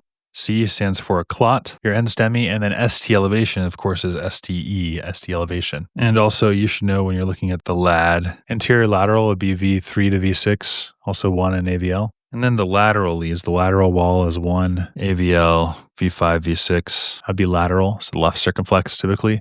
Inferior wall, like the RCA, is 2, 3, and AVF. Posterior wall, you'd see ST depression in V1 to V3. And so here we just focus on the LAD. That's the anterior wall, so the anterior 2/3 of the interventricular septum. It's the deadliest type of myocardial infarction if you have an occlusion there. All right, next we're going to talk about 109 here, and let's talk about hydrochlorothiazide. It lowers the blood pressure by blocking sodium chloride NaCl reabsorption in the distal convoluted tubule. Also, you get that calcium increase reabsorption.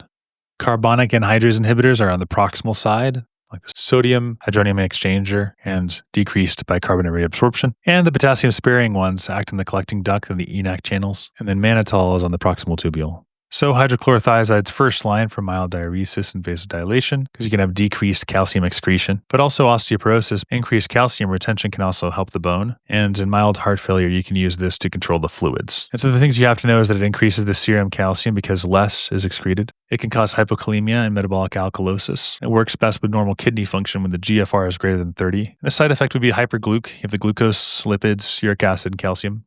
Uric acid, glucose, lipids, hypergluc. That's 109.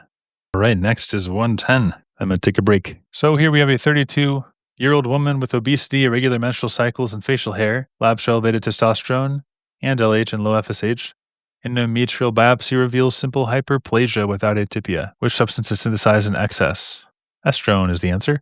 This is polycystic ovarian syndrome. They've got anovulation, hirsutism, obesity, cystic ovaries, and endometrial hyperplasia. Hyperandrogenism, elevated testosterone, is converted into S via aromatase. I'll let you guys read that, but essentially we have a 30-something obese woman. She's got anovulation, enlarged ovaries. She's got some cysts on them, some hirsutism, and she's found to have endometrial hyperplasia. This is going to be PCOS, and that's because of all that fat to adipose tissue causes the estrogen. It's the pathophys is that first you have the insulin stimulates the LH. You have that increased LH-FSH ratio, and that stimulates the theca cells to produce more testosterone. You have decreased FSH, leads to impaired follicle maturation, and all that excess androgen causes the hirsutism and the hair growth. And aromatase of the adipose tissue converts to testosterone into estrone, so estrogen, and that unopposed estrogen causes a risk of endometrial hyperplasia and cancer. So adipose tissue via aromatase, weak estrogen stimulates endometrial growth. More fat means more aromatase, more estrone, which means higher estrogen exposure. So PCOS impact has a cycle irregularity,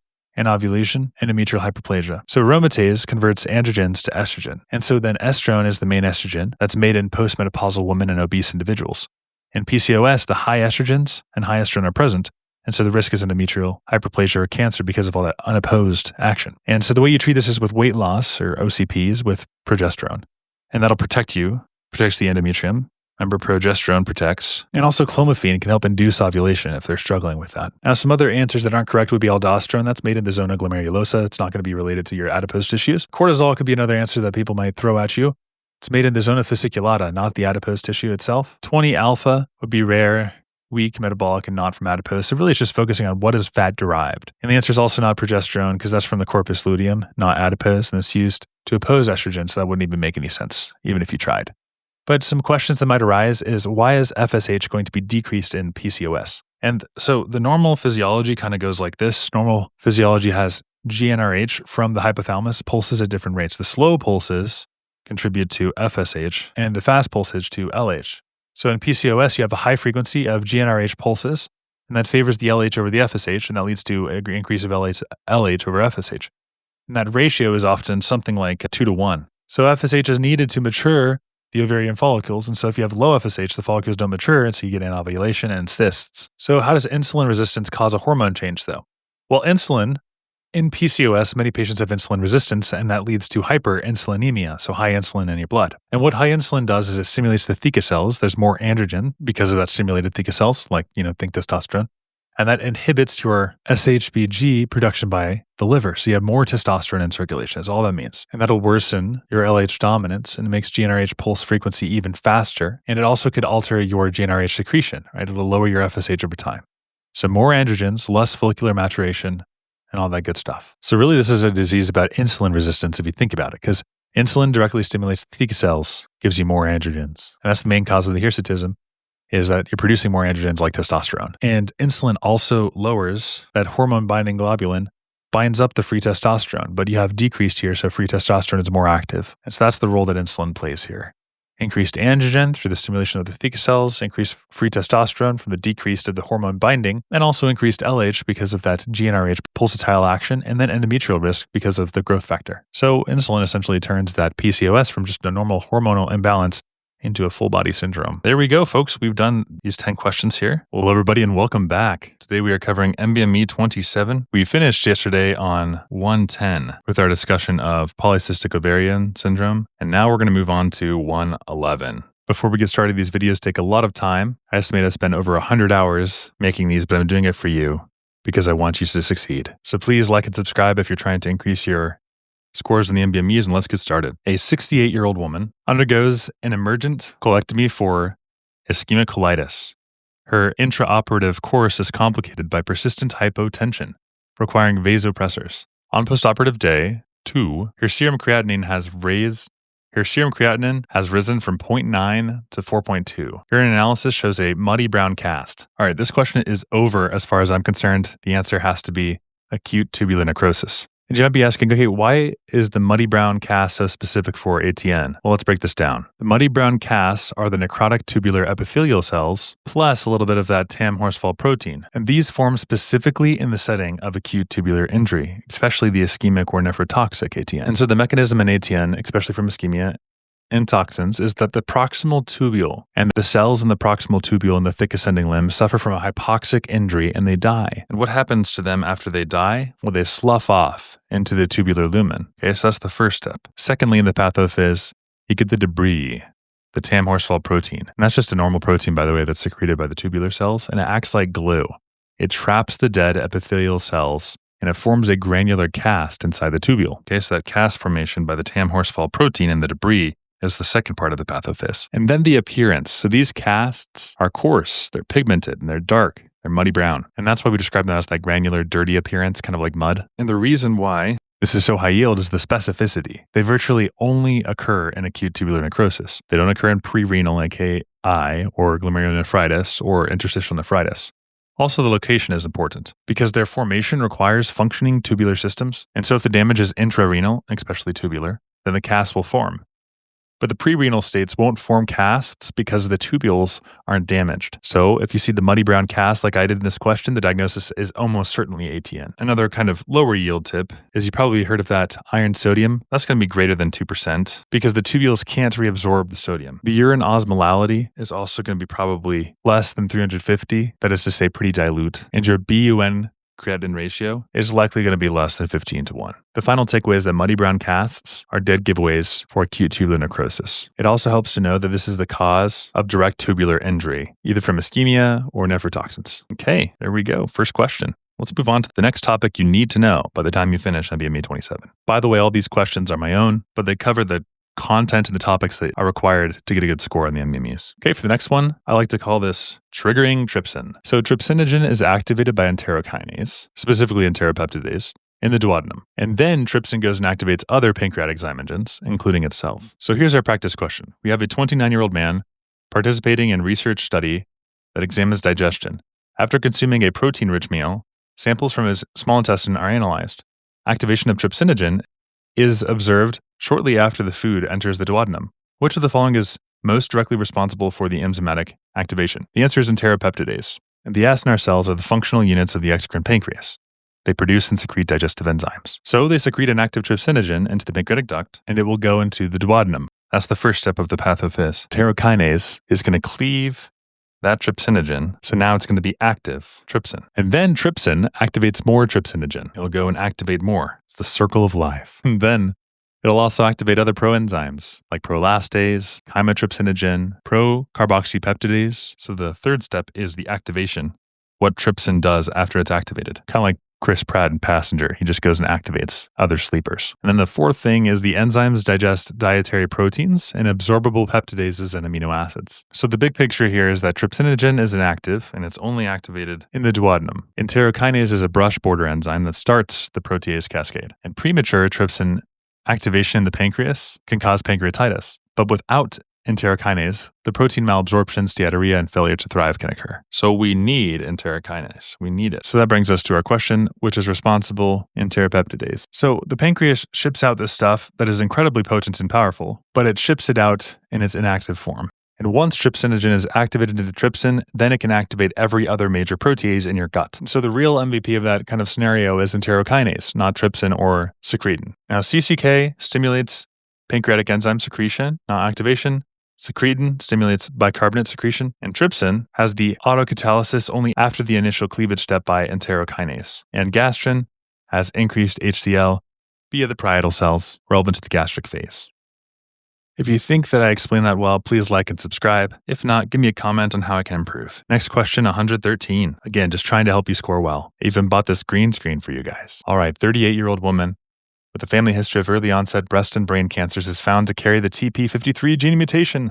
Functional studies reveal that the mutant protein binds DNA less efficiently, particularly near the Tata box, promoter regions of the cell cycle regulatory genes. What is the most likely downstream effect of that mutation? Now, let's talk about this before we approach this question. P53, you've heard of it a lot. It's a tumor suppressor gene. It's like a security guard for your DNA. It'll stop all the bad cells from dividing when the DNA is damaged, and it does this by turning on the stop genes like P21. All right, it's the security guard. Now, what exactly does it do? It finds the promoter, which is like the start site of certain genes, and it helps the RNA polymerase bind there so that the gene can be copied or transcribed. So it helps the RNA polymerase bind there. And so if P53 is broken, then that security guard is dead, let's say.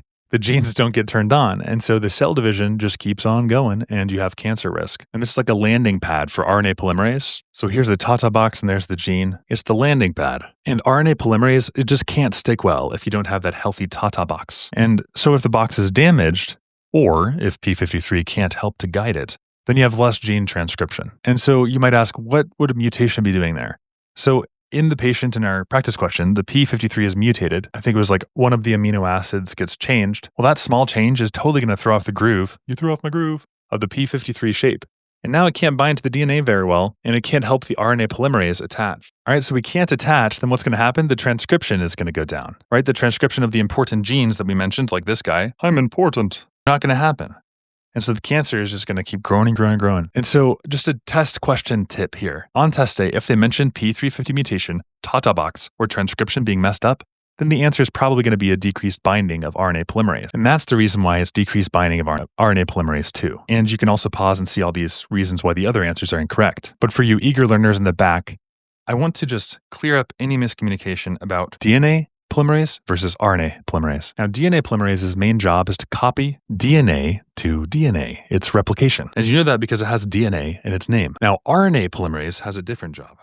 RNA polymerase copies DNA to RNA. Is that called replication? No. That is called transcription. We're transcribing it. It's like you're changing its language. And DNA polymerase is used in DNA replication, but RNA polymerase is used in gene transcription. Very important. Okay, cool beans. Well, how are they similar? Well, as you can see, they're both reading the DNA template. They're just doing different things with it. The DNA polymerase now makes a new DNA strand. The RNA polymerase makes an RNA strand. And that's the reason why they have the different names. And now there's one more distinction that's important for step one, and that is that DNA polymerase, this guy right here, it will need a primer. It needs a free 3' OH group. However, RNA polymerase, it don't need that. We're good. We can start from scratch. RNA polymerase also does not have error checking. It just goes for it. There's no proofreading. Error checking does occur in the 3' to 5'. You read up, write down for DNA polymerase. And so I would say DNA polymerase is just a little bit more robust. It's got proofreading and it needs primers. RNA doesn't. Another similarity is they both work in the nucleus, but the DNA polymerase works in the nucleus during the S phase of the cell cycle. And then the last thing is their types in eukaryotes. And what do I mean by that? All I mean is that there are different types of DNA polymerase and different types of RNA polymerase that are found in eukaryotic cells, which are just, human cells. And so you don't need to go too much into the weeds here. There are enzymes that your body uses to copy a DNA before cell division. One of them is the DNA pol alpha, and that starts the job. It lays down the RNA primer. Then you have, the lagging strand synthesis, you have the leading strand synthesis, and others, but just know that there are different types. And then for RNA polymerase, there's RNA pol 1 that makes rRNA, that's ribosomal RNA, and then there's pol 2 that makes mRNA, the messenger, and then your third type as well, and that makes tRNA. Cool beans. So hopefully now it's clear that all of our Tata box nonsense is going to change it so we have less transcription. And if there's less transcription, we're dealing with RNA because we need that RNA for our polymerase type 2 so that we can have messenger RNA, which does the job of P23. And that, my friends, is how it all works. Okay, there's 113. Let's move on. We're on a roll here, folks. Now, first things first for this question, you can answer it on your own if you want. I just want to teach you guys a little bit about the psillins.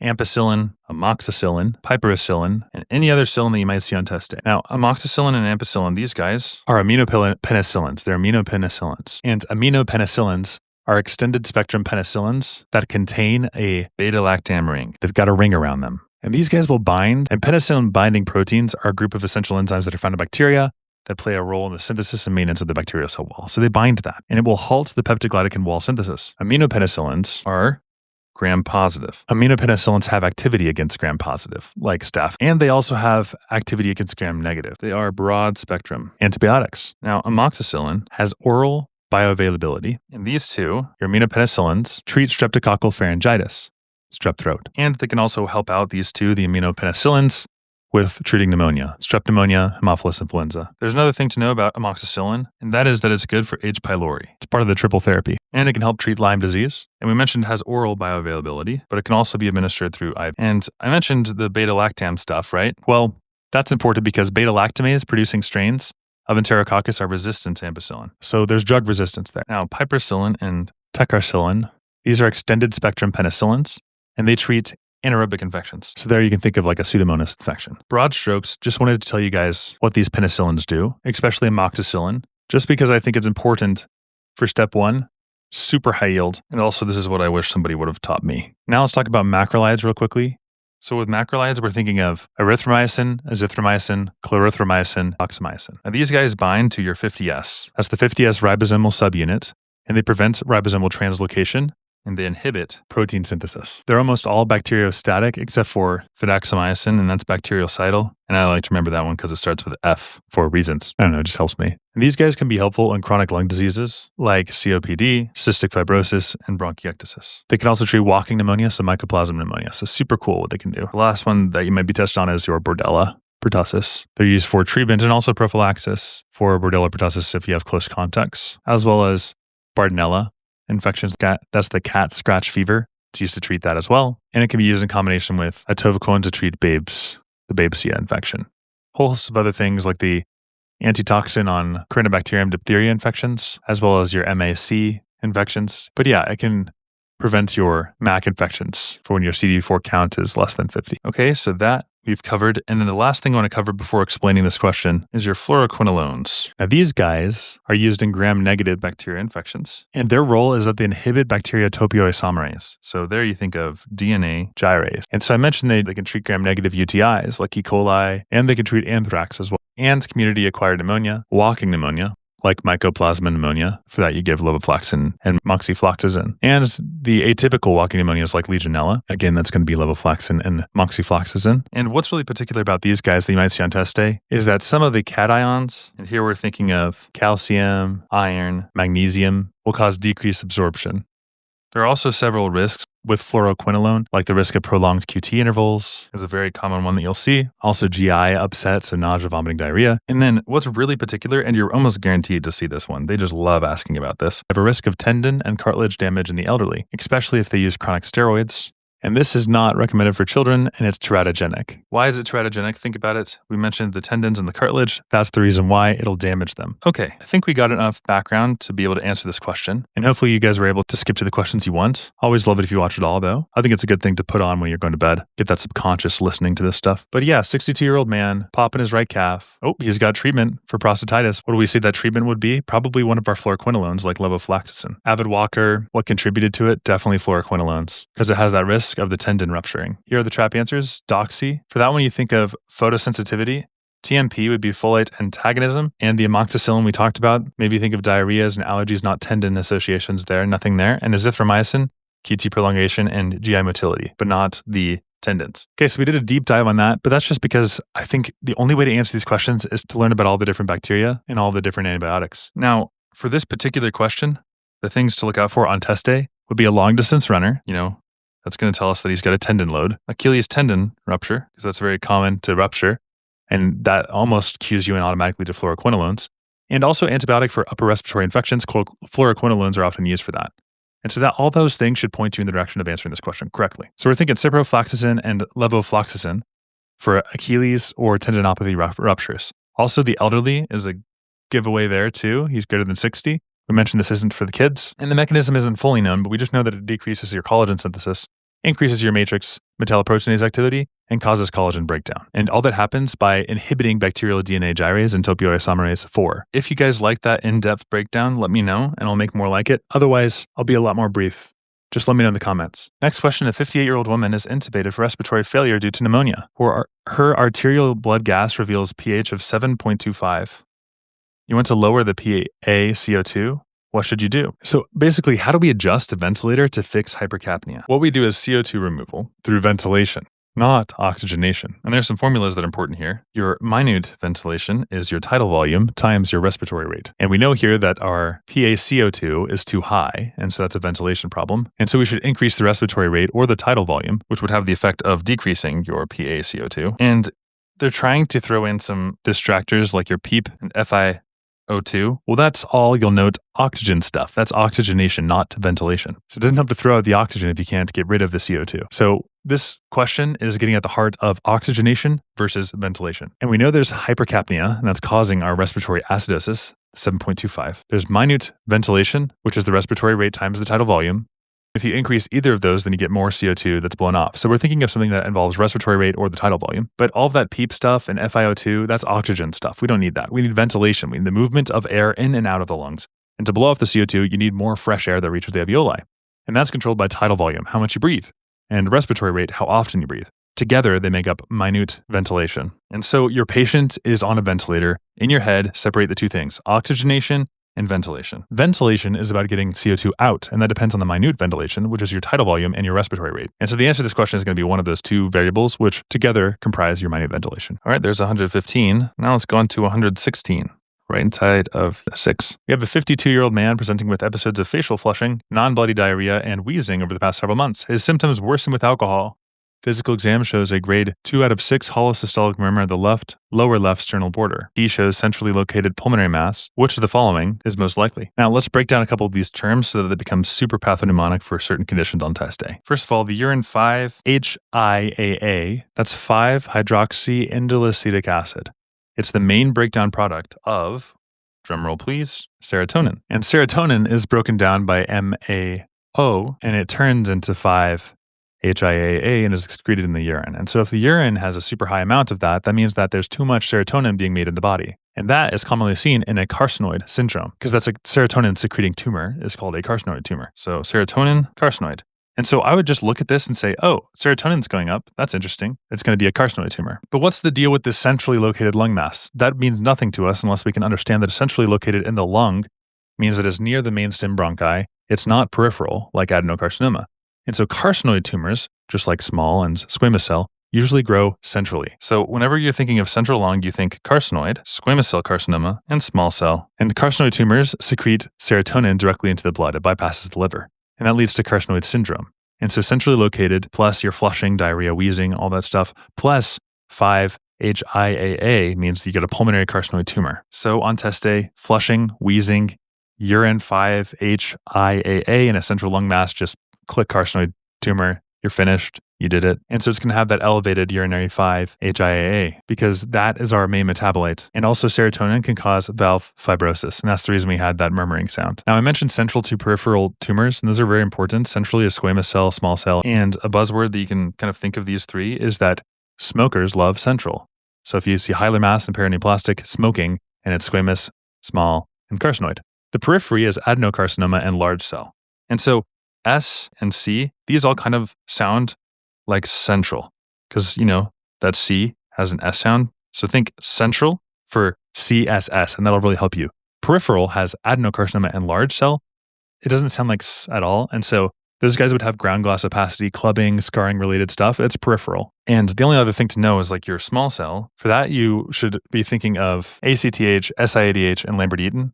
Squamous cell has different associations, like parathyroid related, and for that you'd see hypercalcemia. Also keratin pearls, intracellular bridges, and smoking history.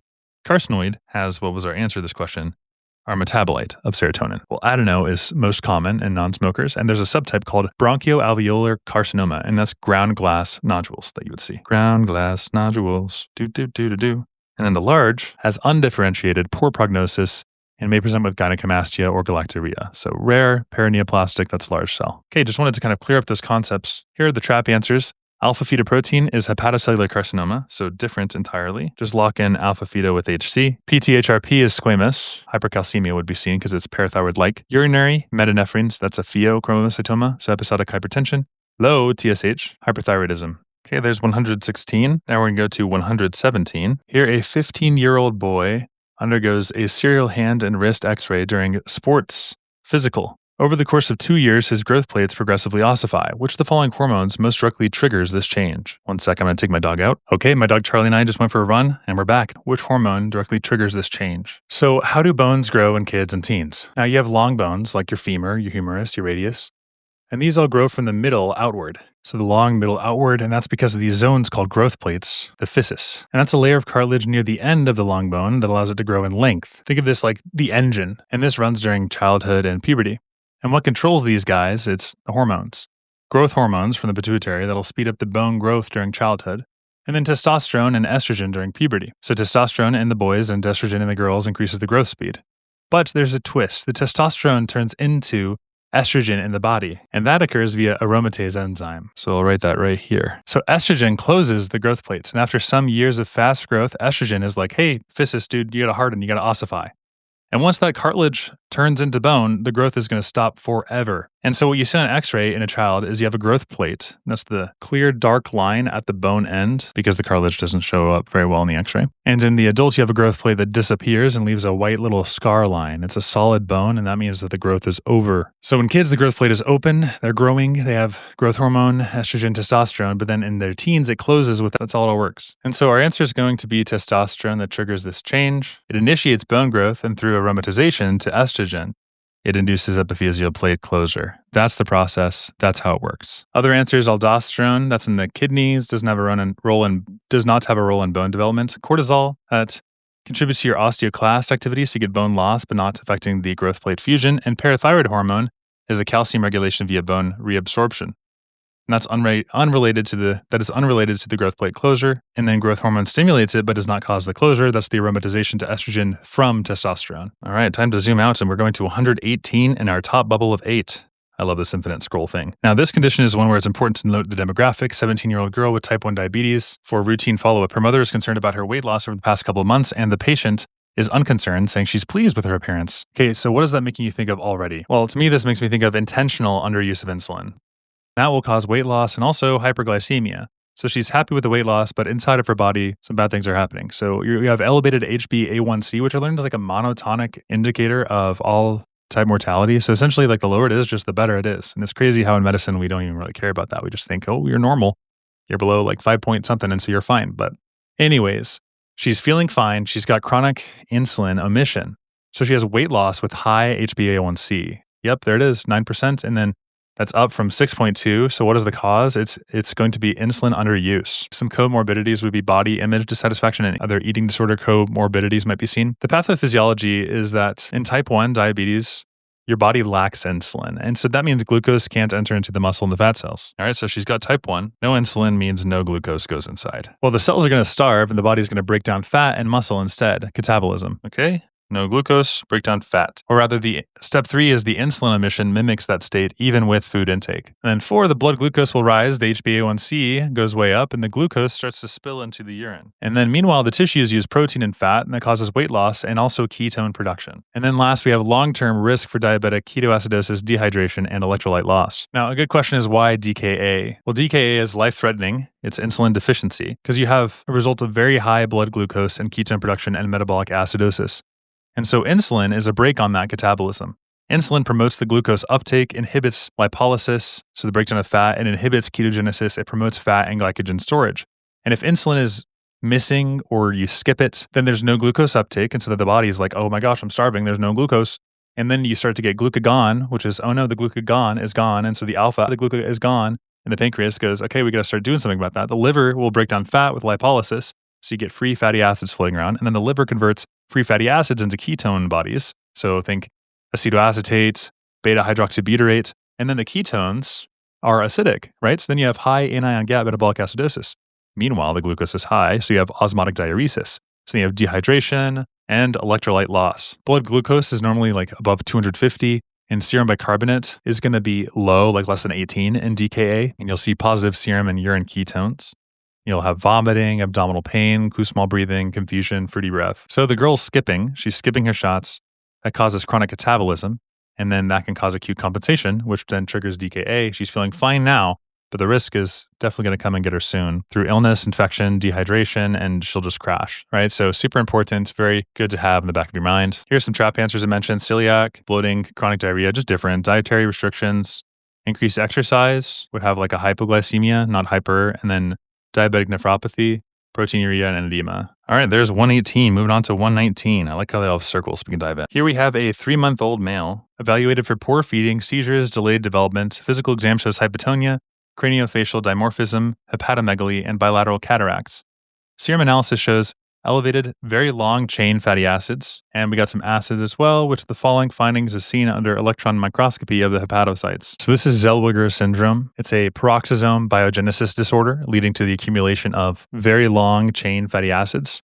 And that's a type of fatty acid that's characterized by carbon chains that have a length of 22 or more atoms. The buzzwords are hypotonia, poor feeding, hepatomegaly, craniofacial defects, and especially those very long chain fatty acids. The triad is midface hypoplasia, seizures, and early death. And so peroxisomes, they normally break down toxic fatty acids. Without them, the toxic metabolites just build up in the brain, the liver, and the other tissues. But this is associated with your PEX mutation, and that's a defective peroxisome biogenesis. So you have neurodevelopmental delay, seizures, dimorphic facial features, large frontanelles. Of course, the hallmark here is the very long-chain fatty acid buildup and also the other acids mentioned in the question.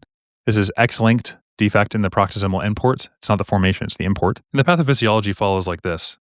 It starts out where the peroxisomes are just absent. And a peroxisome, by the way, is just a small organelle that's present in the cytoplasm of many cells, and it contains the reducing enzyme catalase and also some oxidases, right? So that reducing enzyme, it ain't there. And that means they are going to accumulate. So they're going to accumulate in the CNS, the liver, the kidneys. It's toxic. And they can also impair cholesterol metabolism. So you have severe hypotonia. And hypotonia, by the way, is just low levels of muscle tone.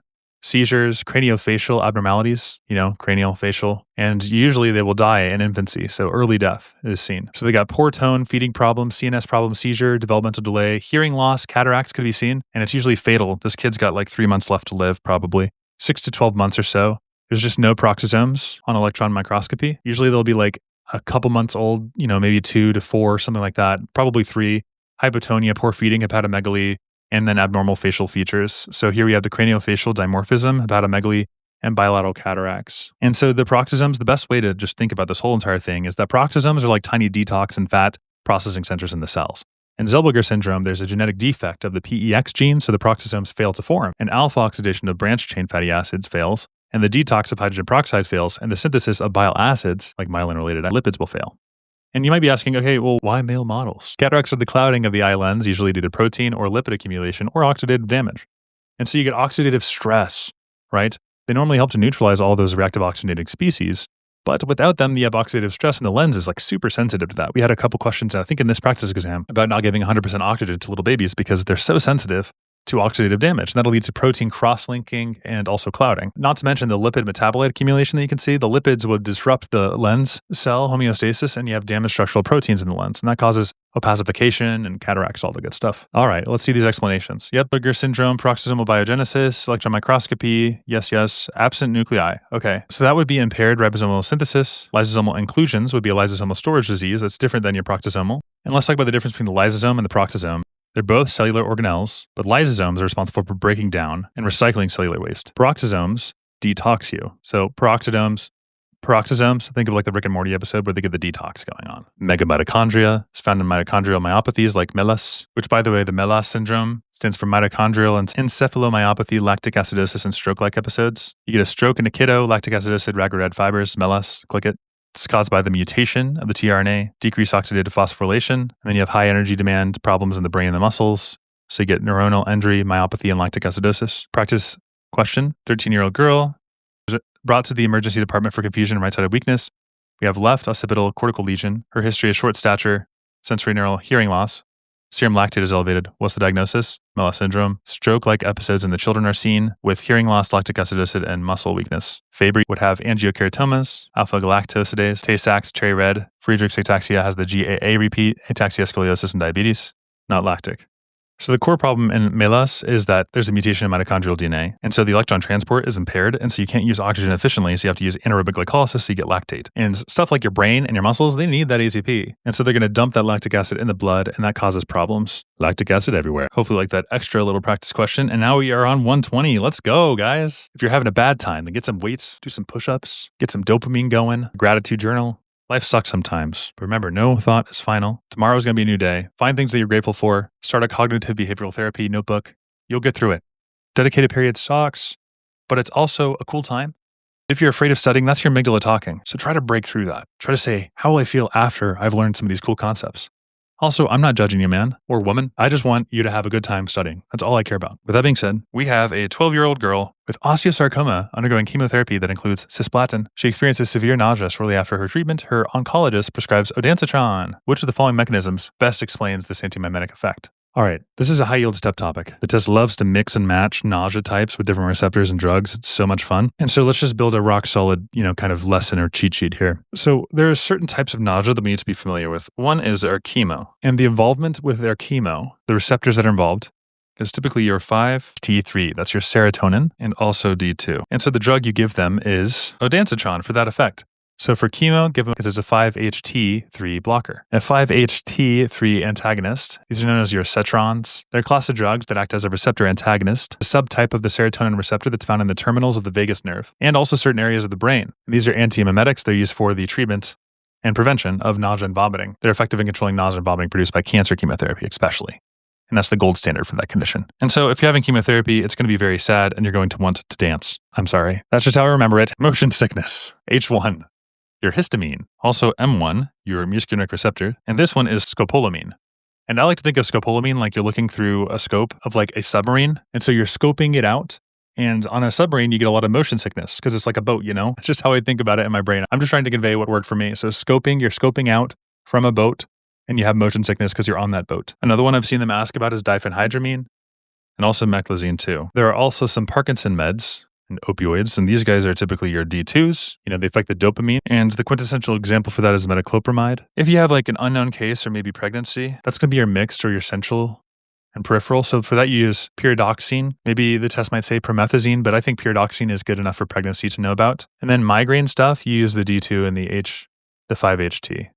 So that's like prochlorprazine and metoclopramide can be used for that. Okay, so let's do a little bit of a recap here because this is actually pretty high yield. They're just like random facts you have to memorize, which is crazy because we have our iPhones, but that's neither here nor there. For chemo, we use blockers of 5-HT3 and D2 receptors, so ondansetron. You're sad because you have chemo, you need to dance to feel better. Motion sickness, you need to scope out as you get motion sickness on a submarine. Scopolamine, you can never be like the guy who scopes it out. You cannot be him. Scopolamine, motion sickness, can't be him. And if you didn't have this guy scoping things out, then you might die. Diphenhydramine. So that's the motion sickness little extension pack for you there, memory aid. Parkinson, D2, metoclopramide, which can also be used for your GI upset. Similarly, you could say you got the GI upset, you have to dance to feel better, but also metoclopramide because of that D2 action. You should know that it can help with the motility. Pregnancy, pyridoxine, it's kind of a mixed mixed bag on the receptors there. And migraines use D2 and 5-HT, so metoclopramide is good. Also, prochlorperazine is used for the 5-HT and D2 class for migraine-related nausea. So not to go into much of a deep dive on these receptors, but 5-HT3 would be serotonin, so GI tract, area postrema is the location there. The D2 is in the chemoreceptor trigger zone, CTZ is what it's called, CTZ. And we say that's metoclopramide. Triggers there are like opioids, Parkinson meds, so metoclopramide, prochlorperazine also. The side effects are extrapyramidal symptoms. H1, that's your histamine. So the location is the vestibular nuclei, in case they ask about this. I'm just going to zoom in and make that clear. H1, vestibular nuclei. Motion sickness, vertigo, can't be HIM, diphenhydramine, Mexclean, sedation, anticholinergic effects are the side effects for those guys. And your M1s, HIM, M, motion sickness, M for motion sickness. Scopolamine is typically a patch that you give. It can cause dry mouth and blurry vision. And I'll give you one last little bonus one because I know you guys are just having a good old time here. NK1, those are your neurokinin 1, like a prepitant that's used in combo with ondansetron and dexamethasone. It blocks substance P. And that's for delayed chemonausea. So a prepitant is the NK1. And so in the question set, if you see cisplatin, cyclophosphamide, 5-HIAA, increase, stuff like that, then it's chemo-induced. And so if it's chemo-induced, what are you going to give them? Ondansetron, 5-HT3. If you see like motion sickness, they're on a cruise or a roller coaster, and they need some medication, it's going to be scopolamine, that's an M1 because of M for motion, and H for hydramine, so it's H1 as well. If you see vomiting after morphine, so that's an opioid, so it's the D2 stuff, and so metoclopramide is going to be used. That's a dopaminergic trigger. Parkinson, that's a patient with vomiting, then you give them, maybe like a levodopa nausea, so you give them a D2 blocker, but you have to use that with caution, right, because of those symptoms that we mentioned. And also vomiting and rigid muscles and dystonia, that's extrapyramidal symptoms from the D2 blockade. And so if that happens, they got the vomiting, the rigid stuff, switch classes, you can just use a 5-HT3 blocker instead of a D2 blocker if they have like the rigidity, because you need the dopamine to be able to move around. And if you give them a D2 blocker, well, then they're not going to be able to move around. So you just switch classes. No big deal. And a combination for regimen for chemo and nausea, preventative therapy like ondansetron is good, dexamethasone and a prepitant could be a nice solution there. All right, so muscarinic, motion sickness, scopolamine. If they got the dopamine, drugs, that's like metoclopramide, and the serotonin, 5-HT3, the chemo, ondansetron. Okay, hopefully that helps. This is super high yield, super awesome if I do say so myself. I'm going to let those 10 be their own video. If you guys like this, then please consider liking and subscribing. Hopefully you guys pass this test. Take care of yourselves out there. We'll see you in the next one. All right, everybody, on we go. Question 121. So for this question, we have a 39-year-old woman with a history of prophylactic colectomy at age 22 due to numerous colonic adenomatous polyps, presents with progressive epigastric pain, weight loss, and jaundice. Her father died of colon cancer in his 40s. Exam shows scleral icterus and a palpable right upper quadrant mass. MRI shows a mass in the periampullary region obstructing the common bile duct. Biopsy of the duodenal polyp shows high-grade dysplasia. Molecular testing reveals what? Some things to look out for in this question, Sam, are you have a lot of polyps after puberty, and that's often due to a germline APC mutation. It's autosomal dominant, and it has 100% penetrance if it's untreated. Prophylactic colectomy. That's required to prevent colorectal cancer. And a duodenal adenoma is the most common extracolonic malignancy risk. And the mechanism here for FAP is you have an APC mutation, and APC normally regulates beta-catenin. And without APC, the beta-catenin accumulates, and it increases the transcription of growth-promoting genes, and that is how you get an adenoma formation. And this has a couple of associations, like Gardner syndrome. That's where you have FAP plus osteomas, and also an epidermoid cyst, which is like a benign, slow-growing cyst that appears on the skin, but also can appear in the brain and the spinal cord. Oftentimes, you see a little bitty cyst right there, right below the ear. But also with Gardner's, you can see dental abnormalities, also desmoid tumors. So that's Gardner's. You can also look out for Turcotte syndrome. That's FAP with a CNS tumor, like a medulloblastoma, and that's also driven by your APC mutation. It just affects the neuronal proliferation. And hepatoblastoma is seen in children. And for that one, you definitely need surveillance. But also your straight up duodenal and pancreatic cancer. These guys can cause problems because your APC will be lost, and that allows your GI tract polyp growth to extend beyond the colon.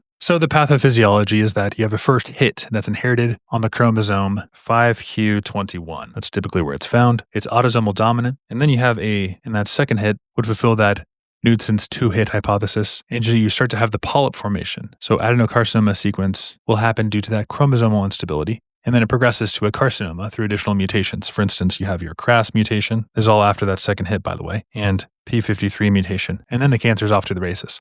But APC is a tumor suppressant gene on 5q, and you have to do a prophylactic colectomy. That means a surgical removal of part or all of the colon, and screening starts at 10 years with a yearly sigmoidoscopy. That's just basically an examination of the sigmoid colon. They put in a flexible tube through the anus. So the CNS tumors, think Turcotte syndrome. And a good thing to know too is that without colectomy, if you don't take it out, then you're going to get cancer. It's 100% by age 40. And so our answer is the biallelic loss of the tumor suppressor on chromosome 5. That's classic for your duodenal adenocarcinoma. Here's some other answers and why they're wrong. Crass is later. It's 1 is seen in sporadic microsatellite instability of colorectal cancers, not FAP. Microsatellite instability would be Lynch syndrome. That's due to defective DNA mismatch repair. BRAF common in melanoma and some sporadic cancers, but definitely not your FAP. All right, there's 121. On to 122. PSA, don't smoke. In this practice question, we're evaluating the impact of industrial air pollutants. Mice are exposed to sulfur dioxide for 7 days. An analysis of their pulmonary epithelium shows increased numbers of goblet cells, numerous carbon-containing alveolar macrophages, and reduced motility. Which of the following is most consistent with this exposure? You're going to have increased mucus production, decreased alveolar function, and decreased ciliary activity. Basically, things just ain't working anymore. And the reason you have increased mucus production is due to those goblet cells. They undergo hyperplasia, that's submucosal gland hypertrophy. You would also see decreased ciliary activity because the toxins in the smoke are going to paralyze and destroy the respiratory cilia. And you'd have inhibited macrophage function because there's impaired phagocytosis and antigen clearance. Now, the associations you should know about on test day are first, chronic bronchitis. Ain't nobody got time for that. Defined clinically by productive cough of greater than 3 months for greater than 2 years, and is directly tied to the increased mucus and impaired clearance problems that you have with smoking. Centroacinar emphysema is also another one. So emphysema is a condition where the air sacs in the lungs are damaged or enlarged, and that causes breathlessness. You have alveolar wall destruction that's due to increased protease activity, so it's via the neutrophils and the dysfunctional macrophages. You can also see respiratory infections, that's impaired mucociliary and macrophage defenses that allow the bacterial and viral colonization. And worst of all, arguably, you can have squamous metaplasia. That's the loss of the ciliated pseudostratified epithelium. It gets replaced by non-squamous epithelium in smokers. So tobacco toxins damage the airway epithelium. They paralyze and destroy the cilia. Goblet cell hyperplasia and gland hypertrophy can happen, and you have increased mucus production. It gets sticky and poorly cleared. Secretions are everywhere. Macrophage dysfunction occurs, and you have decreased microbial clearance, so you can also have increased pro-inflammatory signaling. And with chronic exposure, you can have inflammation, obstruction, and infection, so you have COPD and cancer risk as well. So you're going to see more mucus production. Think like the thick, viscous stuff. Ciliary function goes down, so you have the slowed clearance of particles. Alveolar macrophage function goes down. There's reduced phagocytosis and antigen handling. So you get goblet cell metaplasia, squamous transformations, chronic inflammation, risk of bronchitis, pneumonia, and COPD. So it's a bad deal. Don't smoke. You have increased production of the mucus and thicker, harder to clear, problematic airway cilia damaging, decreased clearance ability. It's just a really sad deal. So I bet you didn't know that the smoking actually paralyzes. Your airway cilia will be paralyzed. Next question, kind of easy. 68-year-old man, low mood, some disturbances after his adult son was in a car accident. Sometimes he dreams about his son, and he cries when passing his son's favorite restaurant. He still attends church, participates in book club, and enjoys walking his dog. What's the most appropriate next step? It's just regular follow-ups. We have uncomplicated grief, and that's important to distinguish on test day. More than half of grieving adults over the age 65 experience sleep changing and early morning awakening, so that's not actually a symptom here. I mean, it is one that's worth, but you need 5 for SIGI-CAPS before you start prescribing antidepressants. It's not first line. You can also begin cognitive behavioral therapy. That can be helpful, and I would recommend it actually, but on test day, this is uncomplicated grief, and so it's not going to be the right answer. D, neuropsych testing, you're fine. He doesn't have dementia or complex grief, and you don't prescribe medication or sleep aids unless it's absolutely necessary. All right, 124. Here we got a 45-year-old man, history of adult onset asthma, presents with fatigue, weight loss, and tingling in the feet. There's also worsening shortness of breath, occasional hemoptysis. There's bilateral wheezing and decreased sensation in stocking glove distribution. Important labs show eosinophilia and elevated creatinine. T shows patchy peripheral infiltrates. Kidney biopsy shows necrotizing vasculitis with eosinophilic infiltrates. That's a super dead giveaway. What's the diagnosis? It's going to be eosinophilic granulitis with polyangiitis. EGPA, this is a triad to know about, is the asthma, eosinophilia, and small vessel vasculitis. You see neuropathy, pulmonary infiltrates, and biopsy findings for EGPA. It's also known as Churg-Strauss syndrome. Again, just know these 3: asthma, eosinophilia, small subvasculitides. That's when you have inflammation of the blood vessels. You could also have pleural effusion, peripheral infiltrates, the pulmonary involvement, and eosinophilic necrosis. So what happens here is there's an allergic inflammation. You get eosinophils, and then it causes vascular injury. and so it's necrotizing granulomatous vasculitis. There are some associations to be aware of. Pianka is one of them. It's found in 40 to 60% of your EGPA patients, and it helps differentiate between GPA, because GPA is Cianca. Pianka goes with the P here. There's also mononeuritis multiplex. It's caused by damage to separate peripheral nerves in a non-symmetric pattern. It's just a pattern of nerve damage to be aware of. You'll see it on your wrist, also like some foot drop. You might see peripheral nerve ischemia from small vessel vasculitides, and then cardiac involvement as well, eosinophilic myocarditis.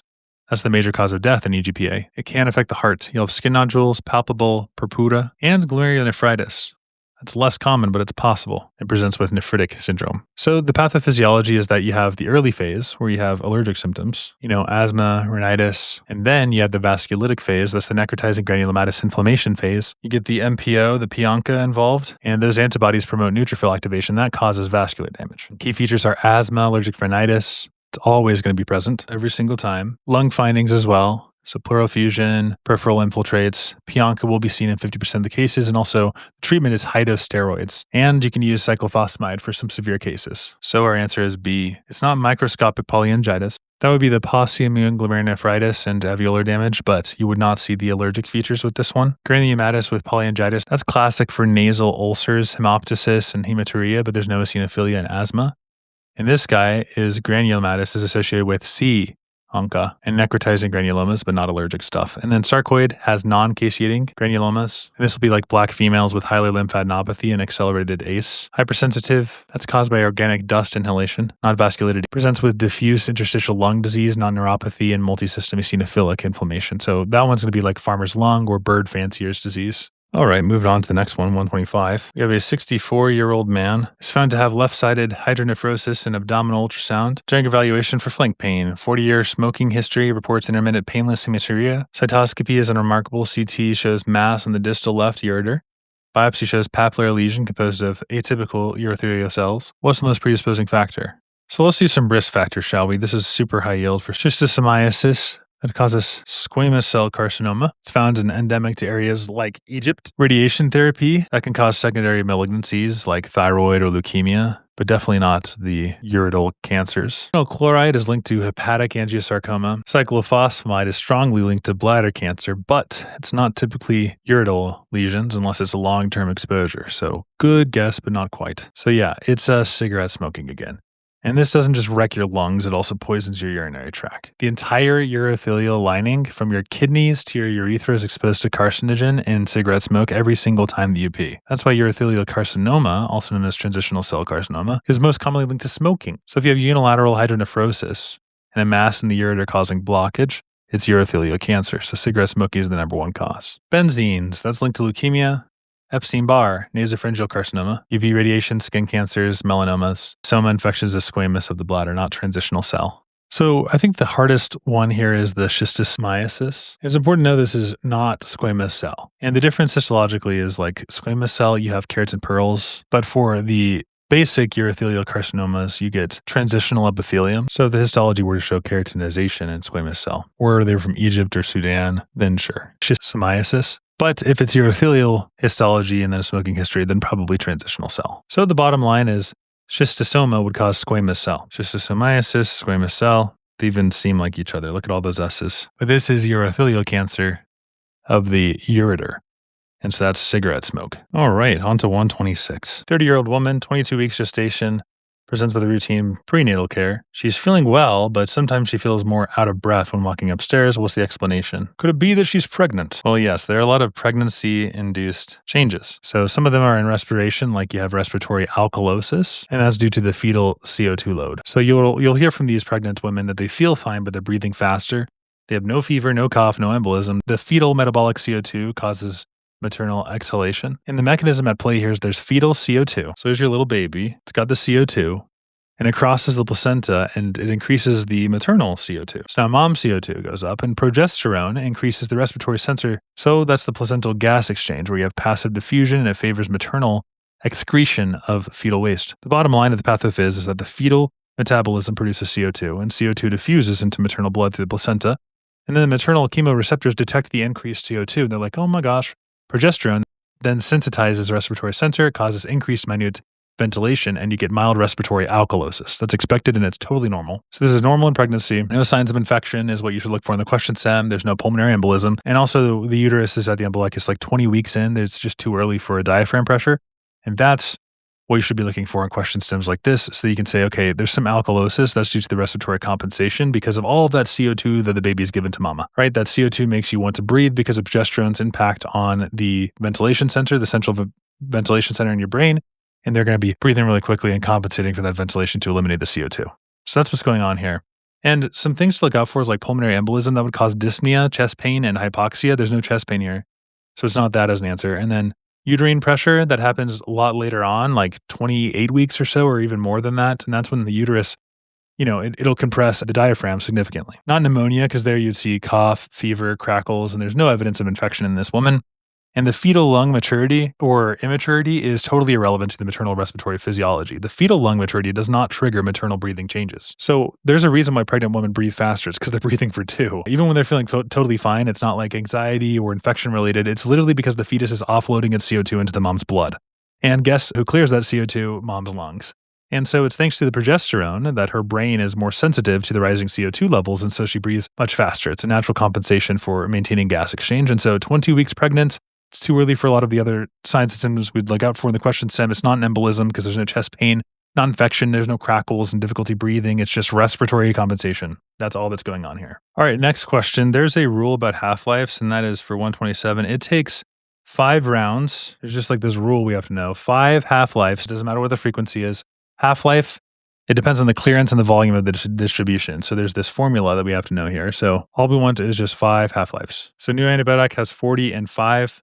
What's the half-life of the drug? We use this formula and we find that it's C. So drugs with a high volume of distribution have a longer impaired clearance, would increase the half-life. And zero order is the constant amount eliminated stuff. Phenytoin, ethanol, aspirin. So it reaches 97% cleared after 5 rounds. And here's our formula. Volume of distribution divided by the clearance times 0.693. Moving on to 128. For this question, a 31-year-old woman is enrolled in a study on tumor immunology. Which tumor type and associated antigens generates the highest antibody titers? Is it non-Hodgkin's and CD20? Well, those are self-proteins. And pretty much all this question's getting at is the more foreign it is, the more response you get. So E6 protein from HPV is viral. It's non-human, that is to say.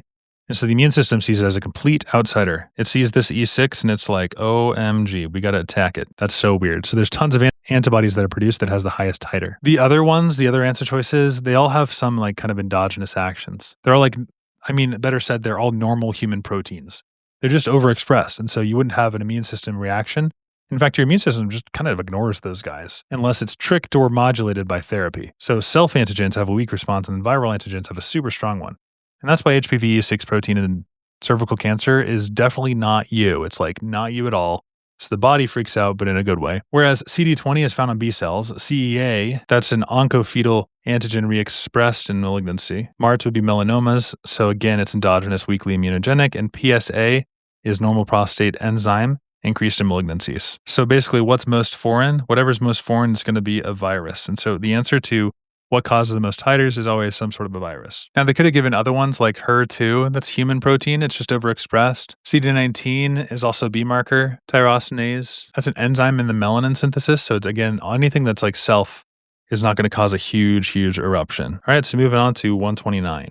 All right, here's our question for 129. A neuroscience researcher is studying energy-dependent neurotransmitter clearance in rodents. Brain tissue shows extracellular glutamate and downregulation of EAAT transporters. Which type is most likely dysfunctional first? Okay, let's break down some concepts here. The astrocyte, what is it? As you can read here, it says they're central players in clearing glutamate. What they do is essentially they're CNS glial cells that maintain neurotransmitter balance, especially glutamate. They use high-affinity glutamate transports to clear excess glutamate from the synapses. So they get all that glutamate and they send it to the astrosphere. Whoosh, bye glutamate. This prevents excitotoxicity and neuron death due to too much glutamate. Again, it launches the glutamate into space. So in Wernicke encephalopathy, you have thiamine deficiency.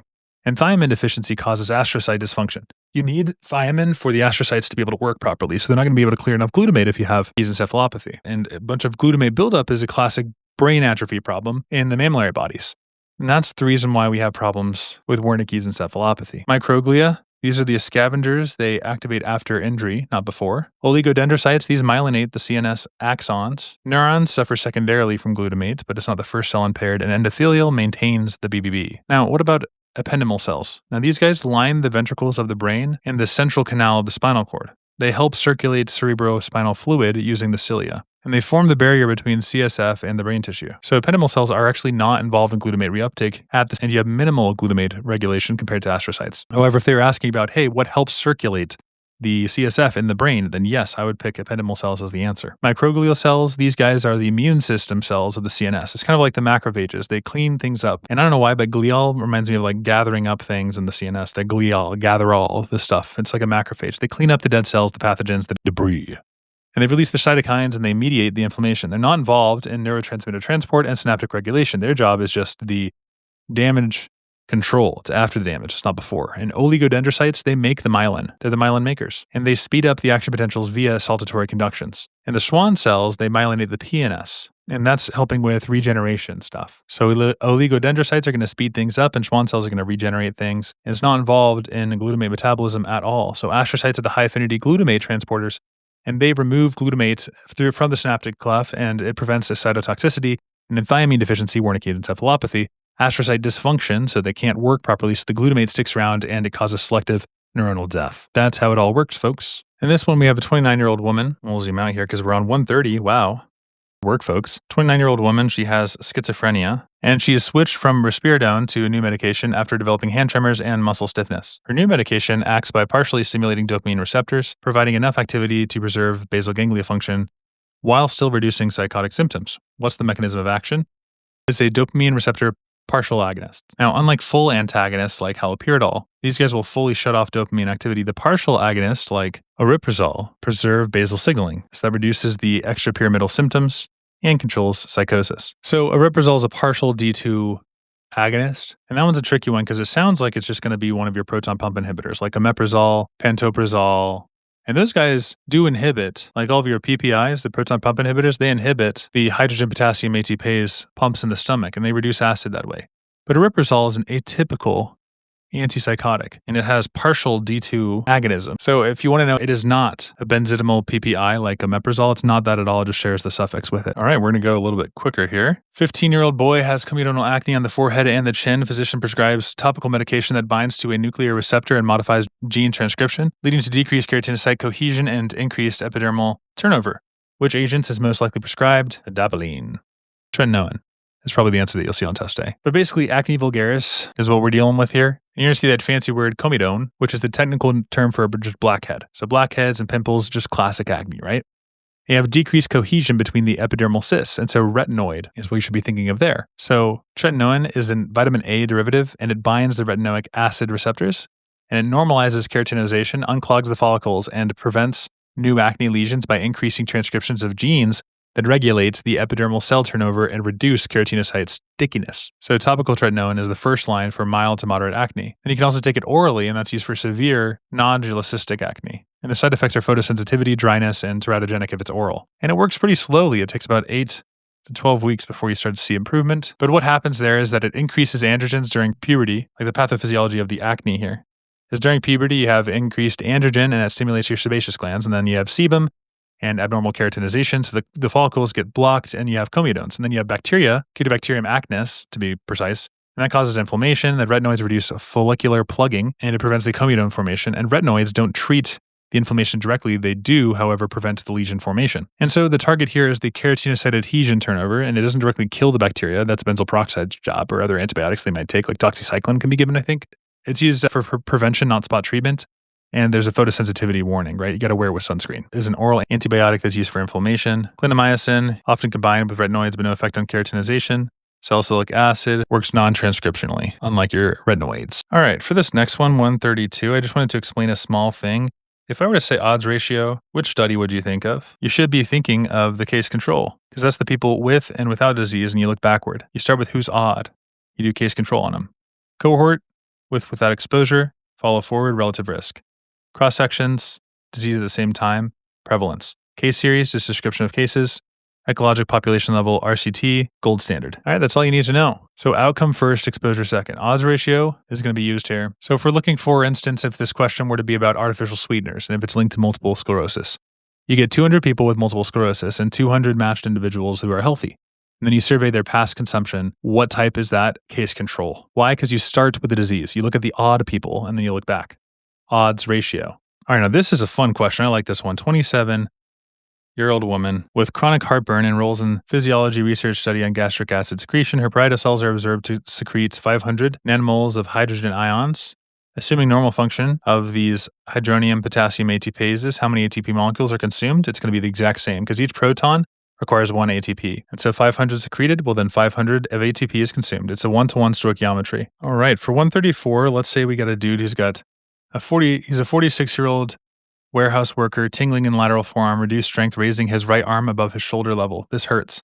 Neurologic exam shows sensation over the deltoid region, and you just have to know which spinal roots are there, and it's going to be C5, C6. So that's deltoid and supraspinatus innervation needed for abduction of the shoulder. So C5, C6, shoulder abduction. This could be because of like a neck stress, like disc bulge thing, compression of the neural foramen, impingement. You could also have some possible reflex loss, like the biceps or C5 and the radialis. The C5, C6 nerve roots supply the deltoid and the supraspinatus, and so that's shoulder abductors. There's also something to know about how high you can raise your arm in the upper limb movements. So the muscle, the supraspinatus, that does the first 15 abduction. So 0 to 15 is the supraspinatus, and then 15 to 90 degrees is the deltoid, and then above 90 or overhead, that's trapezius and the serratus anterior. So supraspinatus, deltoid, trapezius, serratus anterior. That overhead motion as the trapezius, and then up to 90 is the deltoid. And you can know this just by like feeling it. Just put your arm out on test day just to be double sure.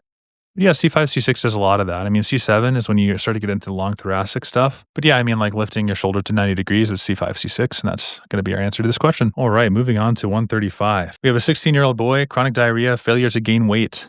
Physical exam shows dry and diminished vibratory sense in his feet. Labs show decreased serum cholesterol, LDL, VLDL, and chylomicrons. So it's a defect in ApoB because he's having vitamin E deficiencies. So he's got familial hypo-beta alipoproteinemia. And we know this because he's got steatorrhea since childhood. That's fat malabsorption. And this is going to have a family history that's autosomal dominant inheritance, and that's why it's seen across his family. So the ApoB gene mutation basically decreases a lot of things, but like ApoB48, Tai Ni Ma Ra, Ni Ma Ra La, Shu, Cow, V, Bus. And then I know that 8 is V, so it's rave. And I think of people on a chylomicron like raving. And that's how I know that it's ApoB48 chylomicron. That made no sense. Don't worry about it. Maybe just Google PEG system. It's super helpful for med school. But yeah, ApoB48, rave.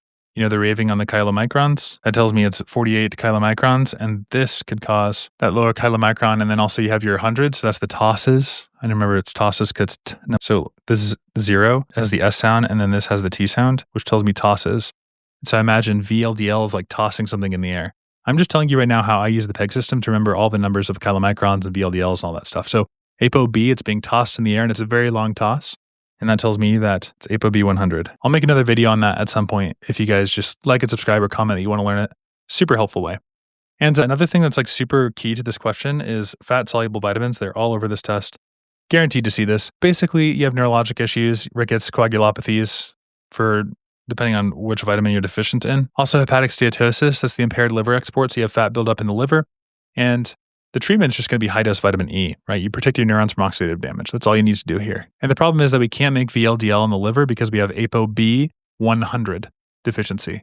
So we have low VLDL, low LDL, and low total cholesterol, and we have unabsorbed fat, so there's energy deficiencies and vitamin deficiencies, and that's causing his neurological problem. That's all there is to that one. Moving on to 136. A 22-year-old woman has dizziness and fatigue after a week of profuse watery diarrhea. What explains her acid-based stuff? Well, diarrhea, you'd have decreased pH and decreased PaCO2, would be metabolic acidosis with respiratory compensation. So she's had a lot of that diarrhea, and that's probably what's causing her symptoms, but we have non-ANGAP metabolic acidosis. Anytime you have a pH less than 7.35, then it's acidemia, and that's when the respiratory system is compensating for the acidosis by increasing the minute ventilation. So basically, you're trying to get rid of CO2 because it's already too acidic.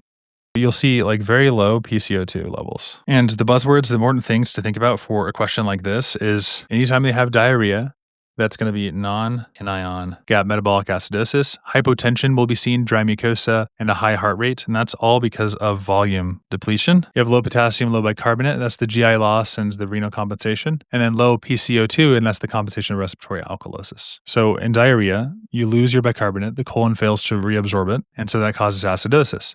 Also, volume depletion occurs. And so increased aldosterone, and then that promotes the renal potassium wasting. So we lose potassium, both from the GI loss and also aldosterone-mediated renal loss. And then we have hyperchloremic acidosis because the chloride is going to rise to maintain the neutrality because our other negative thing has just been lost, i.e. bicarbonate. And so now we have to have more chloride. And so then we have watery diarrhea, loss of bicarbonate and potassium from the stool, decreased volume activating the RAS system, which activates aldosterone, which then makes it even worse because we have more potassium secretion. Next, we have a 33-year-old man with AIDS, new onset seizures. He has not been on antiviral therapy, and he has a CD4 count of 45. MRI reveals 3 enhancing lesions. Wow! He started on empiric therapy, pyrimethamine and sulfadiazine, and a stereostatic biopsy confirms tachyzoites. What's the route of transmission? It is fecal-oral, baby.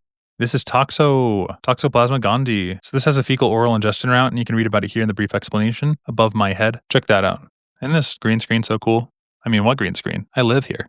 I live in this screen. I'm just joking. Or am I? But yeah, the associations, what you should look out for on test A and in real life. Watch out for that undercooked meat, yo. I was in Guatemala and they're like, hey, this is chicken heart. Take it. And it was like cold. Ooh. Anyways, pork, lamb, anything that causes like those bradyzoite cysts. Also cat feces, they can have oocyte ingestion. That's why pregnant people should avoid litter boxes. It can also be reactivation in HIV and AIDS, particularly because the CD4 count is going to be like less than 100 here. Also, you'll have a positive IgG titer. That's poor exposure reactivation. It's not a new infection. So the pathophys is you have an initial exposure via ingestion of the oocytes. It's cat feces or tissue cysts through the meat. Then the parasite forms latent tissue cysts. And then competent patients are usually asymptomatic, but then you have immunosuppressed people, like you have AIDS and you get a reactivation of the latent infection. And the local tissue inflammation occurs and you have necrosis. So then you get those ring-enhancing lesions. The exposure is the undercooked meat or the cat feces. You'll see the crescent-shaped tachyzoite on the biopsy. By the way, the tachyzoite is just the rapidly dividing lunate-shaped parasites that are approximately, well, they're just like pretty tiny. And they have like a central nucleus and they can infect various types of cells, and that occurs when your CD4 is less than 100. And the treatment is sulfadiazine and pyrimethamine. You can also do prophylaxis whenever your CD4 count is below 100 of TMP, SMX. And what you really need to be able to single out here is why this is not HSV. Because in toxoplasma, we have your HIV positive seizure. The MRI shows a solitary enhancing lesion, and the biopsy can have lymphocytes, macrophages, and crescent-shaped organisms. It can be very similar to HSV, right? Because you can have multiple ring-enhancing lesions is classic, but sometimes it can be solitary in toxo, and that's increasingly becoming the case because they're catching on. The students know that. And then HSV would be diffuse temporal lobe involvement. So it's often bilateral and it's not ring-shaped. All right, so HSV is diffuse, often bilateral, not ring-shaped. On biopsy for toxo, you see the crescent-shaped stuff, but for HSV, you would see these Cowdrey bodies, the Cowdrey type A inclusions, and also you'd see some neuronal necrosis. So necrosis, hemorrhage, inclusion bodies. And the treatment for HSV is acyclovir. But a big difference too is the symptoms. You have an HSV rapid onset encephalitis, confusion, severe headache. Also note that they'll mention the temporal lobes for HSV. I do think it's also important to know some modes of transmission. So ingestion is fecal oral. So think toxo, giardia, EHEC, ETEC, hepatitis A, E. All that stuff is chomp chomp, eat it up, fecal oral. But also you can have bloodborne stuff. That's when the pathogens bypass the barriers via transfusion or needle stick. So that's like HIV, HBV, HCV, also Babesia, CMV. And then there's sexual transmission, and that's like Treponema pallidum, that's syphilis, gonorrhea, chlamydia, HPV, HSV2. And then inhalation and droplets like airborne stuff. That's Mycobacterium tuberculosis, influenza, COVID-19, Neisseria meningitis, histoplasma, coccoides, and the cribriform plate. That's organisms that go directly through the olfactory nerve. That's the Fowleri, the freshwater disease up the nose. Also, mucormycosis is a sinus invasion. The cavernous sinus thrombosis would be an example of that. So just keep those in mind as you're thinking about answer choices of transmission, because sometimes they don't even tell you what the organism is. They just tell you how it's transmitted, and they expect you to know, based on the modes of transmission, what it is. All right, for this one, we got researchers developing a malaria vaccine that targets the liver stage of the parasite's life cycle. Immunization sees the expansion of CD8. Which process enables this T cell activation? The answer is the processing of cytoplasmic malaria proteins for class 1 MHCs. So let's talk about how malaria activates the CD8 positive T cells. So malaria, Plasmodium, gets inside of the liver cells, hepatocytes, and once it's inside of the cell's cytoplasm, the parasite proteins are broken down and shown on the cell surface using MHC class 1. We'll zoom into 138 here. And CD8 positive T cells recognize this and then they attack that infected cells. Now it's not endocytosis. That would be MHC class 2, not 1. And malaria does not make fake MHC molecules. Also, malaria does not steal MHC from humans, and there's no superantigen in malaria. That's more like staph infection stuff. And so only things inside of the cell cytoplasm go to MHC class 1, and that will trigger the CD8 positive T cell response. And malaria invades the liver cells, and so that's how the immune system knows to send the killer T cells. So here's an explanation. They infect hepatocytes when they replicate in the cytoplasm.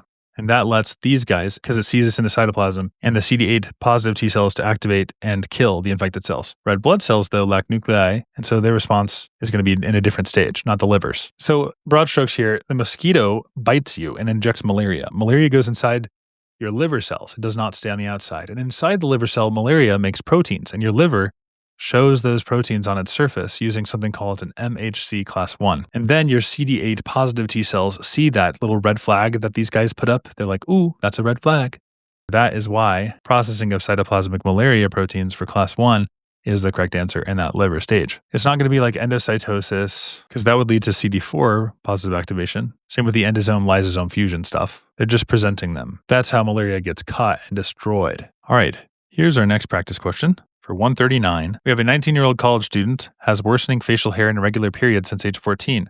She has no history of early puberty and electrolyte abnormalities. Physical exam shows hirsutism, acne, and mild chloromegaly. So what's happening here is there is a 21-hydroxylase, late-onset CAH. She has androgen excess. That's because of elevated 17-hydroxyprogesterone and no salt wasting. Here are the trap answers that you can see. So starting with this top one, 11-beta-hydroxylase deficiency causes estrogen excess but includes hypertension due to the 11-deoxycorticosterone buildup. And aromatase deficiency would lead to excess testosterone, lack of estrogen, and tall stature with delayed epiphyseal closure. So late onset 21 hydroxylase deficiency. This is neoclassic congenital adrenal hypoplasia, CAH. It's late onset here. So you have hirsutism, that's the excess facial body hair, and that's because of the androgen excess. And chloromegaly is the virilization, so that's the external genitalia changes in the genetic female. You'll have increased the 17-hydroxyprogesterone, that's the shunting of the precursors. And you have normal blood pressure and electrolytes. That's how you know it's not an 11 deficiency, because that also causes androgen excess, but then you have hypertension there. And this is autosomal recessive. Also, it's seen with CYP21A2 mutations in the family history of ambiguous genitalia, infertility and virilization, and increased ACTH due to cortisol deficiency. It's adrenal hyperplasia. And so you can't make cortisol or aldosterone if you have decreased 21-hydroxylase. And so precursors like 17 get built up, and those excess precursors turn into androgen synthesis. And in females, this causes virilization, hirsutism, and menstrual issues. All right, moving on to 140. Now we have a 28-year-old man who is found unresponsive. His roommate says he has a history of IV drug use, on exam he's somnolent, and a respiratory rate of 6. Wow. Okay, so it's heroin overdose. So he's got CNS depression, meiosis, and respiratory depression. That just tells you it's an opioid. And heroin is an opioid, and that's all you need to know. Just for the funsies of it, let's look at the trap answers. Benzos causes sedation, but no meiosis. The pupils are fine there. Cocaine dilates the pupils. PCP causes violent behavior, LSD, hallucinations, and mydriasis. So the pupil is going to be big there, big here, and also altered perception would be seen. So morphine, fentanyl, codeine, all these opioids like heroin, that's what we're talking about here. It's IV drug use, and there's a risk of HIV, hepatitis, and skin abscesses, and naloxone is the antidote. It's rapid reversal of the CNS and respiratory stuff. And the pathophys here is important. So the pathophys is that the opioids bind to the mu receptors in the CNS, and that's the brainstem and the spinal cord. That decreases the neuronal excitability, and so you get CNS depression and also sedation. And in 3, we inhibit the medullary respiratory centers, and that decreases our respiratory drive. And then in 4, we activate these parasympathetics, and you have pupil constriction, because that's what happens with the parasympathetics, you get the pupil constriction. And then GI motility is also decreased, which causes constipation. So like the reason why there's decreased neuronal excitability and CNS depression is because opioids like heroin bind to the mu receptors, which are GI, they're inhibitory proteins that are coupled receptors, so GPCRs. This activates the potassium efflux, so you're getting rid of that positive and it's hyperpolarizing them, so it's harder to fire the action potentials. And also a decreased calcium influx of the nerve terminals, and that's decreased neurotransmitter release like glutamate. And that's sedation, stupor, and coma. But there's also the mu receptors, and those are densely located at the medulla. And those are specifically the pre-Boltzinger complex of the nucleus. And those are areas that generate the breathing rhythm. And when opioids suppress the activity there, you have decreased response to carbon dioxide buildup in the brain signaling to respiratory muscles. And so you have slowed, shallow breathing, the respiratory depression, which is the big cause of death. And also the activation of the parasympathetics occurs because opioids activate the Edinger-Westphal nucleus in the midbrain.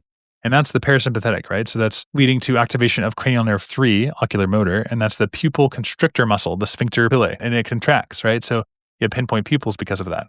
And also GI motility is decreased because the mu receptors are also enteric nervous system. They're found there. And so you have decreased acetylcholine release from the enteric neurons and decreased peristalsis. And you might be thinking, okay, well, I thought the parasympathetic would boost the gastric stuff. So normal parasympathetic rest and digest does increase gastric motility. Under normal circumstances, parasympathetic via the vagus nerve stimulates acetylcholine release through the enteric nervous system, and that causes the increase of smooth muscle contraction and peristalsis and all that good stuff. So yes, parasympathetic activation does cause the more pooping and more movement. But opioids, they inhibit the pathway despite parasympathetic tone. And so the twist with opioids is that they bind to these mu receptors that we mentioned in the gut wall, especially the myenteric plexus for motility and the subplexus for secretion. And these mu receptors are GI coupled, and so they actually decrease acetylcholine and decrease smooth muscle. And so don't think of opioids as activating the parasympathetic system. Instead, think that they stimulate specific brainstem nuclei, like the Edinger-Westphal nucleus, which causes constriction. It mimics a parasympathetic response. And that's what causes the meiosis, right? The ocular motor, we went over that at Edinger-Westphal. But opioids directly inhibit acetylcholine from the enteric neurons. So it's just about the specific actions that they do in different places. I know that can be confusing, so I wanted to harp on that just for a little bit. All right, moving on to 141. We are indefatigable. Let's go right inside the 4. So we have a 44-year-old man with recurrent lightheadedness, shortness of breath while walking uphill. He's got chest pressure on exertion. Physical exam shows systolic, crescendo, decrescendo murmur heard best at the upper right sternal border, and it's not going to be the right border. Not PAH, that's a loud P2 sound, and not aortic root dissection, that's acute chest pain and diastolic murmur. This is aortic stenosis. Just remember, all physicians take money. Aortic stenosis, the pressure is going to be kind of systole phase when it's squeezing through from the mitral over to the aorta. Okay, in our next question, we have a 30-year-old man sustaining a knife injury to the lateral aspect of his forearm. He notes numbness over that part of his hand, and 2 months later, the sensation returns. Which cell type is responsible for facilitating his nerve regeneration? The Schwann cells. This is textbook peripheral nerve regeneration because it's on the peripheral sides. So that's pretty simple, right? These oligodendrocytes do not aid in regrowth. They just inhibit regeneration after, and it's CNS, myelin. Astrocytes form glial, and they prevent axon regrowth. Satellite cells involved in muscle repair, not the nerves. And fibroblasts, important for scar formation, but not nerve guidance. So nerve repair, axon regrowth after nerve injury, peripheral, definitely Schwann cells. They can also help to remove debris, which is nice. All right, moving on to 143. So if you guys remember from the other question about bicarbonate leaving, something has to take its place, and it's probably going to be negatively charged, not positively charged. And so in this question, a researcher generates a mouse strain with red blood cells that lack carbonic anhydrase. The mouse is hemodynamically stable. What it is going to be found is going to be increased chloride. So without carbonic anhydrase, you can't convert CO2 to bicarbonate, and that means that there's less of it to export. And so to compensate, you have the chloride that's pushed into the plasma, which then keeps it a little bit more normal. So increased bicarbonate, it would be reduced. Decreased chloride, it needs to compensate, so no. Increased potassium, that'd be bad. And increased CO2 content, it can accumulate briefly, but it's diffused and buffered elsewhere. So normal red blood cells, CO2 enters the red blood cells, converted to hydronium and bicarbonate through carbonic anhydrase. But in carbonic anhydrase deficient red blood cells, less of that is made, and so you have a reverse exchange that causes more chloride. So chloride is key for compensation in that case. All right, next for 144. Here, all I really want to tell you is that there's a Prussian blue stain, and then think of the buzzwords associated with that. And if I also were to tell you bronze diabetes, that should key you into iron overload, hereditary hematochromatosis, cirrhosis, diabetes, skin darkening. Boom, boom, boom. So 60-year-old man, fatigue, arthralgia, darkened skin, transferrin is 84. He's definitely got granules that stain blue, the Prussian blue stain. Iron accumulates, causing hereditary hematochromatosis. It's not eosinophilic globules. That's alpha antitrypsin would be the eosinophilic globules, would be melanin. All right, next is 145. Researcher isolates novel RNA virus from the patient. It's enveloped and has single-stranded positive sense RNA. Studies show that the viral genome can be translated into protein. What is essential in the replication of this virus? It's direct translation of viral RNA. So this is going to be like a coronavirus. So the genome is immediately translated in the host ribosome into viral proteins. It's got the positive sense already. It doesn't do nuclear transcription, that's DNA viruses like herpes, or reverse transcription, that's HIV, or integration of the host genome, that's a retrovirus stuff, not coronavirus, and formation of DNA intermediates, that again is the DNA viruses. This is RNA coronavirus, and it just skips that step, so it's just translation by the host ribosome. For this question, I want to start with the pathophys. It's beta blockers. And these guys inhibit the beta 1 receptors on the SA node, and that has the result of decreasing CAMP. Decreased CAMP means that the opening of the funny currents will occur when we have the slower phase 4 depolarization, so there's a longer time to threshold. So that phase 4 depolarization takes a longer time, and there's decreased heart rate, and the clinical effect is bradycardia. So you have a prolonged PR interval. So bradycardia via the SA node suppression and the phase 4 slope is the key to the heart rate regulation. In this practice question, we have an 80-year-old man who's got recurrent episodes of lightheadedness. History of atrial fibrillation, started on new anti-hypertensive. ECG shows regular P waves, narrow QRS, and then 4 days later, his pulse normalizes to 76 with no further symptoms. What explains the bradycardia while on the medication? So he's on a beta blocker, propranolol, that inhibits beta-adrenergic stimulation, lowers CAMP. Answer is decreased slope of the phase 4. So looking at this, our beta blocker decreases the calcium that enters in phase 4, decreases conduction velocity, decreases firing, decreases heart rate. So here's the phase 4, slowing things down. Here's the pacemaker action potential. There's threshold, phase 4, phase 0, and 3. 4 is the funny currents. 0 is the L-type calcium channels, and then 3 is the voltage-gated potassium. Funny, calcium, potassium. Here's the Purkinje fiber, potassium efflux.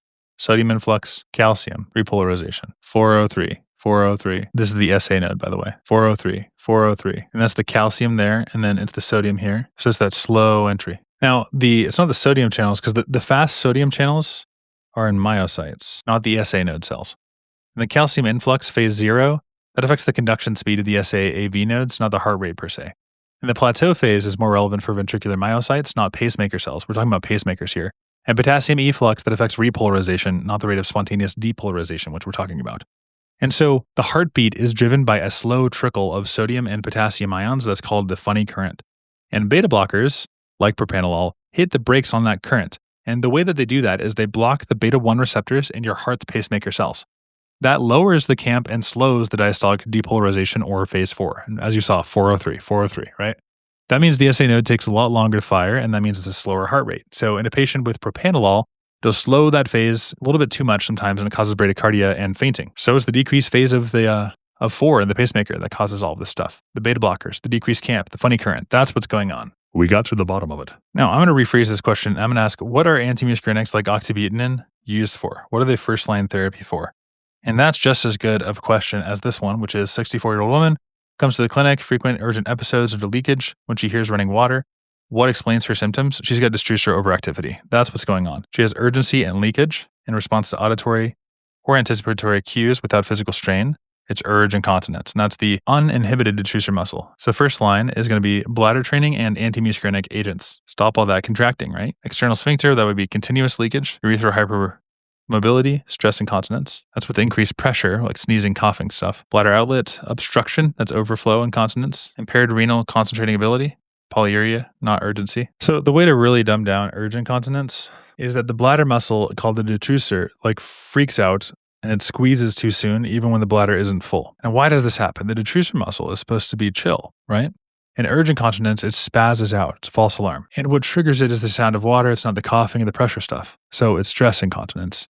Would be, the sneezing, the pressure, all that stuff is stress incontinence. And so the key is it's not about your sphincter or too much urine. It's about your bladder muscle contracts when it shouldn't be contracting. That's called detrusor overactivity. And then you have to think about what would fix that. Well, oxybutynin, that calms the bladder by blocking the parasympathetic signals, because the parasympathetic, that's what's causing that contraction. And so wouldn't it make sense to block something like antimuscarinic to block the parasympathetics? And that's exactly what oxybutynin does. So this is urge incontinence. Hopefully that makes sense. All right, now in our next question, which is 147, we have a 30-year-old man who is undergoing a urodynamic study as part of a research experiment. During the sympathetic stimulation, his prostate gland contracts, leading to emission. Neurotransmitter is responsible for mediating that contraction. Remember, point and shoot, there's the parasympathetic for pointing, and then the S for shooting. This is the shooting process, so it's the sympathetic. Because it's the sympathetic nor the symp, it's going to be E, norepinephrine. Sympathetic, boom, done. Acetylcholine is used in postganglionic sympathetic nerves to sweat glands and by parasympathetic neurons, not the prostate. Epinephrine, secreted by adrenal medulla in the blood. Glutamate, CNS excitatory. And dopamine, brain and kidney. So most sympathetic nerves, they're just the fight or flight thing, right? They use norepinephrine for that. But there are two big exceptions. One is the sweat glands. That's the neurotransmitter, right? The sweat glands, acetylcholine, not norepinephrine in the sweat glands. The receptor is muscarinic. In fact, it's an M3. That's the exception. Onto the postganglionic sympathetic nerves. And these post guys, usually they're just going to release norepinephrine. And that's usually the case. But the adrenal gland and the sweat glands, Those guys are still like sympathetic stuff, but they're innervated by acetylcholine. So to say this even more simply, we're talking about the sympathetic nerves and when they don't use norepinephrine. So usually like most of the time, you get the brain, the spinal cord, the sympathetic nerve sends the signal. So just to keep this super, super simple, preganglionic neurons from the spinal cord release acetylcholine. They release that onto a ganglion where the next neuron lives. And then postganglionic neurons from the ganglion release norepinephrine. And then they go to the target tissues like the prostate, the heart, the blood vessels. So it goes spinal cord, ACH to the ganglion, and then norepinephrine to the target. So a good example of this is the preganglionic neuron uses acetylcholine, and then the postganglionic uses norepinephrine on the alpha-1 receptors of the prostate. That causes smooth muscle contraction, leads to emission during ejaculation. So it's a sympathetic response there. Norepinephrine is used on the postganglionic sympathetic nerves. However, on the sweat glands, it's a little bit different. You just use acetylcholine all the way. In the adrenal medulla, you use acetylcholine as well. And also the parasympathetic uses acetylcholine, like the salivary glands and stuff. So just knowing those two exceptions is the most important part. All right, moving on to 149. If they give you a graph that kind of looks like this, then you have something like over here that's like way high, then that is going to be the mode. You know, like if this is the frequency, this is the mode, and that mode is pretty high, so the mode is going to be the most high. And then they could ask you about like the median and the mean. And what you have to know for the median is you cross out things until you get skewed, and it should be skewed a little bit to the right here. And so the median would be, somewhere around here. But if there were like tons of them, tons of low values as well, then the mean would be even lower, even though the median is high and the mode is super high. So just knowing the difference between those is super important, but they're really easy. So I'm not going to labor on that point. Instead, I'll just go to the last question. All right, for question 150, what we're going to do is this last question. In the experiment, tumor cells are injected in genetically identical mice. One line has normal MHC class 1, the other has no MHC class 1. What's responsible for controlling the MHC1 deficiencies? It is going to be natural killers. Their job is to identify those who don't have the MHC1 stuff and kill them, right? So the natural killers recognize the sites that lack them and kill them with perforin or granzyme. So that's the answer. Boom. All I'm going to draw on this one is natural killer cells love none. They love it when you don't got nothing. But if you got the MHC, you're okay. And so if it's MHC negative, then you're going to die. In a very meaningful way, you will die. All right, folks, and that is all there is to it. Holy cow. So if we zoom in here, we see the topic that I need to teach you about today is gout. All right, so gout is all about the elimination of uric acid. There's primary and secondary causes of uricemia. And there's a clinical presentation we have to recognize, and there's acute and chronic treatment strategies. So first of all, let's talk about the pathophysiology. What's actually going on? Well, purine metabolism will produce uric acid because it's the end product. And we have enzymes like xanthine oxidase, XO, that converts hypoxanthine to xanthine, and uric acid is mostly excreted renally. In fact, 90% is filtered and then secreted in the proximal tubule. Now, whenever the production exceeds the excretion, you get hyperuricemia. So at high concentrations or in cold environments, like your feet, those are usually pretty cold, hence podagra, but you get uric acid that precipitates as monosodium urate crystals. And these crystals are phagocytosed by neutrophils, and you get massive inflammatory response and acute arthritis. You can also get repeat flares with the tophi and joint destruction over time. So there is primary gout, and this is the most common form. There's no identifiable enzyme deficiency, and this is commonly seen in older males, but also postmenopausal women. It's often idiopathic or lifestyle-based. And then there is secondary gout, and the USMLE loves this. So the big one is Lesch-Nyhan syndrome, HGPRT deficiency. The mechanism is increased de novo purine synthesis. Also a big one would be tumor lysis syndrome. That's cell turnover, and it causes increased nucleic acid breakdown. Also von Gierk's disease. That's the G6-PASE deficiency. Get lactic acidosis and impaired uric acid excretion. Also just chronic kidney disease. You have decreased excretion, and drugs as well. Think thiazides, loop diuretics, niacin, and a low-dose aspirin. There you have impaired uric acid clearance because of those things. And the buzzwords that you need to know on test day are needle-shaped, negatively bifringent crystals. Podagra is the inflammation of the first MTP joint. That's the classic site. It's associated with alcohol, red meat, and seafood, dehydration. Those are the major triggers. And your tophus is the chronic gout finding. You have urate deposits under the skin. So Lesch-Nyhan syndrome, HGPRT association, uric acid, and you have neuro and self-harm. Von Gierk is the G6PAs deficiency, causes lactate, and then uric acid excretion is decreased. And then tumor lysis has massive cell death, and thiazide diuretics has volume contraction. And then the only other thing to cover is the treatment. So the NSAIDs are first line, and think like indomethacin. So you got a dude in his toe with some problems, give him indomethacin, NSAID first line. Also colchicine, and that's only if NSAIDs are contraindicated. Why are they contraindicated? I don't know. It could be like a renal issue, or maybe the GI issue that's their GI is upset. And then steroids, intra-articular or systemic if needed. So those are the acute treatments. And then chronic prevention is lifestyles. Don't eat red meat, don't have alcohol, undergo weight loss, hydration. And xanthine oxidase inhibitors as well can be useful, like allopurinol and febuxostat. You can also prescribe benecid as well if it's under excretory. But you do not start with urate-lowering therapy during an acute attack. Acute NSAIDs, colchicine, steroids. Here's our practice question, 58-year-old woman with history of obesity and hypertension has acute pain in her left ankle, hydrochlorothiazide, that's the gout drug inducing. The joint is erythematous warm and needle-shaped crystals with negative bifringence. All of this is screaming gout. What describes the underlying cause here? And it's going to be no specific problem. It's not adenosine deaminase, that's SCID. Ornithine transcarbamylase deficiency would be the urea cycle disorder. G6 phase deficiency, that's von Gehrig's, causing lactic acidosis and hypoglycemia. HDPRT, neurologic and self-harm would be seen. And the vast majority of the estimated 9 million Americans who suffer from gout don't have any identifiable enzyme defects. And that's why it's our answer for this question. You just get a lot of uric acid for some reason.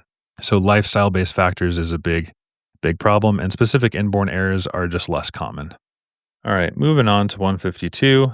We're going to talk about intention to treat. So you don't even care if you're doing an intention to treat on whether or not the actual occurrence happened. Rather, if you intended to treat them, you analyze them. And that's all there is to it. Next, there's a 78-year-old man with chronic back pain, started on an oral opioid regimen. 3 days later, he's got confusion, drowsiness, pinpoint pupils. What explains his condition? Decreased hepatic first pass. He's got opioid toxicity, switched from IV to oral. In older adults, decreased liver blood flow leads to less first pass. So what is the first pass effect? Well, drugs that are taken orally will pass through the portal circulation before they enter into the systemic blood. That's the first pass. So high first pass drugs like morphine are significantly metabolized in the liver on the first pass, and so you have lower bioavailability. And when you get old, you have decreased liver size, decreased hepatic blood flow, decreased first pass. And so more of the oral drug reaches the systemic circulation the older you are, so you get higher plasma levels than you expect. And so this dude had IV morphine in the hospital where there's just no first pass. But then we go to oral and then the liver can clear some of it. But you have, because the patient is old, reduced clearance. And then you get sedation, confusion, respiratory depression, bradycardia, constipation, meiosis, pinpoint pupils, all that we saw in the question stem.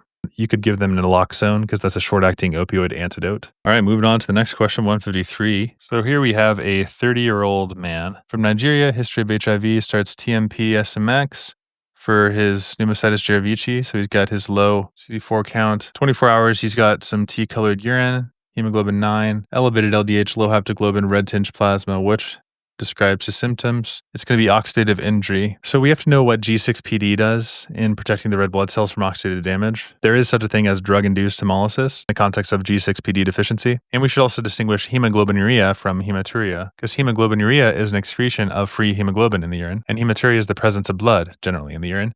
And that's based on the serum and the urine appearance. And also just know of drugs, sulfabines, foods that you need to look out for that are oxidative triggers. So the pathophysiology of this 30-year-old man's disease is G6PD, glucose 6-phosphate dehydrogenase deficiency. And that's part of your pentose phosphate pathway. And this generates NADPH, which is used for anabolism all across the body. And it's also a key antioxidant in your red blood cells. So without it, red blood cells can't detoxify the oxidative damage. And oxidant stress occurs with sulfa drugs, also antimalarias and favabines. And so you'll get hemoglobin oxidation. And what happens if you have hemoglobin oxidation? You get Heinz-Doofenshmirtz bodies, right? That damage shows up in the form of a Heinz body, and the red blood cell membrane gets damaged, and then it undergoes intravascular hemolysis. And that's when the spleen comes. And then you have the release of cell-free hemoglobin into the plasma. That causes red serum, and you get hemoglobin that's filtered into the urine, so you get dark urine, which is hemoglobin. Look out for primaquine, Capsule, sulfa drugs, favabines. Any of those things that are oxidative triggers are going to be problematic, because then you get the Heinz body formations and then intravascular hemolysis and increased unconjugated bilirubin and decreased haptoglobin. Okay, it's not A. Inhibits carbonic anhydrase. That's the sulfonamides do, but it's unrelated to the hemolysis. Impairs porphyrin metabolism, not quite. That'd be porphyria, which causes abdominal pain and neurosymptoms, but not hemolysis. Increased urinary excretion, porphyria related, and acts as a direct nephrotoxin. Sulfa can cause AIN, or crystal nephropathy, but it's not associated with red serum. And this is actually the most common enzyme deficiency in the world. It's G6PD deficiency. And it turns your antibiotics into a potential medical emergency. So it's really good to look out for. All right, 154. Let's do this question here. We had a 29-week-old preterm male infant being treated in the NICU. He began nasogastric feeding 2 days ago. Now he's lethargic and has a distended abdomen and passes bloody stool. A supine abdominal radiograph reveals air within the bowel wall. Which of the following is the most likely diagnosis? Answer is necrotizing enterocolitis. All right, let's talk about NEC. So premature infants have an underdeveloped gut. They have a poor barrier function and immature immune responses. Enteral feeds like formula is introduced and you get bacteria into the gut. And when that bacteria just overgrows, you have inflammation and mucosal injury and necrosis. And so the bowel wall gets compromised. You have gas-forming bacteria that produce air in the bowel wall. So the complications are perforation, sepsis, short bowel syndrome. That is what NEC is about. The associations would be like a low birth weight, anything less than 1,500 grams. That'd be a major risk factor. You should look out for underdeveloped gut and immune defense. Also, formula feeding would increase the colonization and the inflammation process, and a delayed colonization with a healthy flora. On X-ray, you see pneumatosis intestinalis, and IV antibiotics and bowel rest is going to be the first line treatment. So on step 1, you see a preterm, recent feeds, and you have blood in the stool, then it's NEC until you proven otherwise. You also see the air within. It's a surgical emergency if perforation or necrosis is suspected. And this is the most common serious GI emergency in neonates. And the labs will show metabolic acidosis, leukocytosis, and thrombocytopenia. They'll try to get you with all sorts of different things. Like they might even tell you about like Hirschsprung's disease, and that's delayed meconium passage and chronic constipation. And you're not going to have the acute bloody stools, and that's why it's not Hirschsprung's. It's not Meikle's diverticulum. That would be a painless GI bleed, especially after the age of 2. Here, they're like super young, so Meikle's would be a little bit later, and it'd be painless GI bleeds. It's not like just a basic milk allergy. That'd be non-bloody diarrhea and urticaria, and that's super rare in neonates, especially if they're breastfed. It's not intussusception. That's a sausage-shaped mass. You have current jelly stools with that one. And the infants are typically older with intussusception around 6 to 12 months. So it's necrotizing enterocolitis. It's the most common GI emergency. Goes from harmless feedings to a life-threatening bowel necrosis in just like a matter of hours. So when you start these feeds, especially with formula, the bacteria just colonizes because the gut's not developed. And then you get gas-producing bacteria, and that'll infiltrate the bowel wall. And that's why if you take an x-ray, you see gas all over there. So it's really just the preterm little baby that's suffering because you're giving him formula and the bacteria is growing everywhere. And also, the baby can start to look pretty bloated, and they can refuse feeds and become lethargic and start passing bloody stools. So what you do is you treat it early. You start bowel rest and antibiotics. So if you see bloody stools in a premature newborn, then you should definitely think of NEC, especially if they just started feeding and they're having problems. So there you go. Meikle's, typically older infants. Volvulus, more present with bilious vomiting, and that's when you get the twisty twist. Okay, this next one we're not going to spend a lot of time in. Basically, gluten intolerance, celiac disease. What you need to look out for is dermatitis herpetiformis. Your extremities, you have the surface extremities, the erosions and stuff. And there are a couple of super buzzy things, and one of them is anti-TTG, and dapsone provides relief, but the gluten-free diet is the cornerstone of the treatment. IgA deposition in the dermal papillae. It's not bullous pemphigoid, affects the elderly, large, tense stuff. It's linear, IgG and C3. It's not pemphigus. Remember the fishnet, because I like to pretend the P is an F. Pemphigus vulgaris. Flaccid blisters. Epidermolysis bullosa acquisita, that's linear IgG along basement membrane, not granular IgA. In linear IgA, the difference you can see here, dermatitis herpetiformis is on the dermal papillae, linked to celiac, and this is along the basement membrane, drug-induced by vancomycin. But yeah, look out for on the elbows, the knees, and the buttocks. Dermatitis herpetiformis. All right, for our next one, there are some drugs which actually save people's lives, and statins are one of them, so you have to know the mechanism of action. So somebody might have a metabolic syndrome if they have greater than 3 of the following: hypertension, elevated triglycerides, low HDL, and fasting glucose greater than 100, and also just obesity. And insulin resistance is super central to all of this. It alters the lipid metabolism. It causes high VLDL, low HDL, and an increased small, dense LDL particles. And LDL cholesterol is the primary driver of atherosclerotic plaque formation. So it enters the damaged epithelium and it's oxidized, and then you get macrophage uptake and you get the foam buildup, and then you get plaque buildup. And so statins, they inhibit Statins inhibit HMG-CoA reductase. This is the rate-limiting step in the cholesterol synthesis. And the net effect is decreased serum LDLs, and that's a super important step for myocardial infarction prevention. So anytime you want to save somebody's risk of MIs, you decrease the serum LDL. So then they can make all the cholesterol, and that atherosclerotic kind of mechanism does not play out. It reminds me of, who's that, Meg? No. Who's the one who sings to Hercules? This scene won't play, I won't say I'm in love. What's her name? Helen? I don't know. I digress. This scene won't play. You're not going to get myocardial infarction, or at least you're going to decrease your likelihood if you take statins. All right. Next is just an ethics question, so we're going to graze over it, but you have to always prioritize autonomy. They have a right to make informed decisions of their own, and it's a shared decision making, so they must first elicit the values, try to get what they want, and use motivational interviewing. This is your base. This is where you go from. What's that movie with Will Smith where he teaches somebody how to date or whatever? He's like, this is your safe zone. You stay right here. You just dance right here. That's what you do for ethics. Autonomy. Shared decision-making, motivational interviewing. You just stay right. Don't do anything crazy. Here's the explanation we got to do to evaluate a kidney transplant. What's the most appropriate response? I want to understand more before we proceed. Easy peasy lemon squeezy. If they're uncertain, the first step should be understand those concerns in a non-judgmental, open way. Next, we get a 50-year-old man with gout and osteoarthritis presenting with 3 days of malaise and low-grade fever. He started on allopurinol. Well, allopurinol, NSAIDs, and diuretics can cause acute interstitial nephritis, which is drug-induced renal injury. So put that in the back of our minds. We have proteinuria pills. Biopsy shows lymphocytic infiltrate with eosinophils. What's the mechanism? Interstitial inflammation, AIN, acute interstitial nephritis caused by allopurinol. They give us all of the signs. Why is it not direct tubular necrosis? That's ischemia and toxins for acute tubular necrosis. Nephrosclerosis is chronic hypertensive change. Nephrosclerosis has hyaline atherosclerosis. It would not be acute. Obstructive is hydronephrosis associated. Immune complex would be glomerulonephritis. So the pathophysiology is you have a drug exposure, and that will modify the self-antigens of the renal tubular cells.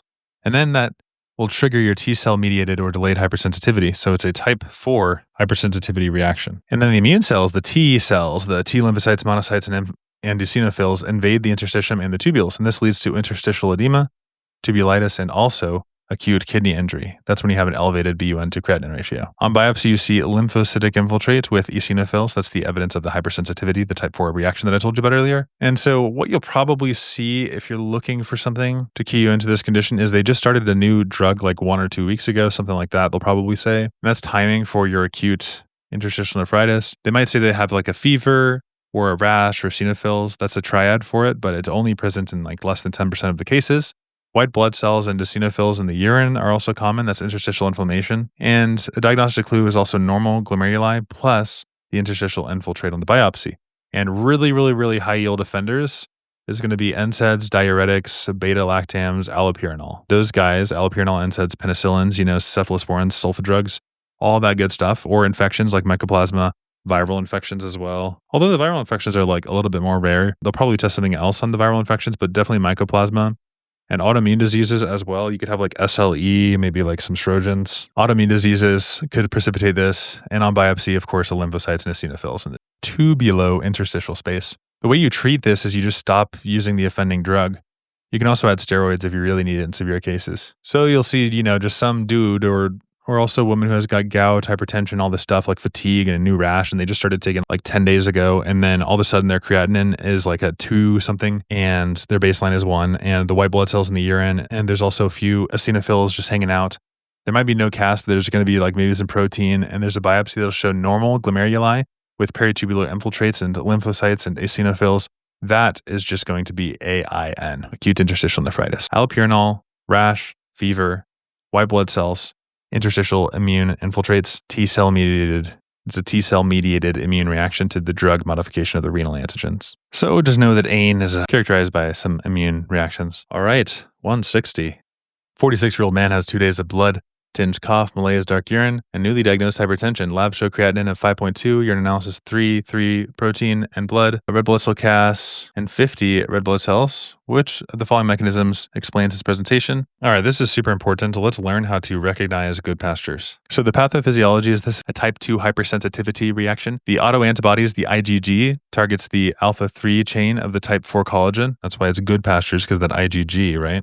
And this particular collagen is present in your glomerular basement membrane, your GBM, and also alveolar basement membrane. And so that's going to lead to 2 things. Necrotizing crescentic glomerulonephritis, that's hematuria, red blood cell CAS, rapid renal failure, that sucks. but also pulmonary hemorrhages, so hemoptysis, dyspnea, infiltrates. And if you don't treat, then this will cause rapid progressive glomerulonephritis or end-stage renal disease and potentially respiratory failure. You can see that, basis and steroids and immunosuppressants would be the treatment. And plasmapheresis is whenever you remove the blood plasma from the body by withdrawing the blood and you separate it into the plasma of the cells and then you transfuse the cells into the bloodstream. And so basically the goal is to remove antibodies and to treat the autoimmune conditions that are present. So give them plasmapheresis, give them steroids, give them immunosuppressants, should be okay. But hemoptysis, hematuria, super important. Again, hematuria is just the presence of blood in the urine. So if you see pulmonary and renal symptoms, which typically the patient will present with like some weird pulmonary problem as well, then definitely good pastures should be on your list. Also crescents on the kidney biopsy, rapidly progressive glomerulonephritis, and also red blood cells in the urine is glomerular origin of the bleeding. So that tells you it's the type 4, the alpha 3 chain that's being kind of damaged by those IgG, hence the good pasture. So it's a type 2 deposition. Man, it's just so crazy how deep this stuff goes. Just a lot of lingo, And this typically is seen in young to middle-aged men, so it's a classic demographic for your good pasture syndrome. This typically it'll be just like a man. Type 2 hypersensitivity, the antibodies attack the fixed antigen in the glomerular basement membrane. You get anti-GBN antibodies, and that targets the collagen. Type 4 on the lungs and kidneys. You get a linear IgG staining on the immunofluorescence, and you get nephritic syndrome, hematuria, hypertension, mild proteinuria, and a rapid loss of renal function over days to weeks. So you'll see blood in the urine, hypertension, and nephritic syndrome. Also, this is definitely going to be pulmonary involved and the renal. So those two things, lung involvement, glomerulonephritis, it's definitely going to be good pastures. Linear depositions is also another good thing to cue into this, and creatinine is going to be rising super quickly. So it's rapidly progressive glomerulonephritis, RPGN, and it's autoimmune, but it's also distinct from lupus, right? Because that causes granular, not linear.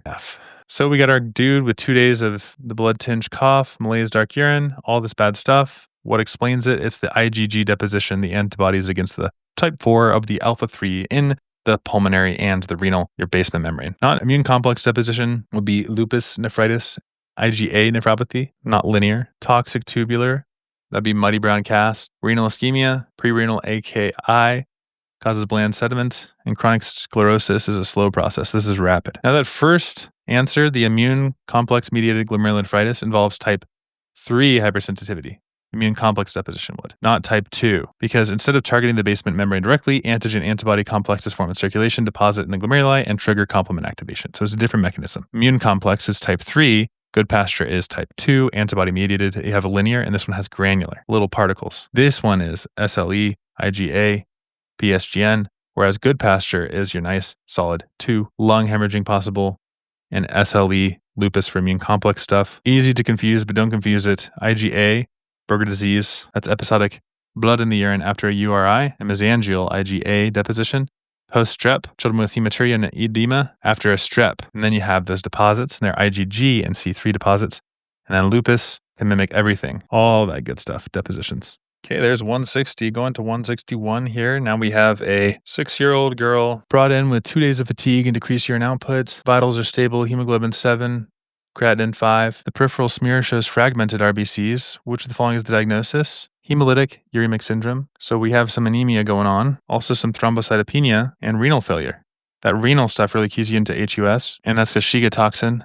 It's a microangiopathy in children. So that triad, the HUS triad, and I have a video on this. Hemolysis, thrombocytopenia, acute renal failure, often seen in peds patients. And the big thing here is differentiating it from DIC and TTP. So this is the ingestion of E. coli 0157H7. It's from undercooked beef and contaminated water. There's a Shiga-like toxin which damages the endothelial cells. And this is especially going to occur in the renal vasculature. And that'll trigger platelet activation. That's the microthrombi in the small vessels. And so as the blood cells pass through, they get sheared into schistiocytes. So that's MAHA. And microthrombi clog those renal vessels and leads to AKI and thrombocytopenia. So you'll see contaminated food. They don't even have to tell you that though.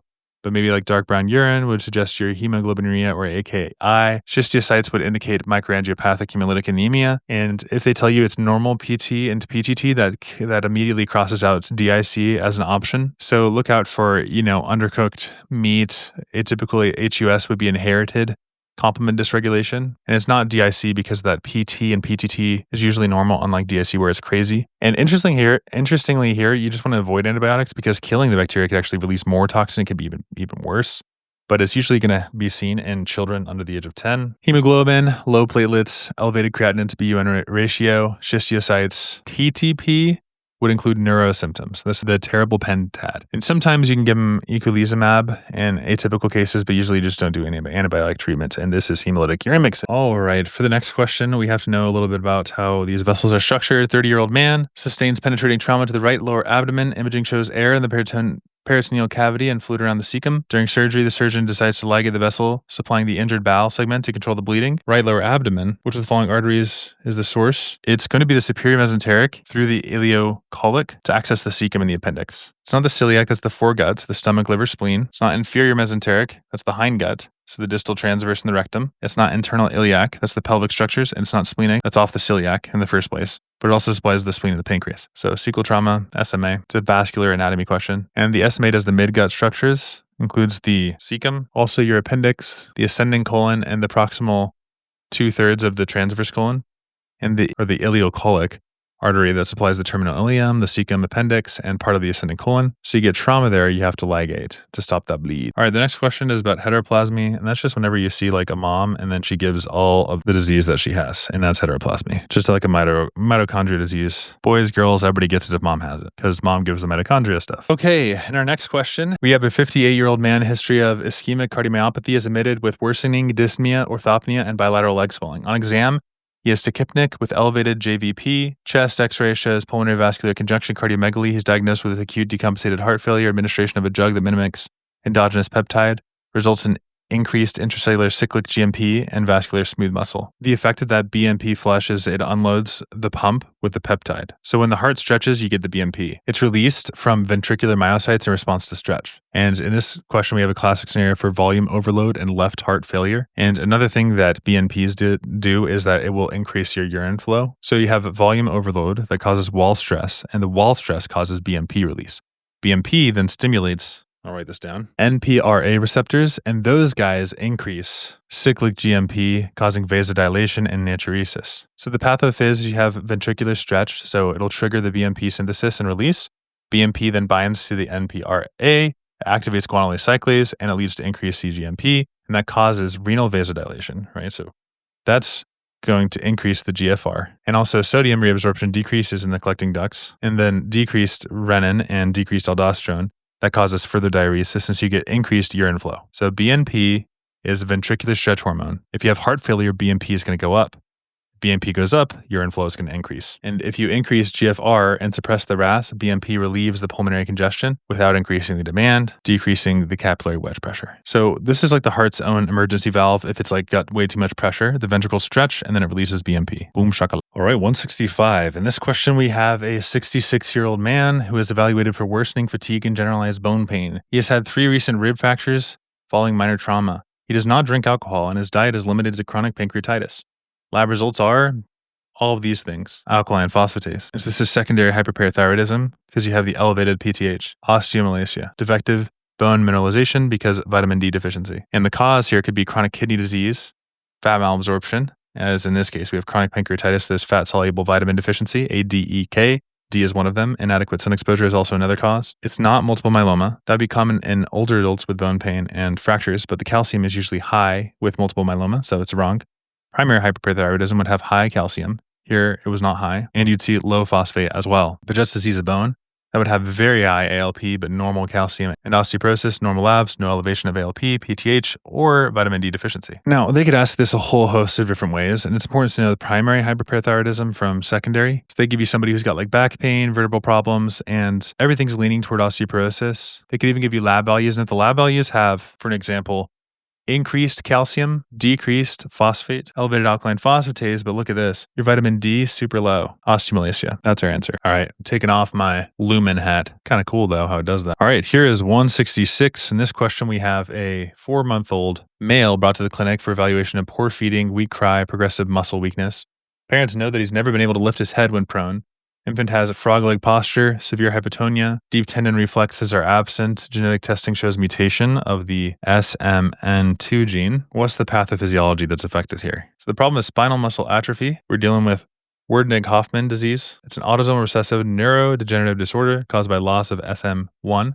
It's a disease severity that's modulated by the number of SM2 gene copies, and it causes degeneration of the anterior horn cells and the spinal cord. So you'll see generalized hypotonia, also poor movement, poor suck, and also you know it's in the family because the sister died at age 2 or 3, like super early death. Maybe a brother died at 1 or 2. That's usually how this will present. On physical exam, you'll have lack of deep tendon reflexes, and this is just because you've got some sort of a deletion of your SMN1 gene.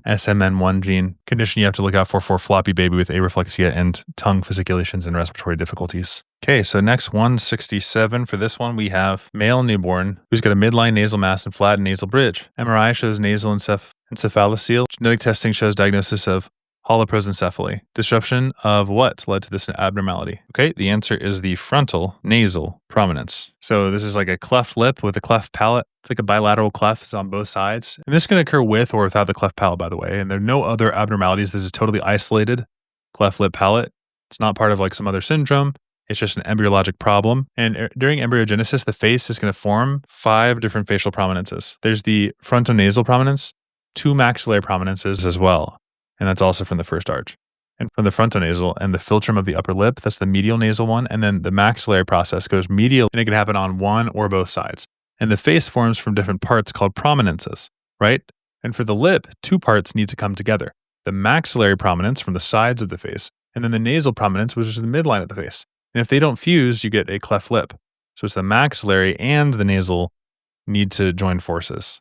And an easy way to remember that, the lip is the maxillary and the nasal doesn't fuse, and the palate is the palate parts don't fuse. All right, so the maxillary forms the upper cheeks and lateral upper lip, causes cleft lip, but not midline stuff. For the midline, we need the maxillary and the nasal. All right, 168. Here we have a 72-year-old man brought to the emergency department after syncope, several days of fatigue, lightheadedness, denies abdominal pain, hematemesis. Vital signs show blood pressure of 90/60. Wow. Rectal examination shows bright red blood, multiple dilated tortuous submucosal veins in the cecum and ascending colon with active oozing. Which of the following best explains the pathogenesis of this patient's condition? Answers the weakening of the vascular walls. What you need to know to answer this question is what the condition angiodysplasia does. This is where you have abnormal, fragile blood vessels in the GI tract, and this is super common in older adults, hence 72-year-old male. It's most often found in the right colon, like for instance the ascending colon, and these vessels can break easily and then they cause bleeding. So you have blood in the stool, and the melena is the dark, sticky feces that contain partly digested blood. In hematochezia, that's the passage of the fresh, bright blood in the rectum, either on its own or with stool. You can definitely see those 2 things, and there's weakness, fatigue, lightheadedness from the blood loss. And it can look pale, it could have low blood pressure or a fast heart rate if the bleeding is super severe. It's not infarction. That would be like a blocked blood flow. And that's just not super common with angiodysplasia. Because again, angiodysplasia is we have abnormal blood vessels that form the GI tract. And the good way to remember this is angio, this first part. Angio means blood vessel. And then dysplasia means abnormal. So you have an abnormal blood vessel. So it's a fragile blood vessel, which causes what? Bleeding. And so bleeding is going to be the problem in this patient. All right, 169. What does toast have to do with any of this? 45-year-old woman presents with bleeding gums, joint pain. She moved to a remote area where she had limited access to fruits and veggies. There's gingival swelling and petechiae and ecchymosis on her lower extremities. She has poor wound healing. What is she deficient in? Hydroxylase. This is scurvy. Vitamin C, ascorbic acid deficiency. So vitamin C is needed for the hydroxylation of proline, and this is through the enzyme prolyl hydroxylase and lysyl hydroxylase. So without it, collagen's weak. You get bleeding, poor wound healing, gum changes. And what does toast have to do with this? Typically, you'll have a toast and tea diet. If you don't have fruits and veggies, then you can have slow wound healing, bruising, red, purple spots around your hair follicles. That's known as the perifollicular hemorrhage. It's just not enough hydroxylation of the procollagen. So we got scurvy. I feel a scurvy coming on. Weak collagen, weak blood vessels, bruises, bleeding, poor healing. That's what's going on here. You can see corkscrew hairs, follicular hemorrhaging, all that stuff. All right, there's some other good answers and other things you should know about. Like for instance, if it were vitamin K, what would that be? That'd be the clotting issue. So you'd have increased PT time, and that's not happened here. And vitamin E helps to protect red blood cells. So just know, some different deficiencies and what they might be, because that's how they'll ask you on. All right, this one is for all you gym bros out there, 170. We've got a 24-year-old man 24-year-old man is evaluated for infertility. He and his partner have been trying to conceive for over a year. He denies any history of testicular trauma. Testes are small and firm. Semen analysis shows azospermia. FSH elevated, LH elevated. Testosterone is low. Prolactin normal. Karyotype 47. What's the most likely cause of the infertility? All right, so this particular one is Klinefelter syndrome. But the reason I said for the gym bros out there is that sometimes you can have similar symptoms if you're taking testosterone from outside, exogenous testosterone. So in that case, you'd have high testosterone and low FSH and LH. And that would not be normal. In this case, it's a little bit different that we have high FSH and high LH. And this is a disorder of the seminiferous tubule dysgenesis. Infertility is seen, small, firm testes, spermia is the finding. Why is it not exogenous in this one? Well, that would cause low LH and low FSH and high testosterone. That one you have, it can't smell, is the common one. And it's a form of hypogonadotropic hypogonadism, where you have low FSH and LH. It's not an obstruction. That would not explain the low testosterone. And androgen receptor insensitivity, that would have high testosterone with the female and ambiguous external genitalia, not azospermia in the small testes. Now, you could take exogenous steroids and that would also cause infertility, because if you take too much testosterone, that will shut down the brain's production of GnRH. And low GnRH means that you have low FSH and LH. And low FSH from the Sertoli cells because they don't support that sperm production anymore. And then you have low LH, the Leydig cells don't make local testosterone anymore. So you have testosterone, the testicular testosterone will drop even if the blood testosterone is high. And that's what causes azospermia if you're doing exogenous stuff. So why does Klinefelter syndrome cause high FSH and LH, not low? Well, Klinefelters, you have an extra X chromosome. Gynecomastia, tall structure, tall stature, infertility, and learning disorder sometimes. And LH is high because of Leydig dysfunction, so you have low testosterone and there's less negative feedback to the hypothalamus. And the testosterone is low because Leydig cells are dysfunctional. And estradiol may be elevated because some of the testosterone is aromatized to estradiol and that contributes to your gynecomastia. Trying to get you helped out, but you have high FSH and LH and low testosterone. All right, 171, this is a good question here about embryologic development of the renal stuff. So renal development, reciprocal interactions in the uteric bud and the metanephric mesenchyme are essential. Which of the following best describes the interaction? It is reciprocal induction. They're taking it easy on you with this one. Basically, it's just how you have your kidneys develop. Uteric bud induces metanephric mesenchyme to form nephrons and glomeruli and DCT. And then, in return, metanephric mesenchyme induces the enteric bud to branch and form collecting ducts. It's a reciprocal induction. Yippee hooray, all these other things are pretty low yield, so we'll move on to next. We have a 68-year-old woman who has 1 year history of bilateral lower leg cramping and tightness after walking short distances. Her ankle brachial index is 0.58. She started on a medication that increases intracellular cyclic AMP levels and platelets and vascular smooth muscle cells. Which of the following best describes the primary effect of the medication on the vasculature? Claudication, what is that about? And how do we treat it? Well, this patient has peripheral artery disease, PAD, as evidenced by these limping symptoms, shiny skin, weak pulses. Claudication is the muscle pain, usually in the legs, that occurs during physical activity and it subsides with rest. And she started on cilostazol, that's a PDE3 inhibitor. And what does that do? It increases CAMP in the vascular smooth. And so CAMP in the platelets, that causes, so we have decreased aggregation and increased CAMP in the vascular smooth, activates PKA, inhibits MLCK, promoting vasodilation. So increased CAMP activates PKA, inhibits MLCK, and that means it's stopping the tensing up, and so it's going to have vasodilation. And that will help with blood flow for this claudication patient. Inhibits thromboxane A2, aspirin does that. Blocks ADP-mediated clopidogrel does that. Decreases vascular smooth, calcium blockers do that. And blocks glycoprotein 2B3A, that's abiximab. Abciximab does that, and that's for acute coronary interventions, not claudication. Is the good thing that you use for claudication. All right, next we're going to do a Hardy-Weinberg equilibrium problem. The frequency of the affected individuals, because we said this is a recessive genetic disorder, and we're told the frequency of the affected individuals is 1 over 10,000. So you know Q squared is equal to that. And so you take the square root and it's 0.01. And then we just use this formula, P plus Q equals 1, where we know P is 1 minus that 0.01 is 0.99. And so the carrier frequency is 2PQ. So just multiply 2 times 0.99 times 0.01 and you get 0.02. And that's the answer. All right, let's do a Hardy-Weinberg equilibrium question. The autosomal recessive disorder occurs 1 in every 1,600 individuals. Neato. Assuming Hardy-Weinberg equilibrium, what is the carrier frequency of heterozygotes? Well, the disorder is autosomal recessive. That means that the Q squared is equal to 1 over 1,600. So it's that.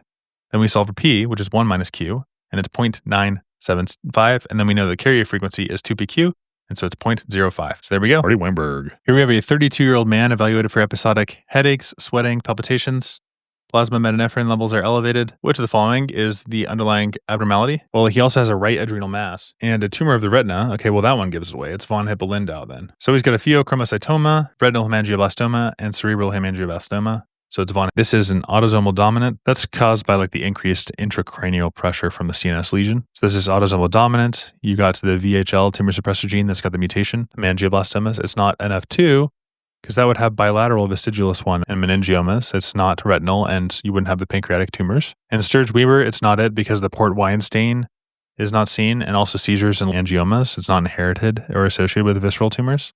And it's not tuberous sclerosis that would have ash leaf spots, seizures, cortical tubers, and renal angiolipomas, not meningioblastomas or renal cell carcinoma. So here, von Hippel-Lindau, you think of Hippel, that's hemangioblastomas is H. I stands for increased risk of renal cell carcinoma. P, P-E-L, pheochromocytoma, pancreatic cysts, endolymphatic sac tumors, and L, lots of tumors. It's a heritable cancer syndrome. All right, last question. A 64-year-old woman, 30-year PAC history, is evaluated for 4-month history of productive cough and intermittent fevers. She has been treated for pneumonia twice during this time. Both affected the right lower lobe, and the chest x-ray shows a right lower lobe infiltrate. She has mild weight loss, but no hemoptysis. Which of the following is the most appropriate next step to determine the underlying cause? So we keep getting it in the same spot. In this case, it is the right middle lower lobe. And that's going to be like a localized airway obstruction, and it's most commonly due to a central mass or some sort of a lesion. And so our best bet here is going to be bronchoscopy, because if you have recurrent lung infections in the same exact location, then there's probably something physically blocking the airway. I don't know, like a tumor, foreign body, something like that, mucus plug. So bronchoscopy would allow direct visualization of the airways and also biopsy of any abnormal tissue and the removal of mucus plugs and other foreign objects. Repeat chest x-ray is not useful without addressing the underlying issue. Sputum would help with pathogens, but not why it's the same lobe. T would show you the parenchymal detail, but bronchoscopy is better for seeing the airway. PFTs, that would be for chronic lung diseases like COPD or asthma. And there we go. Up to this point, we have finished the first 175 topics that you need to know by the time you finish NBME 27. Please like and subscribe if you like for me to make more of these videos, trying to explain all the topics that I believe are relevant and important for you to know at this point in your test prep. We'll see you guys in the next video. And we're back, baby. 176. For those of you new to the series, I'll be teaching the topics that you need to know at this point in your prep. All these questions are original. The first tip I want to give you for 176 is about translation. They might ask you, okay, can you translate? You know a little bit of Spanish you took in high school? The answer is no. You need an actual bona fide translator. That was easy. That's 176. Next, 177. 4-year-old boy is brought to the clinic due to poor appetite, fatigue, and behavioral regression. Anytime you have a rental home in the 1960s, we're thinking about lead poisoning. He's got some pallor and ataxic gait. Which enzyme is inhibited? Okay, so lead poisoning in the children interferes with heme biosynthesis, and that causes anemia, abdominal pain, and neurologic symptoms. And so you'll see somebody who lives in an old house, 1976, I think is the cutoff date. It'll cause anemia, abdominal pain, neurological symptoms. You might see constipation, irritability. By the way, here's the green screen. And you're going to see elevated 5-levulinic acid. Now, this is a decent photo here. We've looked at this before. There's the mitochondria, the cytoplasm. Lead inhibits ALA dehydratase. And if that's inhibited, which by the way is also known as porphobilinogen synthase, then you'll get increasing amounts of ALA. What also is inhibited? Well, definitely not this. It's the aminolevulinic acid dehydratase that's inhibited. There's one more thing as well that's inhibited, and that's ferrochelatase, because that's what catalyzes the final step in the heme synthesis. So we got our glycine, comes over, creates 5-ALA, and that's what's deficient here, inhibited by lead. So we don't have ALA dehydratase, so you don't get this photobilinogen, porphobilinogen action, but also this ferrochelatase is inhibited as well. So that's all going to result in decreased heme synthesis and increased ALA. So when ferrochelatase is inhibited, you have protoporphyrin that accumulates everywhere because you need ferrochelatase to go to heme. So protoporphyrin is everywhere and the heme decreases, you get anemia, and then zinc gets incorporated instead. And that leads to zinc protoporphyrin elevation. So in lead poisoning, to put this all together, we see a couple of things. Increased 5-ALA, increased zinc protoporphyrin, decreased heme synthesis, and then normocytic or microcytic hypochromic anemia. Here's a walkthrough of the answer choices. Here we have a 4-year-old boy for 178 who's brought to the clinic by his parents due to recurrent mucoid discharge from a small opening on the left side of his neck, anterior to the sternocleidomastoid. Discharge is more common when you've had an upper respiratory infection. There's a small pit. What's the origin of this? This is a congenital neck mass caused by incomplete fusion and obliteration of the branchial cleft during embryonic development. You know that because of the location. It's on the lateral neck anterior to the sternocleidomastoid. It does not move with swallowing, unlike the the thyroglossal duct. So the thyroglossal duct cyst, that one would move when you swallow and it's more midline. This guy is to the side. And it also can have a fistula, so it has the draining tract to the skin and it can get infected. So if they were to change this question around, they said, hey, we got something and it's midline. If it were midline, then that would be the thyroglossal duct cyst. It's lateral and so it's got that fistula as well. So it's the failure of the involution of the second branchial cleft. Normally obliterated, but it can cause cysts, sinus, and fistula. Thyroglossal duct, midline, moves with swallowing, not lateral. And then the first pouch forms middle ear structures, and lateral neck folds, not a source. Okay, here's our frontal bone, nasal cavity. There's the superior, middle, and the nasal cavities right here. So you breathe in, you have the external nares. Hard palate is up here. Here's the soft palate in the back. There's the epiglottis. Glottis is down here. Vocal fold. Your oropharynx. Nasopharynx is up here. Oro, naso. And there's our sphenoid, sinus, and frontal. All right, so 179. We have a 43-year-old man, ENT clinic with recurrent left-sided facial pressure. Nasal congestion, postnasal drip that worsens after upper respiratory infections. He's diagnosed with chronic maxillary sinusitis. During nasopharyngoscopy, a mucopurulent drainage is seen from the middle nasal meatus, which the following best describes the anatomic location into the affected sinus drains. All right, so here's our semilunar hiatus. You can see it again in this photo, and that's where this is going to drain. The reason is the maxillary sinus drains to the middle nasal. There's the semilunar hiatus, and this is a really good photo right here. Ethmoidal recess, middle concha, superior concha, right there. So the sphenoethmoidal recess is the place where the upper part of the nasal cavity, where you have the two sinuses that drain, that's your sphenoid sinus and the posterior ethmoid air cells. So the superior and the posterior to the superior nasal concha are going to be draining there. And so you have pus that drains from the sphenoethmoidal recess, which causes, indicates the infection, and posterior ethmoid sinuses is going to drain into that area. Sphenoethmoidal recess. There it is again, superior meatus, and then it's superior to that, the sphenoethmoidal recess. Whereas the frontal maxillary ethmoids, these guys are middle, and inferior is nasolacrimal. All right, next up, 180, we have a 12-year-old boy, goes to the clinic 6 weeks after fracturing his tibia. He's been in a cast, now has minimal pain, and is walking with assistance. Follow-up radiograph shows a sign of callus formation with remodeling of woven bone into laminar bone.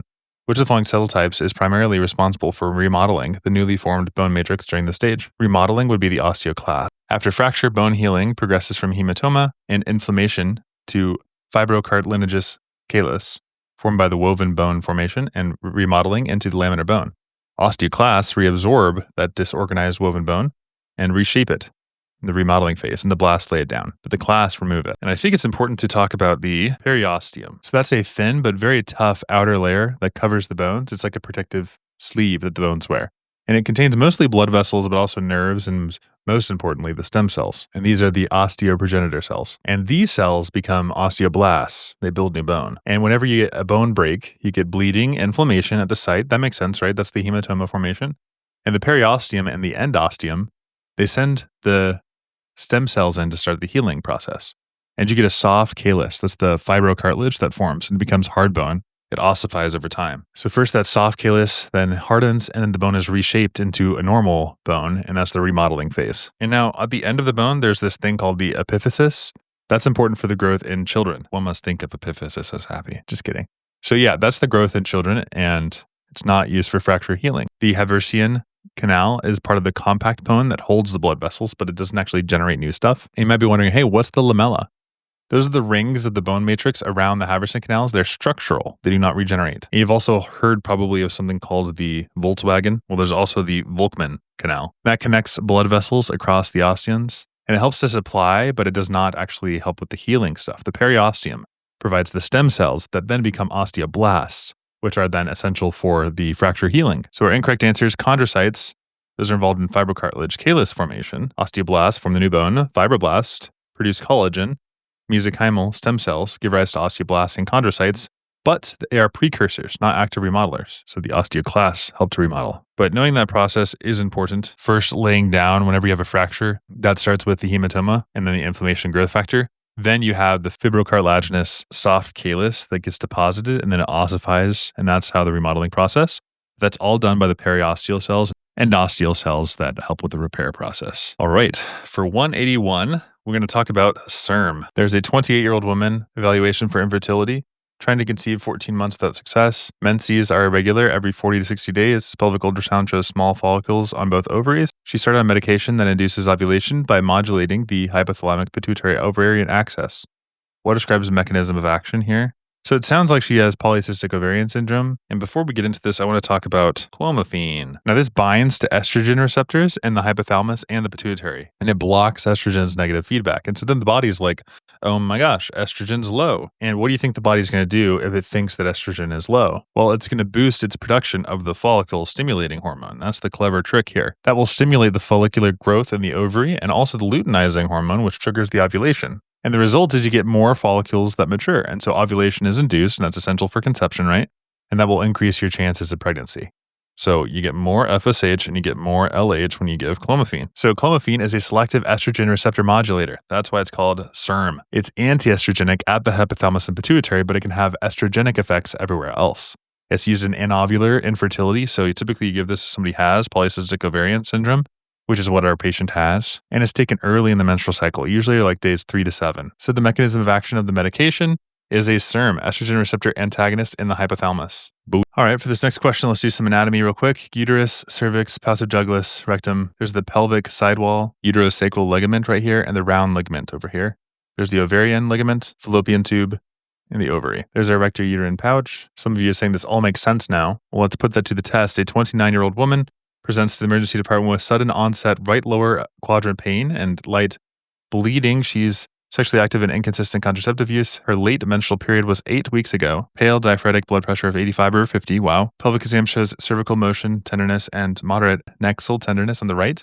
This is probably an ectopic pregnancy. What's the complication occurring? Okay, now we have to figure out which one it is. Well, we have amenorrhea, so that's 8 weeks ago. There's a positive pregnancy test, so she is indeed pregnant. And hemodynamic instability, because that 85 over 50. And adnexal tenderness. So this could be an ectopic pregnancy that has ruptured. And that would cause hemoperitoneum, which is bleeding in the abdominal cavity, and that would cause the hemodynamic instability. And so the fallopian tube is the most common site of the ectopic implantation. And the fallopian tube is another way of saying the uterine tube. So it's probably a tube rupture. Incomplete abortion would show intrauterine pregnancy. Ovarian torsion would show pain and adnexal mass, but no pregnancy. Important. The appendix perforation would cause right lower quadrant pain, but not vaginal bleeding. Endometrial carcinoma presents with bleeding, not acute pain and shock. 95% of ectopic pregnancies implant in the fallopian tube. And the risk factors are pelvic inflammatory diseases like PID, that's a big one to look out for. Also tubal surgery, endometriosis, and infertility treatments. All that stuff can cause these things to happen with more frequency. Super rare to have it in the cervix, and ovarian ectopics do exist, but they're a lot less common than the tubule. It's often not in the rectouterine pouch. That's where you collect the blood from the ruptured ectopic, but it's not going to be the site of the implantation, and definitely not the appendix. That would cause right lower quadrant pain, and typically also you'd see like a fever or something else associated with it. So ectopic pregnancy, especially in somebody with delayed menses, pelvic pain, and a history of pelvic inflammatory disease, almost always means that there's a fallopian tube involved. So it's like the tubal involvement, and this is just super important to know, super high yield. All right, next question. This is going to be super simple. Just incidence versus prevalence. 4,000 factory workers for latent tuberculosis. Baseline 600 are positive, and then 160 test positive. What's the approximate annual incidence? So the only tricky thing is we take the 600 out of the 4,000, and that brings the total to 3,400, and then it's a 160 out of those, so approximately 4%. That's a correct answer. All right, folks, we're going to do this one good. Let's talk about your boy, Giardia. So this is going to be transmitted through the fecal-oral route, usually through contaminated water or food. Giardia intestinalis forms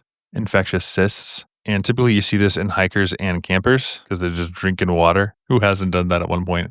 Is that a common experience with your friends at scout camp, just like drinking river water? Anyways, poorly purified and untreated water is a common vehicle for Giardia intestinalis transmission. And this is going to cause really bad, foul-smelling, greasy, non-bloody diarrhea. This can also impair nutrient absorption, and that can cause steatorrhea. And that means there's excess fat in the stools. And so Giardia can also cause your fat melt. And also the guys look really weird. It's like a little dude, like a little shield or something. I don't know how to describe it, but once you see it, it's a trophozoite shield looking thing. It looks like a pear, and just know that. Now you can see this in the cysts or the trophozoites in stool specimens. You do a stool, ova, and parasite examination. The treatment is going to be metronidazole, tinidazole, and nitazoxanide. So just know you can treat this with the Metro. Okay, let's see if I prepared you for this question. A 34-year-old backpacker. Yep, Giardia. South America, greasy, foul-smelling diarrhea, flagellated pear-shaped That's just absolutely pathognomonic. Holy cow. Easy as it can possibly be. Which mechanism explains this patient's symptoms? Disruption of the intestinal border. We got giardia, malabsorption due to disruption, fatty diarrhea, all that stuff. Hikers, campers, foul-smelling, greasy diarrhea, bloating, weight loss, fat-soluble vitamin deficiencies, all that stuff. Giardia. Could be a beautiful name. Kind of like diarrhea, giardia. Beautiful names. Giardia. All right. Moving on to 185. So in this question, we have a 42-year-old man with HIV is found to have rising viral load despite a strict adherence to his antiviral regimen. He's on emtricitabine and tenofovir. There's a mutation in the gene encoding HIV protease. Which step is most likely impaired? The cleavage into the functional protein, because that's what it does. Ritonavir and the navirs, they're protease inhibitors. It stops the cleaving of the GAG-PA polyproteins, which is needed to make the mature virions. It's the assembly maturation step that's affected. Reverse transcription is the NRTIs and NNRTIs. Integration is the integrators, tegravirs. Fusion is the fuver, so fuvertide. And transcription is carried out by the host machinery. So you'll see somebody who's HIV positive. They have a CD4 count that is dropping, increased viral load. And so what we have here is drug resistance. This is due to mutations of reverse transcriptase enzyme. And then we just have to recognize NRTIs when we see them, like zidovudine, lamivudine, and then NNRTI. Remember, out of the DEN, E, efavirenz, and these three will target HIV reverse transcriptase. And that step of the reverse transcriptase is super error prone in HIV viral replication. And that can cause the mutations and viral resistance. Okay, in this next question, 186, we have a 17-year-old girl presenting to the emergency department with widespread urticaria, difficulty breathing 15 minutes after eating a meal that includes shrimp. She's got a history of atopic dermatitis on examination. She's got diffuse wheals in her trunk and limbs, inspiratory stridor, and epinephrine is administered. What's most likely responsible for sustaining the patient's symptoms hours after the allergen? Now, before we dive into this, let's talk about our hypersensitivities. There's an immediate allergic reaction, and that's commonly mediated by mast cells and also IgE. So there's an immediate phase that's seconds in, and you have preformed histamine tryptase, and that causes vasodilation and itchiness. That's within seconds. And there's a late phase that's hours later, and there you have newly synthesized prostaglandins, and these guys prolong the inflammation, and they also cause the swelling and the pain. So first you have the preformed mast cells, histamine, tryptase, and then you have the prostaglandins and leukotrienes. So the preformed granules secrete histamines and tryptase immediately, and then newly synthesized, or the de novo created ones, cause prostaglandins and leukotrienes, and that's the sustained stuff. And so prostaglandins, especially PGD2, are synthesized de novo from arachidonic acid through the COX pathway of the mast cells. And so looking at our answer choices, hours after would not be the histamine or the T cells for interleukin or immunoglobulin A or TNF alpha, it would be the leukotriene. It's the late phase. So these guys cause bronchoconstriction, increased vascular permeability, and mucus production as well. Not TNF alpha, that's produced in late phase, but mainly promotes inflammation and neutrophil recruitment. Leukotrienes are more direct in the vascular changes. All right, for this one, we're going to be looking at our musculocutaneous nerve on the brachial plexus. There it is in all of its glory. MMRU from the lateral, 5 to 7 lateral, 5 to 8 posterior, 8 to T1 ulnar. Musculocutaneous. Okay, let's do practice question for 187. We have a 28-year-old man comes to the clinic 2 weeks after motorcycle accident. He reports difficulty gripping objects and numbness in the medial part of his hand. There's weakness of finger abduction and adduction. Okay, so that's actually ulnar in this question. Decreased sensation over the medial one and half of the fingers and hypothenar eminence. So ulnar is C8 to T1. So you have weak grip, inability to adduct and adduct the fingers. That's the interosseous muscle paralysis. And there's sensory loss. That's the medial 1.5 digits, the little finger and the half of the ring finger, that's the ulnar stuff, and hypothenar eminence. So that's ulnar nerve from the medial cord of the brachial plexus. So here's the medial again, LPM, lateral on top, posterior medial, and that's the ulnar. So the ulnar is damaged, and it's the medial, and you have to know it's C8 to T1. Could be posterior, C5 to C8, or C5 to C7 would be the musculocutaneous. And that'd be a sensation is like pinprick has decreased on the lateral part of the forearm if they were trying to get at something else like the musculocutaneous. But here they're asking for the medial, which is C8 to T1, not C5 to C7, which is musculocutaneous. So there they talk about musculocutaneous as a forearm flexors and lateral forearm sensation. Radial would affect the wrist and the finger extension, C6 to C8, and 5-6 is shoulder abduction. So there we go. Kind of fun. I like it. I'm watching too much Meat Canyon. Okay, a 62-year-old man with a history of chronic smoking presents to the clinic with increased shortness of breath. Chest imaging shows bilateral lower lobe infiltrates. Bronchoalveolar lavage reveals neutrophilic infiltration, diagnosed with acute bacterial pneumonia.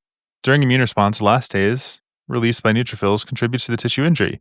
Which of the following enzymes normally counteracts the effects of elastase? And the answer is alpha-1 antitrypsin. So alpha-1 antitrypsin is a C protease inhibitor. It protects tissues, especially neutrophil elastase. So elastase breaks down elastin, and if you're not careful, you have nothing stopping elastase, you'll just destroy everything and cause loss of lung compliance. So alpha-1 antitrypsin deficiency causes unchecked elastase, so it tears everything apart. Pan-acinar emphysema in the lower lobes is what you get if you have alpha-1 antitrypsin deficiency, because we love alpha-1 antitrypsin. We don't have it, it's a really big problem. Lysosome hydrolyzes the bacterial cell wall. Myeloperoxidase catalyzes production of hypochlorous acid, bactericidal, but not elastase inhibiting. NADPH oxidase starts the burst. And elastin hydrolase, no, hardly know her. And let's just talk here about how inflammation can cause tissue damage. So if you have pneumonia, for instance, then neutrophils and macrophages are recruited to the site of the infection. And what are these neutrophils and macrophages going to do? Well, they're going to kill bacteria. But how do they do it? They spill their guts, ROS. So they've got like superoxide, right? That's what superoxide is, or hydrogen peroxide, or hypochlorous acid, which of course is this guy. And they spill those guts. And the ROS is generated by NADPH oxidase systems in the phagocytes. And reactive oxygenating species, they damage a lot of stuff. They damage the microbes, and that's why we love them, but we don't like them because they also damage the normal host tissues, especially if there's super high levels. Or if you have poor antioxidant defensive, or you have antioxidant defenses, or you have massive inflammation. And so the ROS mechanism of damage is DNA and RNA damage, protein oxidation, lipid peroxidation, mitochondrial dysfunction, and it can cause cell apoptosis and necrosis. If you have a patient who's got bacterial pneumonia, neutrophils are going to cause ROS to kill pathogens. And these ROS are highly reactive, and they can cause collateral damage to host tissues. And then that can then cause chest pain and productive cough. All right, for the next question, my computer's getting a little hot right now. I've got a lot of things going on. Let's talk about the pituitary gland. First of all, we got to know where it is. This guy. You go down a little bit. See? Let me give you a better view. You go down, pituitary tumor. There's the blood. There's ADH. There's oxytocin coming out the posterior. There's our growth hormones, ACTH, all that good stuff. I really like this diagram of the pituitary. But as you can see, it kind of dips down right here. That's going to be super important in solving our next question. So we have a 45-year-old man, progressive fatigue, decreased libido. What's an additional finding on the visual field? It's bitemporal hemianopsia. Anytime you have a large pituitary tumor, like a prolactinoma, it'll compress the optic chiasm, and that contains crossing nasal retinal fibers. Then you have bad output there. So compression leads to bitemporal hemianopsia. But that pituitary can cause some problems there, causing bitemporal hemianopsia. There it is. So pituitary tumors grow upward from the sella turcica. Optic chiasm lies just above, contains the nasal retina that carry the temporal vision. And so it's compressed, you get bitemporal hemianopsia. It's not anything else like ptosis, that's the droopy eyelid, and that's related to cranial nerve 3 or Horner syndrome. All right, in this question, we have a 28-year-old man recently returning from a hiking trip in the Andes. He's super high up there. He took acetazolamide before going. Now he's got tingling and acidic pH. PaCO2 is at 32, bicarbonate 16. What's the primary acid-base disturbance? Interestingly, this is metabolic acidosis because he's losing a lot of this stuff. He's taking acetazolamide that's a carbonic inhibitor. So he has an inhibition of bicarbonate reabsorption in the proximal tubule. And then you have a respiratory compensation that explains the low PaCO2. And this is a challenging question because typically you'll see metabolic alkalosis when you're super high up. But here he took acetazolamide beforehand. If it were high altitude alone, it would be primary respiratory alkalosis because you have to hyperventilate to blow off the CO2, and that causes a mild decrease in bicarbonate over time, the renal compensation. That's primary respiratory alkalosis. But he took acetazolamide, and that's a carbonic anhydrase inhibitor, and that prevents the reabsorption of bicarbonate in the kidney. And so you lose it in the urine, and that causes metabolic acidosis, and that overrides the respiratory alkalosis that's caused by the altitude.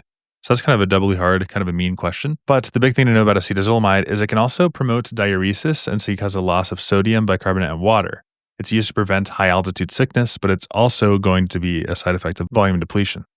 And so high altitude also will exacerbate your dehydration problems because there's dry air, so you have less water that you drink. So the signs of hypovolemia can also take place. And if you're not properly hydrated, you could have lightheadedness when you're standing up. And there's also an orthostatic drop in your blood pressure when you stand up. All right, in this question, we have a 34-year-old woman, newly diagnosed nephrotic syndrome, is evaluated for fatigue. She has had worsening lower extremity edema for the past 2 weeks. Labs show low T4, Serum T4 is normal though, and the TSH is normal. What explains these findings? If the serum total is low, but the free is normal, that means the bound is probably low. And if its bound is low, then the thyroxine binding hormone is probably low. So there's nephrotic syndrome. So you lose the thyroxine binding globulin hormone, causing a drop in the total because less is bound, but then the free stays there because all these thyroxine binding globulin production is going to be reduced. And so there's less total T4 in the circulation. However, the free T4, so that is the biologically active form, and that remains normal. It's just the bound form that's going to get low. Also, one thing to note is that if you have like a liver disease, some sort of cirrhosis or something like chronic liver disease, you're going to have the total T4 decreases, but the free would stay the same. So that's another instance that you could see on test day. All right, next is 192. We're almost there, guys. We're almost there. Like and subscribe if this is helpful. A 58-year-old man is brought to the emergency department due to sudden onset dizziness, nausea, weakness of the left arm and leg. On physical examination, his uvula deviates to the right and has decreased gag reflex on the left. Okay, right then and left. Okay, got it. There is left-sided hemiparesis and loss of pain and temperature. MRI shows ischemic stroke. Which region is involved? So there's contralateral hemiparesis, the right side. That's just upper motor neuron involvement and the corticospinal tract. Ipsilateral cranial nerve finding. So the uvula deviates to the right and gag reflex on the left means that we have a cranial nerve 9-10 dysfunction. So the medulla is localized. There's the cross sign for brainstem lesion, and our media medulla contains pyramids, medulla meniscus, hypoglossus, and nucleus. So it's the left medial medullary infarction. For another practice question, a 60-year-old man has sudden weakness in his right arm and leg, and his tongue deviates to the left. What's the location? Left medulla. It's a right-sided weakness problem, but the tongue deviates to the left. So it's left hypoglossal nerve and ipsilateral cranial nerve. So contralateral body weakness, ipsilateral cranial nerve palsy, medial medullary syndrome. So the tongue typically deviates to the same side here. Like here's another practice question. 65-year-old woman, sudden weakness of her left arm and leg, tongue deviates to the right, and so it's the right medulla. It's because there's a cross pattern, ipsilateral cranial nerve sign and contralateral motor weakness. Now, the reason why this happens is that the cranial nerves stay on the same side. They are ipsilateral. So the hypoglossal nerve controls the tongue on the same side. If the right hypoglossal nerve is damaged, the tongue will deviate to the right. But the corticospinal tract decussates at the lower medulla. And so the left brain controls the right side of the body and vice versa. So it crosses at the lower medulla. All right, next question here. So there is a 63-year-old man with a history of chronic alcohol use disorder. Physical exam shows gynecomastia, small testes, decreased body hair. What explains the low testosterone despite increased SHBG, sex hormone binding globulin? The answer is primary hypogonadism. It's because he drank so much alcohol and caused cirrhosis. So what happens is there's a decreased total and free testosterone. And so the LH and FSH go up because there's loss of negative feedback. And estradiol, due to the increased aromatization of androgens in adipose tissue and impaired liver metabolism. That's the important part. And we have this increased SHBG that's made in the liver because there's cirrhosis, which binds testosterone, decreasing the free active hormone even further. The albumin is low in liver disease, but this guy binds to testosterone and it raises the bound testosterone while the free T drops. Now, there's another question you might see. Typically, it's going to be a female, somebody who has some form of like a bulimic disorder, the purging kind. And you got to watch out for laxative abuse because then you can have hypokalemia, metabolic acidosis, and you have decreased bicarbonate and compensatory hyperchloremia. So whenever you lose bicarbonate, you have more chloride that usually takes its space, and then potassium is going to be lost as well. Because anytime you are doing a lot of bowel movements, your stool will lose potassium and also bicarbonate, and then the chloride will then take its place. All right, let's examine the lung real quick. Here it is in all its beauty. We have a pleural cavity, intercostal muscles, parietal pleura, and then the pleural cavity, and then the visceral pleura. So this part right here, important. Here's a practice question. We have a 32-year-old man admitted to the ICU after severe burns over 40% of his body. Okay, we got burns. Due to poor peripheral access, a central venous catheter is inserted via the right subclavian vein for fluid and medication administration. Shortly after insertion, the patient becomes tachypneic and hypotensive. Breath sounds are markedly reduced on either side. Oxygen saturation drops to 86% on high flow oxygen, and we have a sharp pleural edge with absent lung markings.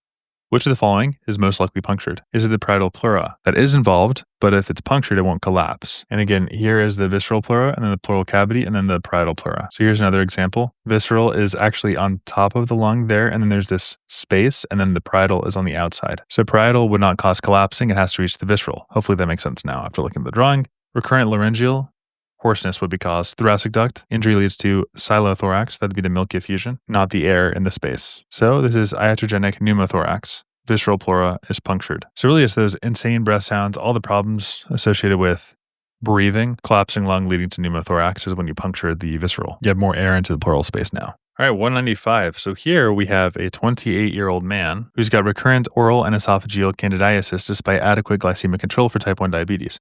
He has no significant past infections and is otherwise healthy. Genetic analysis reveals a mutation allowing the enzyme located at the granules of neutrophils. Flow cytometry shows decreased oxidative signal, and this NTB testing is normal. What explains the susceptibility to fungal infections?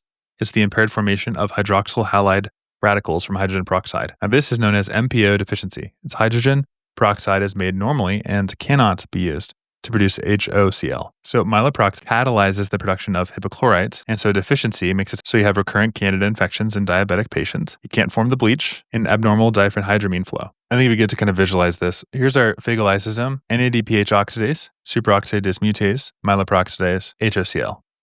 MPO deficiency would cause no HOCl, so you have recurrent bacterial infections because you can't destroy them. That's why we had more candida. It's autosomal recessive inheritance, and you have an abnormal DHR test. And that's how you tell the difference between CGD and MPO deficiency. So phagocytosis occurs normally.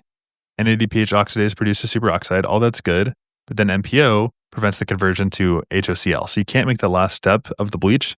NADPH, you can't make superoxide. So hydrogen peroxide is there in MPO, but it's absent in both NADPH oxidase. And that makes sense, right? Because if it's upstream here, then that's not going to be superoxide dismutase and myeloperoxidase. All this stuff is gone if it's upstream. But here, myeloperoxidase is pretty downstream, and so you just can't create that bleach. So you have abnormal testing on both, but here, the NBT test is normal, but the DHR test is not good. All right, 196. So in this question, we have researchers that are analyzing dendritic cell activation in response to cutaneous antigen exposure. Skin biopsy is obtained, and one group of cells shows increased expression of the surface protein that holds the B cells on CD28 on T cells, enabling full T cell activation. Which marker is most likely increased? Now, here's a cool thing with CD28 is divisible by 7, 4 times 7 is 28. And that reminds me that B7, which is CD80, 86, is a marker of antigen-presenting cells like Langerhans. And that has an interaction with CD28 because they're divisible by each other. And without B7, the T cells would undergo anergy. And with my PEG systems, for those of you who followed along, remember I told you about those. 8 is V, 0 is S. So it's vase, dish. Remember vase and dish being presented to Langerhans cells, and that helps me get these questions right. Why are these wrong? CD3 is present on T cells, not antigen-presenting cells. Hot T bone, it's a pan T cell marker involved in TCR signaling. Hot T bone E found in the T cells would be IL-4 receptors involved in Th2 differentiation, and beta-2 is structural component of MHC, regardless of inactivation. So you need both B7 and 28. Yeah, here it is. Signal 1 is the MHC and the TCR, and then signal 2 is B7 and CD28. It's like you need 2 launch codes before you can really take this thing off. And that B7 is very specific for antigen-presenting cells. 197, we have a 5-year-old boy for speech delay, poor eye contact, hand flapping, protruding ears. All this makes us think of Fragile X, CGG trinucleotide repeats. It's the large ears, long face that give it away, and also the X chromosome maternal uncles are affected. Non-Klinefelters, that's not intellectual disability. No deletion on chromosome 15 would be Prader-Willi, hypotonia, obesity, hypogonadism, and it's not red. All right, for 198, we need to know about the endometrium and its stages of the menstrual cycle. So there is a proliferative, secretory, and menses phases. And the secretory endometrium is characterized by dilated, tortuous endometrial glands. The proliferative is during the follicular phase of the menstrual cycle. And there you have a response to the lining of the endometrium to form. So the LH surge triggers ovulation, and the follicle becomes the corpus luteum. Progesterone rises and it acts on the proliferative endometrium. The glands coil and accumulate vacuoles, and then tissue becomes adenomatous. If no pregnancy, the corpus luteum involutes, progesterone drops, you get ischemia, and menstruation. 29-year-old woman has primary infertility. Her menstrual cycles are regular and occur every 28 days. She undergoes endometrial biopsy on day 22 of her cycle. There's tortuous, coiled endometrial glands with glycogen-rich cytoplasmic vacuoles. What stage is she in? Secretory. So the menstrual cycle has 2 ovarian phases. What we've covered before are the endometrial phases, but there are also 2 ovarian phases. There's the follicular, and the secretory phase is in the luteal phase, and it occurs after ovulation, so about day 14 to 28, driven by progesterone and the corpus luteum. It's the most receptive phase of the endometrium for the embryo implantation. Ischemia is before menstruation. The menstrual is where the actual sloughing occurs. That's the fragmented stroma. And the proliferative is estrogen-driven before ovulation even occurs. You have long, straight, narrow without any secretions. That's the proliferative phase. So the secretory is post-ovulation. It's when the progesterone dominates. So just for the sake of getting this right on test day, days 1 to 5, you have decreased estrogen and the lining is falling off. That's the menstrual phase. Then you proliferate and you have increased estrogen. That's when the new lining is going to grow. And then you have secretory phase, 15 to 28. And there it's progesterone that really takes charge. And the glands start to try to make food for the potential baby. So pick secretory phase if the glands are curvy, twisted, and the cells are plump with clear vacuoles, and the stroma is swollen, edematous. That's the secretory phase. That would be if you biopsy the second half of it. All right, this is going to be a good one for 199. So type 1 collagen would be implicated in osteogenesis imperfecta. Type 2 would be articular cartilage. So here is osteoarthritis. Type 3 is Ehlers-Danlos syndrome, EDS. Type 4 is Alport. 5, you hardly talk about it, but that could also be Ehlers-Danlos. 6 is also pretty irrelevant, but that's the extracellular matrix stuff. So if you see joint pain with activity that's relieved at rest, it's osteoarthritis, and that should make you think of 2. Pathophys, mechanical stress of aging, leads to the release of IL-1, TNF-alpha, and matrix metalloproteases. So here's our practice question. 62-year-old woman is involved with chronic left knee pain that worsens after long walks and improves with rest. It's osteoarthritis, and so it's type 2.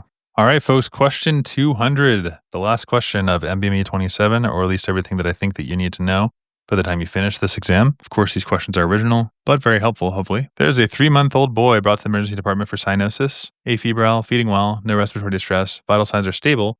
Oxygen sat 84, does not improve with 100% oxygen. Ooh, okay. Arterial blood shows chocolate brown. His formula was recently switched to one that was mixed with well water. What's the most likely cause of his condition? Iron oxidation. He's got acquired methemoglobinemia. We have the Fe going to Fe3. You've got all the oxygen you could ever want. It's not going to solve it because it's formed wrong. Decreased 2,3 would increase the affinity, but not cause cyanosis or chocolate-colored blood. Beta globin mutation is sickle. Alpha globin, alpha thalassemia, that's hemolytic anemia, not methemoglobinemia. Carboxyhemoglobin would be carbon monoxide. That causes cherry red blood, not the chocolate brown. So here's methemoglobin. The antidote is methylene blue. Give them blue because they're already blue. And here is a mechanism so you can kind of see how it works. That ferric, we get that Fe3 versus the Fe2, and so you can't bind no matter how much oxygen you give them. All right, guys, look at that. We have done it. I've given you 200 topics that I think are important for you to know by the time you finish your second exam. If you guys like this series, please like and subscribe. Many hours are going into these videos, and I want to make sure they're high yield and important for you. I would love if I could get up to 750 subscribers, and then once I get to 1,000, I'll start to work on 31. So please like and subscribe. Your subscription will directly be translated into more work and more content for you. It's free. You can always undo it later. I'm just trying to help you make your way through medical school. So with that being said, thanks so much for watching. You guys are the best. Let me know how I can make these videos better, and we'll see you guys on the next one.